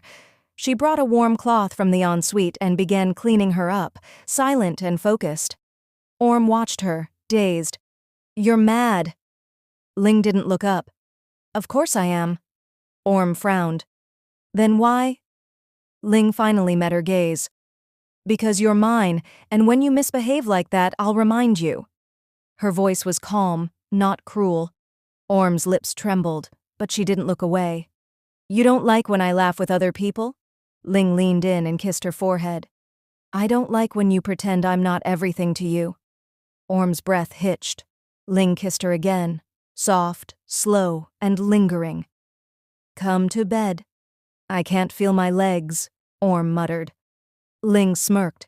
That's not my problem. Still, she lifted her easily, carrying her to their shared room. Orm curled into her once they lay down, cheeks still hot. Ling wrapped her arms around her from behind. Neither of them said it out loud, but it lingered in the dark between them. The next morning, Orm was the last to come down to breakfast. Her legs still ached, and every step reminded her of the night before. She shuffled into the dining room wearing one of Ling's oversized button-ups, hair in a messy bun, face still flushed with sleep. Ton raised an eyebrow. "Well, well." Orm gave him a withering look and dropped into the chair beside him with a groan. "Not a word." Her mother smirked as she passed her a plate. "Someone's a little sore this morning." Orm buried her face in her hands. "Mom." Ling entered a moment later, crisp and composed in her business clothes, not a single hair out of place. Ton leaned toward Orm, whispering behind his hand. "Did she kill you?" Orm didn't answer. She just reached for her coffee. Ling bent down to kiss the top of her head before sitting beside her. "Eat properly." "Yes, wife," Orm mumbled. Their mother leaned back with a satisfied smile. "Married life suits you both." Orm glanced at Ling's hand under the table, resting on her thigh again, steady and warm. Ling didn't say anything, just looked at her like she dared her to try it again. Orm blushed and looked away. Later that morning, after Ling had left for work, Orm sat at the kitchen table nursing a second cup of coffee. Her mother and Ton flanked her like a pair of gossiping angels, clearly waiting for a confession. "So?" Ton said, dragging out the word. "Want to tell us what that was about?" Orm took a slow sip. "No." Her mother leaned forward. "Orm." "She spanked me," Orm said flatly. Ton choked on his juice. Her mother didn't blink. "Did you like it?" Orm blinked. "Excuse me?" "You heard me." "I'm not talking about this," Orm groaned. "You just did," Ton muttered. Orm buried her face in her arms on the table. "It's not just the sex, okay? It's everything." Her mom softened. "You care about her." "No, I don't," Orm said automatically, but her voice was muffled and unconvincing. Ton grinned. "You so do." "She's still bossy, and controlling, and smug." "But?" her mom asked. Orm peeked out from under her arm. "But she makes me feel—" They waited. "Like I belong to someone, not because I have to, because she wants me." The room went quiet for a moment. Ton broke the silence. "Gross." Orm threw a napkin at him. When Ling returned home that evening, Orm was sprawled on the couch in one of her drama queen moods, phone in hand, one leg draped over the armrest. Ling dropped her keys in the bowl and barely looked at her. "You look comfortable." "I am," Orm replied, not looking up. "Did you have fun being a jealous psycho last night?" Ling arched an eyebrow. "I didn't say I wasn't mad." "Oh, I noticed," Orm muttered, shifting slightly. Her thighs still ached. Ling crossed the room and stood over her. "Still sore?" Orm gave a theatrical sigh. "My body is ruined. I'll never walk again." "Good." Orm stuck her tongue out but didn't move when Ling sat beside her. She even scooted closer. Ling said nothing, just let her lean into her side. After a minute, Orm spoke, quieter now. "You're not still mad, right?" Ling tilted her chin toward her. "Are you going to flirt with family friends again?" Orm scowled. It wasn't flirting. Ling said nothing. Orm pouted. "Fine, I won't." Ling smirked. "Good girl." Orm glared, but it was half-hearted. Her head dropped onto Ling's shoulder. They sat like that in silence until Orm's fingers found Ling's hand and laced with it. That night, Ling didn't say a word as she guided Orm to bed. No teasing, no scolding, just quiet presence. Orm let herself be undressed, sighing softly when Ling's hands brushed her skin with unexpected gentleness. They lay together, Ling's arm draped around her waist. Orm shifted to face her. "Were you always like this?" Orm asked softly. Ling blinked. "Like what?" "Jealous." Ling didn't answer right away. She leaned in and kissed Orm's collarbone, then her jaw, then her lips. "Only with you," she said. Orm stared at her. "You used to sleep with all the cheerleaders, remember?" Ling rolled her eyes. "They don't matter." "But you—" Ling kissed her again, silencing her. "You make me feel things I never planned to feel," Ling whispered against her mouth. "And you like to push me." Orm's breath hitched. "Maybe." Ling ran her hand down Orm's thigh. But you like when I push back. Orm pulled her close. I like a lot of things about you. Don't let it go to your head. Ling chuckled low and dark. Too late. Then she kissed her again, slow and unhurried, like she had all the time in the world. And this time, it wasn't punishment. It was love. Afterward, they lay tangled in the sheets, skin warm and bodies sticky with sweat. Orm rested her head on Ling's chest, eyes fluttering shut. Don't fall asleep yet, Ling murmured, trailing her fingers along Orm's back. I'm not, Orm whispered, even though she definitely was. Ling smiled faintly. You're impossible. You like that about me? Ling chuckled. Unfortunately. Orm shifted slightly, pressing a kiss to her shoulder. Good night. Within moments, her breathing evened out. Ling stayed awake a while longer, her fingers idly brushing Orm's hair. She studied her face in the moonlight, soft, peaceful, completely hers. You'll never get away with that shit again, she whispered to the sleeping girl. Orm didn't move. Ling leaned in closer, lips at her ear. You're mine, Orm. You can brat and pout and fight me all you want, but you belong to me. She kissed her temple. And I take care of what's mine. Orm stirred slightly, mumbling something incoherent before curling tighter into her arms. Ling smiled and finally closed her eyes. The morning sun peeked through the curtains, golden and soft. Orm stirred first, blinking sleepily. She didn't move far, just nestled deeper into the curve of Ling's body, her cheek against Ling's chest. Ling was already awake, watching her with a knowing smirk. You're clingy today, she teased. Shut up, Orm mumbled. You're not running off to pout in the living room? Orm pinched her side without lifting her head. Don't ruin it. Ling laughed softly and kissed the top of her head. I like you like this. Orm peeked up at her. Like what? Soft, sweet, obedient. Orm made a noise of protest, but it lacked any real conviction. She just sighed and closed her eyes again. Ling rubbed lazy circles into her back. You know you don't have to pick fights to get my attention, right? I don't pick fights. Ling raised an eyebrow. Orm scowled. Okay, maybe I do. Ling grinned and kissed her forehead again. Let's take our time today. I'll work from home. Orm's eyes fluttered shut again, a faint smile tugging at her lips. Good. And that was how they stayed, tangled up, lazy, quiet, with no need for drama or dominance, just warmth. At least for now. The rest of the day passed in the kind of quiet intimacy Orm was still getting used to.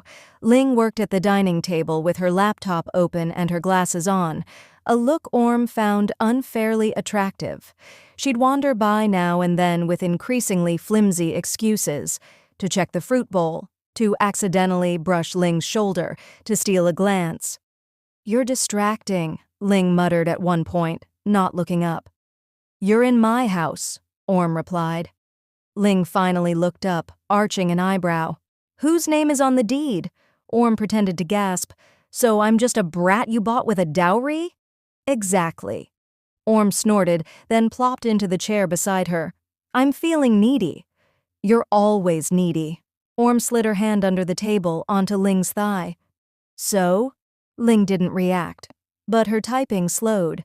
They didn't do anything right then. But later, when Ling shut her laptop, she dragged Orm to the kitchen and kissed her breathless against the counter. They made lunch together after that, then watched a movie curled up on the couch, Orm in Ling's lap, Ling's chin resting on her head. No drama, no jealousy, just two wives pretending nothing else existed. That night, they lay in bed again, a quiet lull filling the space between their breathing. Orm faced the ceiling, fingers lightly tracing the shape of Ling's hand resting on her stomach. You really didn't even look at her, did you? Orm asked. Ling's voice was calm. Who? The woman at dinner, the one who kept leaning into you. Ling chuckled. I didn't even remember her name. Orm smiled to herself. After a pause, she whispered, I didn't like how it felt. Ling shifted, wrapping her arm tighter around Orm. I know. I think I... Orm hesitated. Forget it. Ling didn't press. She just kissed Orm's temple and pulled her closer. Orm let herself be held, let the words hang there, unspoken but understood. She wasn't ready to say it out loud, not yet, but deep down, she knew. She was in love with her wife, and that terrified her, because it meant everything was real now. It meant Ling had the power to hurt her. And the terrifying thing was, Orm wanted her to be gentle. She wanted to be chosen, not claimed. Orm closed her eyes. She didn't say it, but she stayed. Chapter 13. Ling's parents' house was buzzing with conversation, the clinking of wine glasses and the warm glow of chandeliers. Orm stood beside Ling, dressed impeccably and pretending not to care that her stomach twisted into knots. It wasn't the food, or the people. It was him. The charming man who just walked through the door and greeted Ling's mother like an old friend. Tan skin, sharp smile, smug eyes. Orm's ex. He spotted her and waved. "Orm!" "Wow, didn't expect to see you here." Orm forced a polite smile. "Neither did I." Ling turned slightly, taking a sip of her wine. Her grip on the glass tightened. "I didn't know you two knew each other," she said, too casually. "He's a family friend," Orm said. "Our families used to vacation together." Ling didn't respond.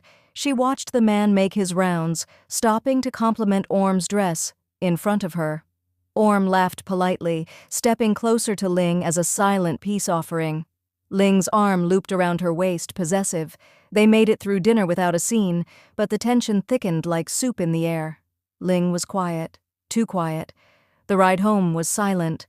Orm glanced at Ling a few times, but Ling didn't look back. Her fingers tapped the steering wheel in a steady, irritated rhythm. By the time they reached the house, the tension had curdled into something heavier. Ling didn't wait for Orm when she stepped out of the car, heading straight for the front door. Orm followed, nerves twitching under her skin. As soon as they were inside, Ling turned to her. "How close were you two?" Orm blinked. "What?" "That guy, the one who kept staring at you like he still had a claim." Orm scoffed. "You're seriously asking me that?" "Yes." Orm crossed her arms. "Do I ask you about every cheerleader you fucked?" Ling's jaw clenched. "So something did happen." "Oh, don't start," Orm snapped. "You have no right to talk. You've screwed half the women in this city." "That's not the same." "Why? Because now you're my wife and I'm supposed to have been waiting in a tower like some saint?" Ling took a sharp breath and turned toward the stairs. "Fine," she said coldly. "Forget I asked." "Ling!" Orm called after her. She didn't stop. "Ling, wait!" Ling paused at the foot of the stairs, her hand gripping the banister. Orm's throat was tight. "He kissed me once." Ling didn't turn around. "It wasn't even real. A peck. I didn't feel anything. I was 15. Silence. Orm's voice softened. "My first real kiss was with you." Ling turned slowly. Orm looked away, embarrassed. "You were the first person who ever touched me and made me feel anything." Ling walked back down the stairs, slowly, her gaze unreadable. "I don't want anyone else but you," Orm whispered. "Even when I act like a brat, even when I push you, it's you." Ling stopped in front of her. "Say that again," Ling said softly. Orm met her eyes. "I want you." Ling's lips parted slightly. Her hand cupped Orm's cheek, brushing a thumb across her skin. "Good," she murmured. Then she kissed her. Deep, slow, claiming. Orm melted into it. There was no fire this time, just heat, slow and inevitable. Ling's hands slid down her waist, and without another word, she lifted Orm and carried her to bed. Ling laid her down gently, eyes never leaving hers. Orm's breath caught. Ling wasn't rough this time. She undressed her with reverence, fingertips trailing over skin like silk. When Ling leaned down and kissed her again, Orm arched into it, hands tangling in her shirt. "I love you," Ling murmured against her lips. Orm froze for half a second, eyes wide. Ling paused, brushing her nose against Orm's. "I mean it." Orm swallowed. You do?" Ling smiled faintly. "Every time I touch you, Orm, every time I look at you." Orm's eyes stung, her heart thundering. Then her voice came, soft and unsteady. I love you too. Something cracked open in both of them. Ling kissed down her throat, down her chest. Orm gasped, hands grasping at the sheets. When Ling's fingers slid inside her, slow and deep, Orm moaned, legs falling open with no resistance. Mine, Ling whispered. Orm whimpered. Yours. They moved together, breathless and raw. Ling pushed into her, not just with fingers but with her whole body, straddling her, pressing their bodies close, grinding their centers together. They came like that, clinging, shaking, whispering I love yous through trembling lips. After, Orm lay draped over Ling's chest, the sheets twisted around their legs. Her body still tingled, flushed and buzzing. Ling's hand combed slowly through her hair. She was silent, but not in that distant way Orm hated. This was peace. Orm sighed, nose pressed to Ling's collarbone. I meant it. Ling looked down. Meant what? That I love you. Ling's lips curved. Say it again. No. Orm. You say it first. I already did. Orm smirked. Say it again. Ling rolled her eyes and pulled her closer. I love you, you insufferable little brat. Orm smiled into her skin. I love you too, you possessive, bossy jerk. They lay like that for a long while. Then Orm asked quietly, Do you think we're really married now? Ling paused. We've been married. I know, but this feels different. It is different, Ling said. Now you're not just my wife by contract. Orm tilted her head up. Then what am I? Ling cupped her cheek. Mine, in every way. Orm bit her lip, smiling. Good. She leaned in and kissed her again. They didn't sleep for a long time after that. The next morning, Orm woke up wrapped in warmth, limbs tangled with Ling's, sunlight streaming through the gauzy curtains. Ling was already awake, tracing slow circles against her hip. Good morning, wife, Ling said softly. Orm groaned and buried her face in Ling's neck. Too early. I made breakfast. You cooked? No, your mother did, but I plated it. Orm laughed against her skin. That counts. They eventually dressed, Ling in her usual tank and jeans, Orm in a silky robe that she wore just to annoy her mother. When they came downstairs, Orm's mom and Ton were already eating. Ton raised an eyebrow. You're glowing. Orm gave him a look. Shut up. Did something happen? Her mom asked innocently, sipping tea. Orm dropped into her chair. Nothing. Ling sat beside her, smirking. She told me she loves me. Ton gasped. She what? Orm kicked him under the table. Her mom clutched her chest. Finally, my daughter's in love. Shut up, all of you, Orm mumbled, hiding her face behind her glass. Ling kissed her cheek. Ton raised his spoon. To the lovebirds. Orm sighed, but she was smiling. Later that afternoon, Orm sat in the garden behind the house, her feet curled beneath her on the lounge chair, notebook resting on her knees. She wasn't writing, she was thinking. The words still echoed in her mind. I love you. Ling had said it like she'd always known it, like it was fact, not revelation, and Orm had said it back. She hadn't planned to. But in the moment, with Ling touching her, looking at her like she was precious, it had just spilled out. She traced circles on the page with her pen. Love wasn't supposed to be like this, not arranged, not practical, not thrust into her life like a storm. But now she couldn't imagine any other version of it. She heard the back door open and turned her head. Ling walked out, phone pressed to her ear, nodding as she ended the call. She spotted Orm, gave her a small smile, and joined her. What are you thinking about? You, Orm said. Ling raised an eyebrow. And how I used to think you were a mistake. Ling laughed. And now? Orm leaned into her. Now I think you're the only thing I got right. Later that evening, Ling offered something unexpected. Let's go shopping. Orm blinked.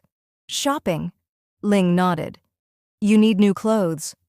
I have clothes. You have cardigans. Orm frowned. Cardigans are classy. They're grandmotherly, Ling said, already grabbing her car keys. They ended up in a sleek boutique downtown, the kind with chandeliers and too few price tags. Orm trailed behind Ling like a reluctant child, tugging at the hem of her dress. "Don't make that face," Ling said, sorting through a rack of satin and lace. "You're going to try some things on." Orm's eyes widened as Ling pulled out a sheer slip with embroidery across the bust. "Oh, absolutely not," Ling held it up to her. "It would look perfect on you." "I'd rather die." "You already wear less when I take your robe off." "That's different," Ling smirked. "You're mine, Orm. I like dressing what belongs to me." Orm flushed from her cheeks to her collarbone. "You can't just say stuff like that in public." "Why not? It's true." A passing shopper raised an eyebrow. Orm turned away in horror. Ling leaned closer, voice low. "You'll try it on. Or I'll help you try it on." Orm squeaked. "Fine." Inside the changing room, Orm stared at herself in the mirror, mortified. The slip clung to her body like a secret, sheer where it shouldn't be, soft lace teasing at her thighs. It was beautiful and scandalous, and she felt like she was about to explode from embarrassment. "Orm?" Ling's voice came from outside the curtain. "Don't come in." "I won't. I just want to know how it looks." "It looks like I should be arrested," Ling chuckled. "That good?" "Shut up." There was a pause. "You know," Ling said, voice lower now, "I've never seen you blush like this. It's cute." "Ling, please," Orm groaned. "Let me see." "No. I've already seen you naked." "This is worse." Ling didn't say anything else, but a moment later the curtain shifted. Orm gasped. "Ling!" Ling slipped in anyway, eyes scanning her slowly. "God, you're gorgeous." Orm backed up until her spine hit the mirror. "You're not allowed in here." "You knew I'd come in." Ling stepped closer, taking Orm's hands. "You look perfect. Don't hide from me." Orm looked down. "You really like it?" Ling kissed her shoulder. "I love it. You're mine." Orm shivered.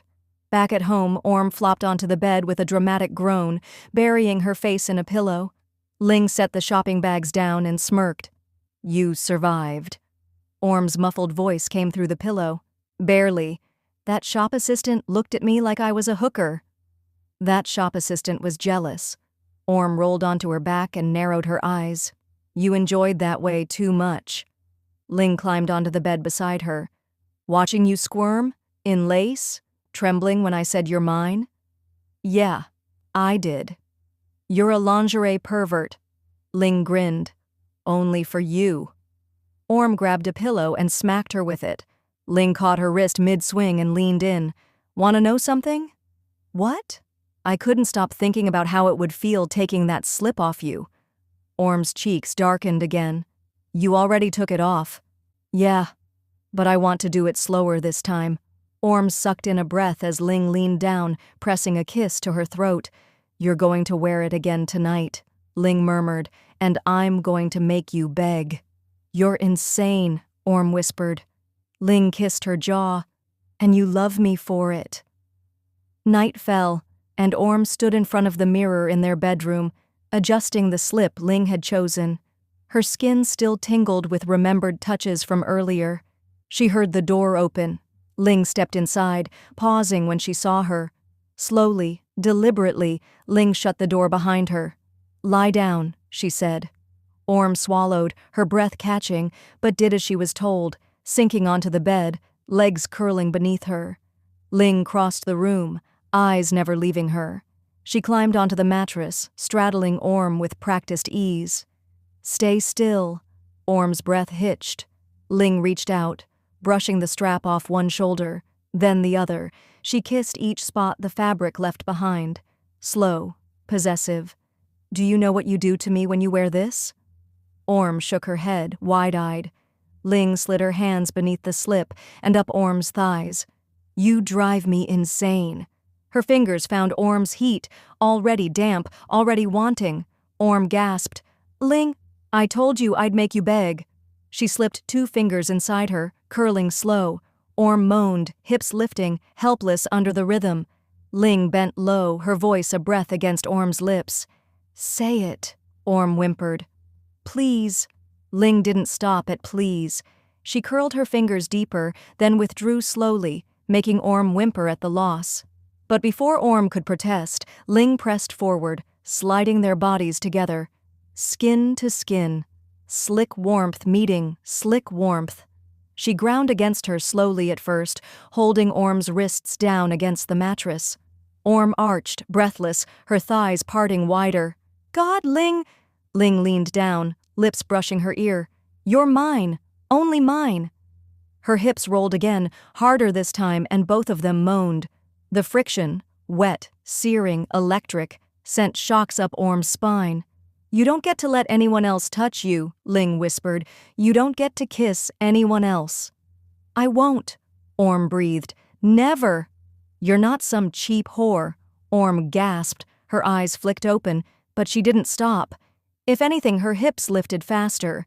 Ling growled against her neck, her rhythm demanding, claiming. Only I get to make you feel this way. Only I get this. Orm broke first, her cry muffled in Ling's shoulder, her whole body trembling. Ling followed with a hiss, muscles taut, her hands clutching Orm like she'd never let her go. They lay tangled in silence afterward, chests rising and falling. Orm turned her head. I love you. Ling smiled. I know. The next morning, Orm padded into the kitchen in a soft robe, her hair slightly mussed. Ling had already left for work, but the warmth of her presence still clung to the sheets and lingered in Orm's body. Her brother sat at the counter, eating cereal and scrolling his phone. He looked up when she walked in. You look well-rested. Orm gave him a look. Don't start. He grinned. No judgment, just saying. She poured herself some tea and sat across from him, trying not to squirm at the soreness in her thighs. Hey, he said after a moment. A bunch of my classmates are going out for drinks tonight, some alumni too. Orm raised an eyebrow. And? I thought you might want to come, you haven't been out in a while. Orm hesitated. Is he going to be there? Her brother nodded. Probably. There was a pause. Then Orm said, Fine, I'll go. Her brother blinked. You sure? Orm sipped her tea, eyes steady. Yeah, I'm not afraid of him. And Ling trusts me. Still, her fingers tightened around the cup. The tension was already brewing. That evening, Orm stood in front of her closet, staring at the rows of dresses with arms crossed. She wanted to look good, not for him, for herself, for Ling. She reached for a silky emerald green dress, tasteful, fitted, but not overly revealing. It dipped just enough in the back to make her feel bold. As she pulled it on and adjusted the straps, she heard the bedroom door open. Ling leaned against the doorframe, arms crossed, eyes scanning her slowly. You're going out? Orm met her gaze in the mirror. Yes. With your brother and classmates? Orm turned, lips curving. You mean classmates and my ex-boyfriend? Ling didn't respond. She just walked over and stood behind her, resting both hands on Orm's waist. I don't like it, Ling murmured. Orm raised an eyebrow. What part? The idea of him seeing you like this? She pressed a kiss to the nape of Orm's neck. Jealous? Ling's voice dropped. Possessive? Orm smirked. Don't worry, I'll be back before midnight. Ling pulled her closer. Don't make me come find you. Orm kissed her chin. You'd enjoy that too much.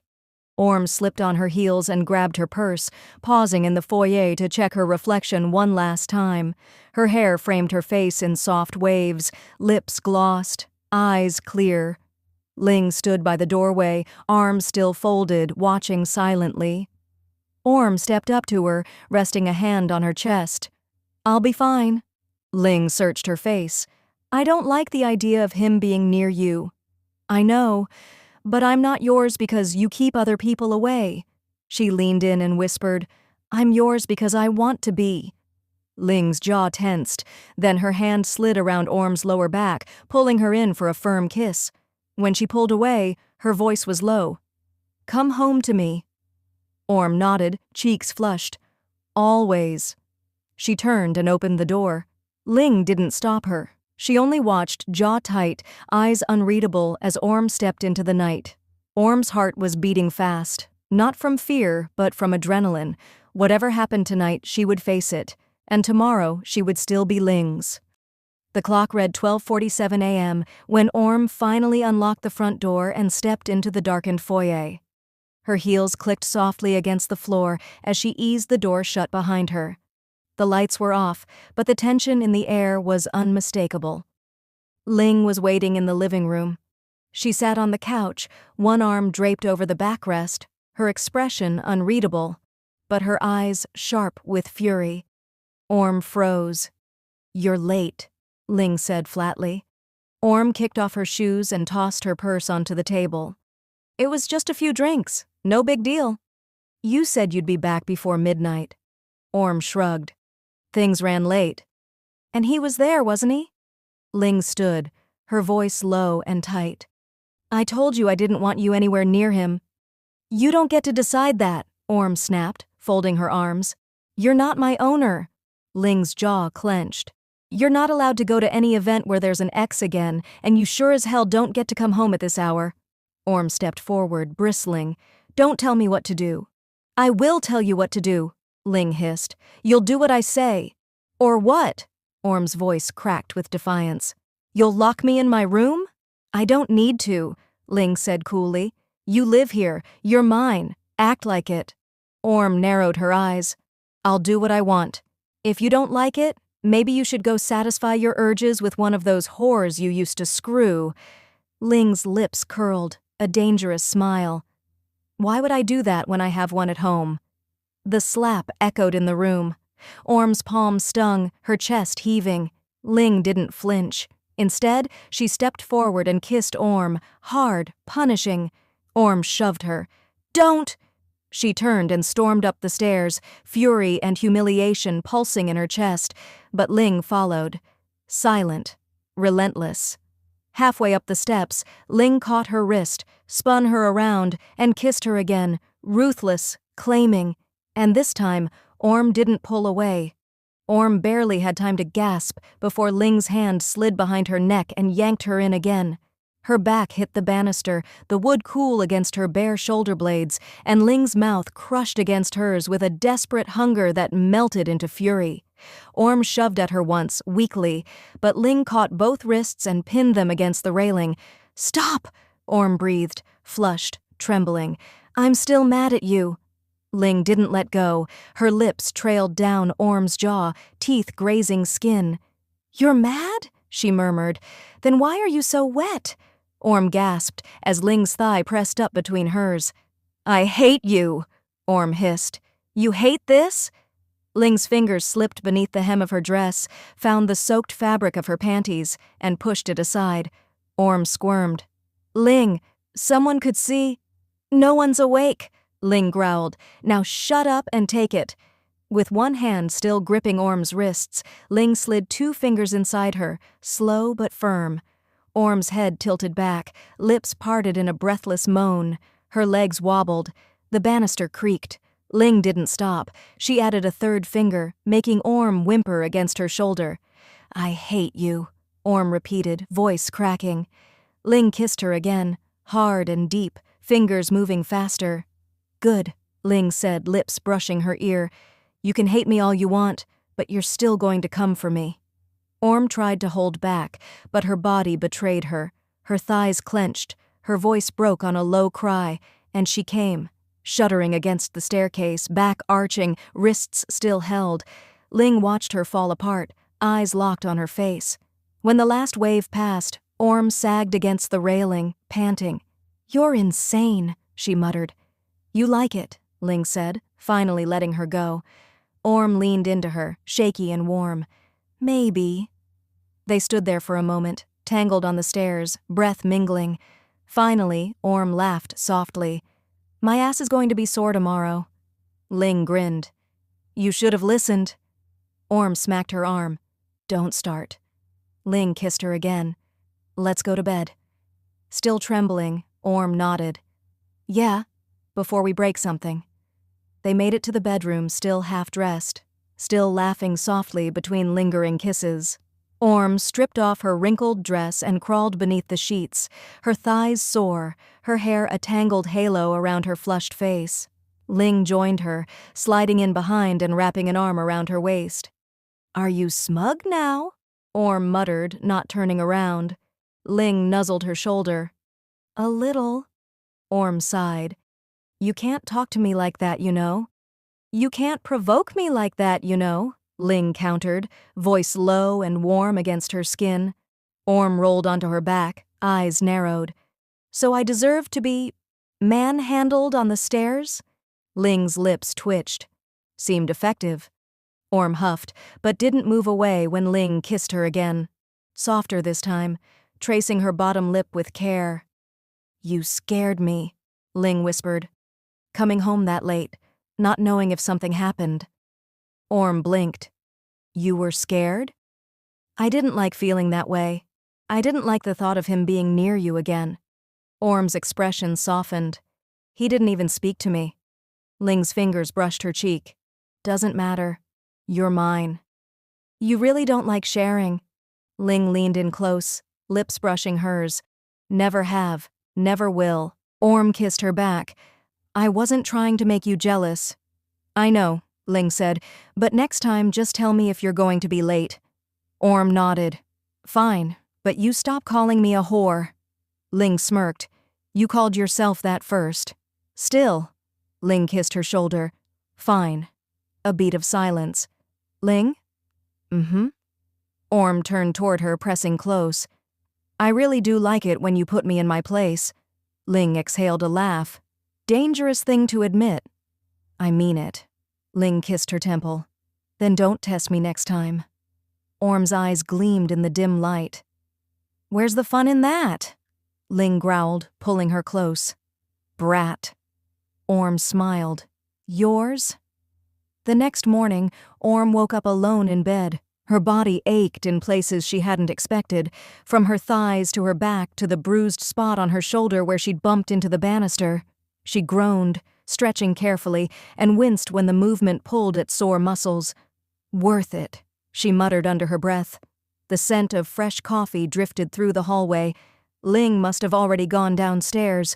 Orm took a quick shower, tugged on a loose sweater and shorts, and padded down the staircase, trying not to think about the very different way she'd used those stairs just hours earlier.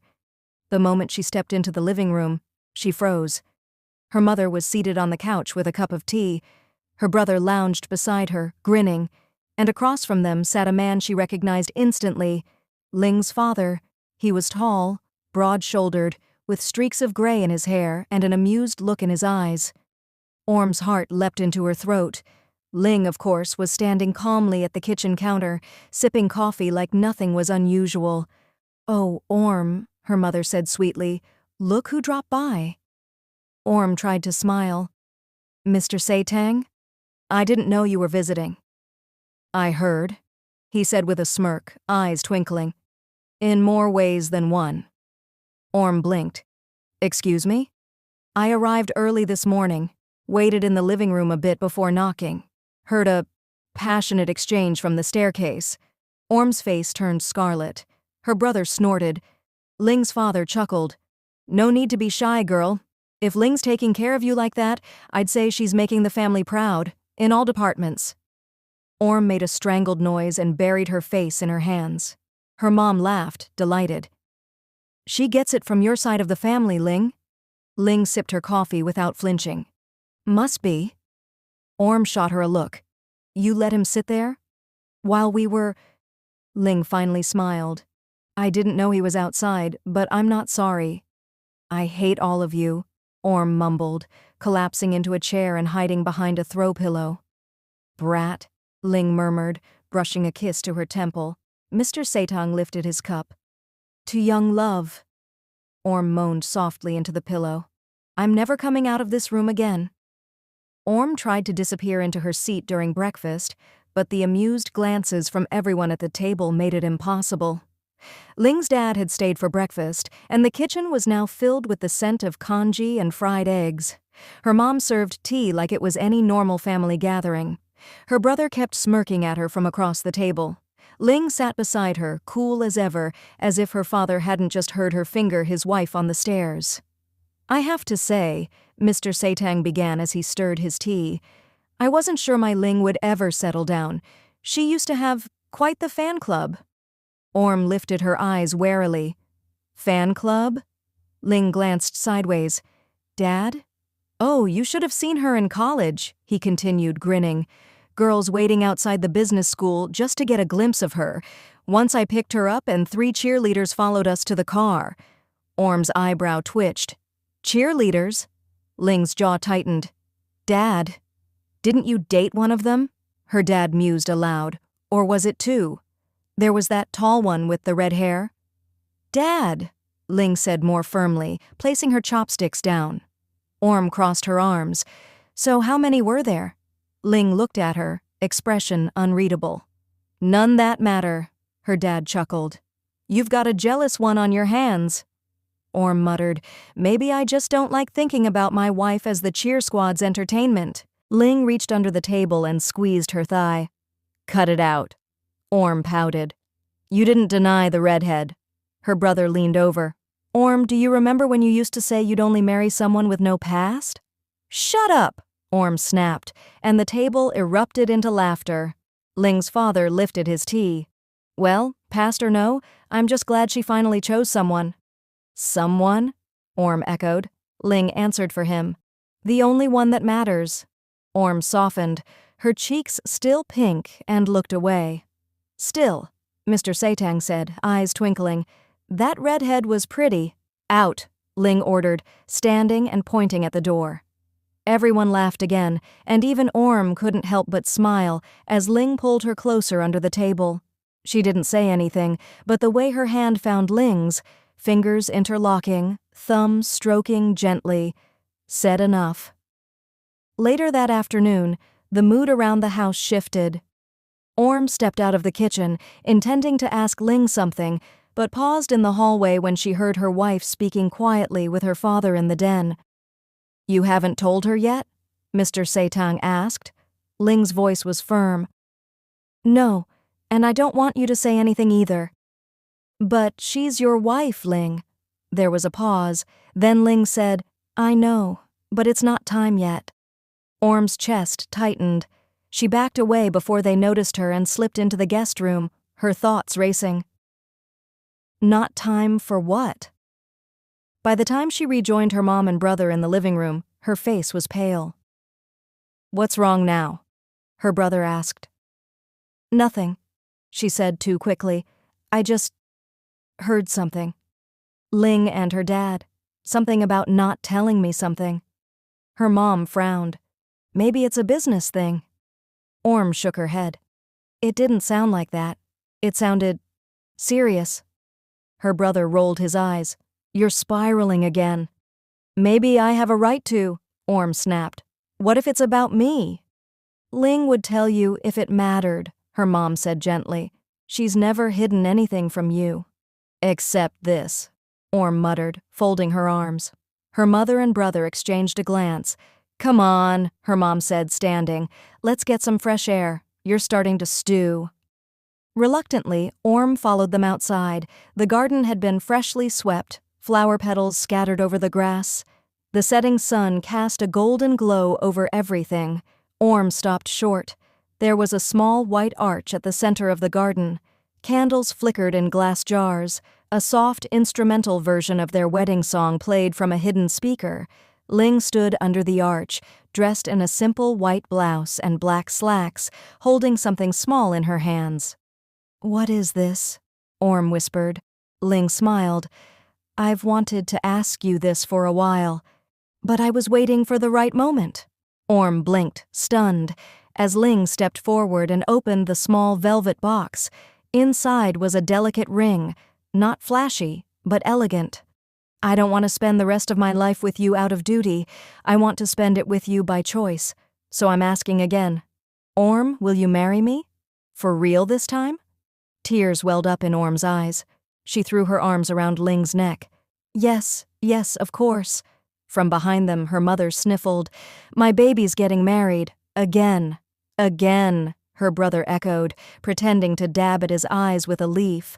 Ling slid the ring onto Orm's finger. "Wedding's tomorrow," she whispered, kissing her. Orm laughed breathlessly. "Why am I not surprised?" "You're mine," Ling said softly. "This time, you get to choose."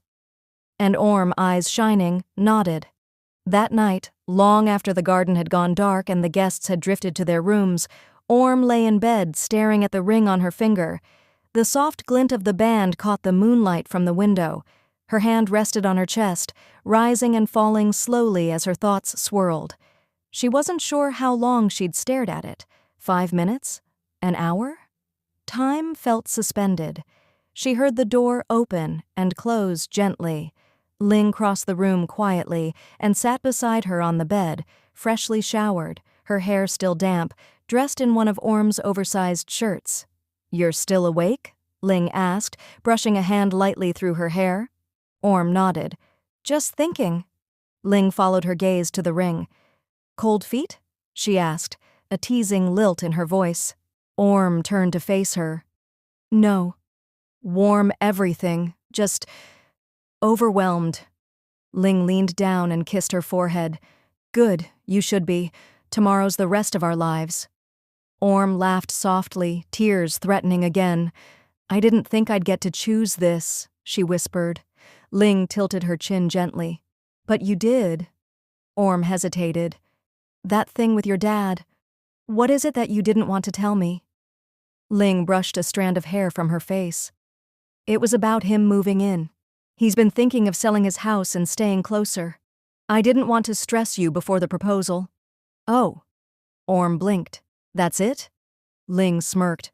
"Well, he's also a terrible cook and will probably take over the living room, but yeah." Orm smacked her shoulder lightly. "I almost had a heart attack." Ling leaned closer. "Want me to take your mind off it?" "No," Orm murmured, pulling her into an embrace. "Just hold me." Ling wrapped her arms around her, breathing her in, lips brushing her temple. They lay there like that for a long time. Outside, the moonlight draped the room in silver. Inside, 2 women tangled in each other's arms, hearts synced, bodies still and full of promise. Tomorrow would come. But for tonight, they had each other. And it was enough. At some point, Orm drifted into sleep, safe in Ling's arms, the warmth of her body lulling her into a dreamless slumber. She wasn't sure how long it had been, an hour, maybe more, but she woke to the familiar pressure of weight on her hips. Her eyes fluttered open to find Ling already between her legs, hair cascading down like silk, gaze locked on hers with dark intent. "Ling," Orm whispered, still dazed from sleep. "You didn't think I'd propose to you and not claim my fiancé, did you?" Ling murmured, her voice low, sultry. Orm tried to protest, but her breath caught as Ling rolled her hips forward, their bodies aligning perfectly. Ling's thigh slid between hers, and Orm gasped as she felt the slick warmth of skin on skin. "You were sleeping," Ling said as she pressed closer, dragging their centers together. "You look too pretty not to wake like this." Orm whimpered, arching into her. "You can't even go one night without—" Ling cut her off with a kiss, grinding deeper. "No, I can't." Orm's nails scraped down Ling's back, her body already catching fire. She moaned as Ling rocked into her, rhythm unrelenting, breath hot against her cheek. "I love when you do this," Orm panted, "when you don't even ask." "You don't want me to ask," Ling whispered into her ear. "You love it." Orm's thighs tightened around her. "Yeah, I love it." They came together like that, slow, desperate, greedy. Afterward, as they lay tangled in the sheets, Orm rested her head on Ling's shoulder and whispered, "You're insane." Ling smirked, pressing a kiss to her hair. "And you're mine." Orm didn't argue. The next morning, Orm stirred to the scent of jasmine tea. She blinked groggily and found Ling already dressed, sitting beside her with a tray balanced in her lap, toast, fruit, tea, and a soft smile. "Morning, wife-to-be, last day of being engaged." Orm groaned and pulled the covers over her face. "Too early for that much cheer." Ling tugged the blanket down. "Too early to skip breakfast. You'll need your strength tonight." Orm flushed instantly, sitting up and grabbing a pillow to smack her with. Ling caught it mid-air and laughed. "I hate you," Orm mumbled. "No, you don't." Orm sipped her tea, staring at her. "No," she agreed. "I really don't."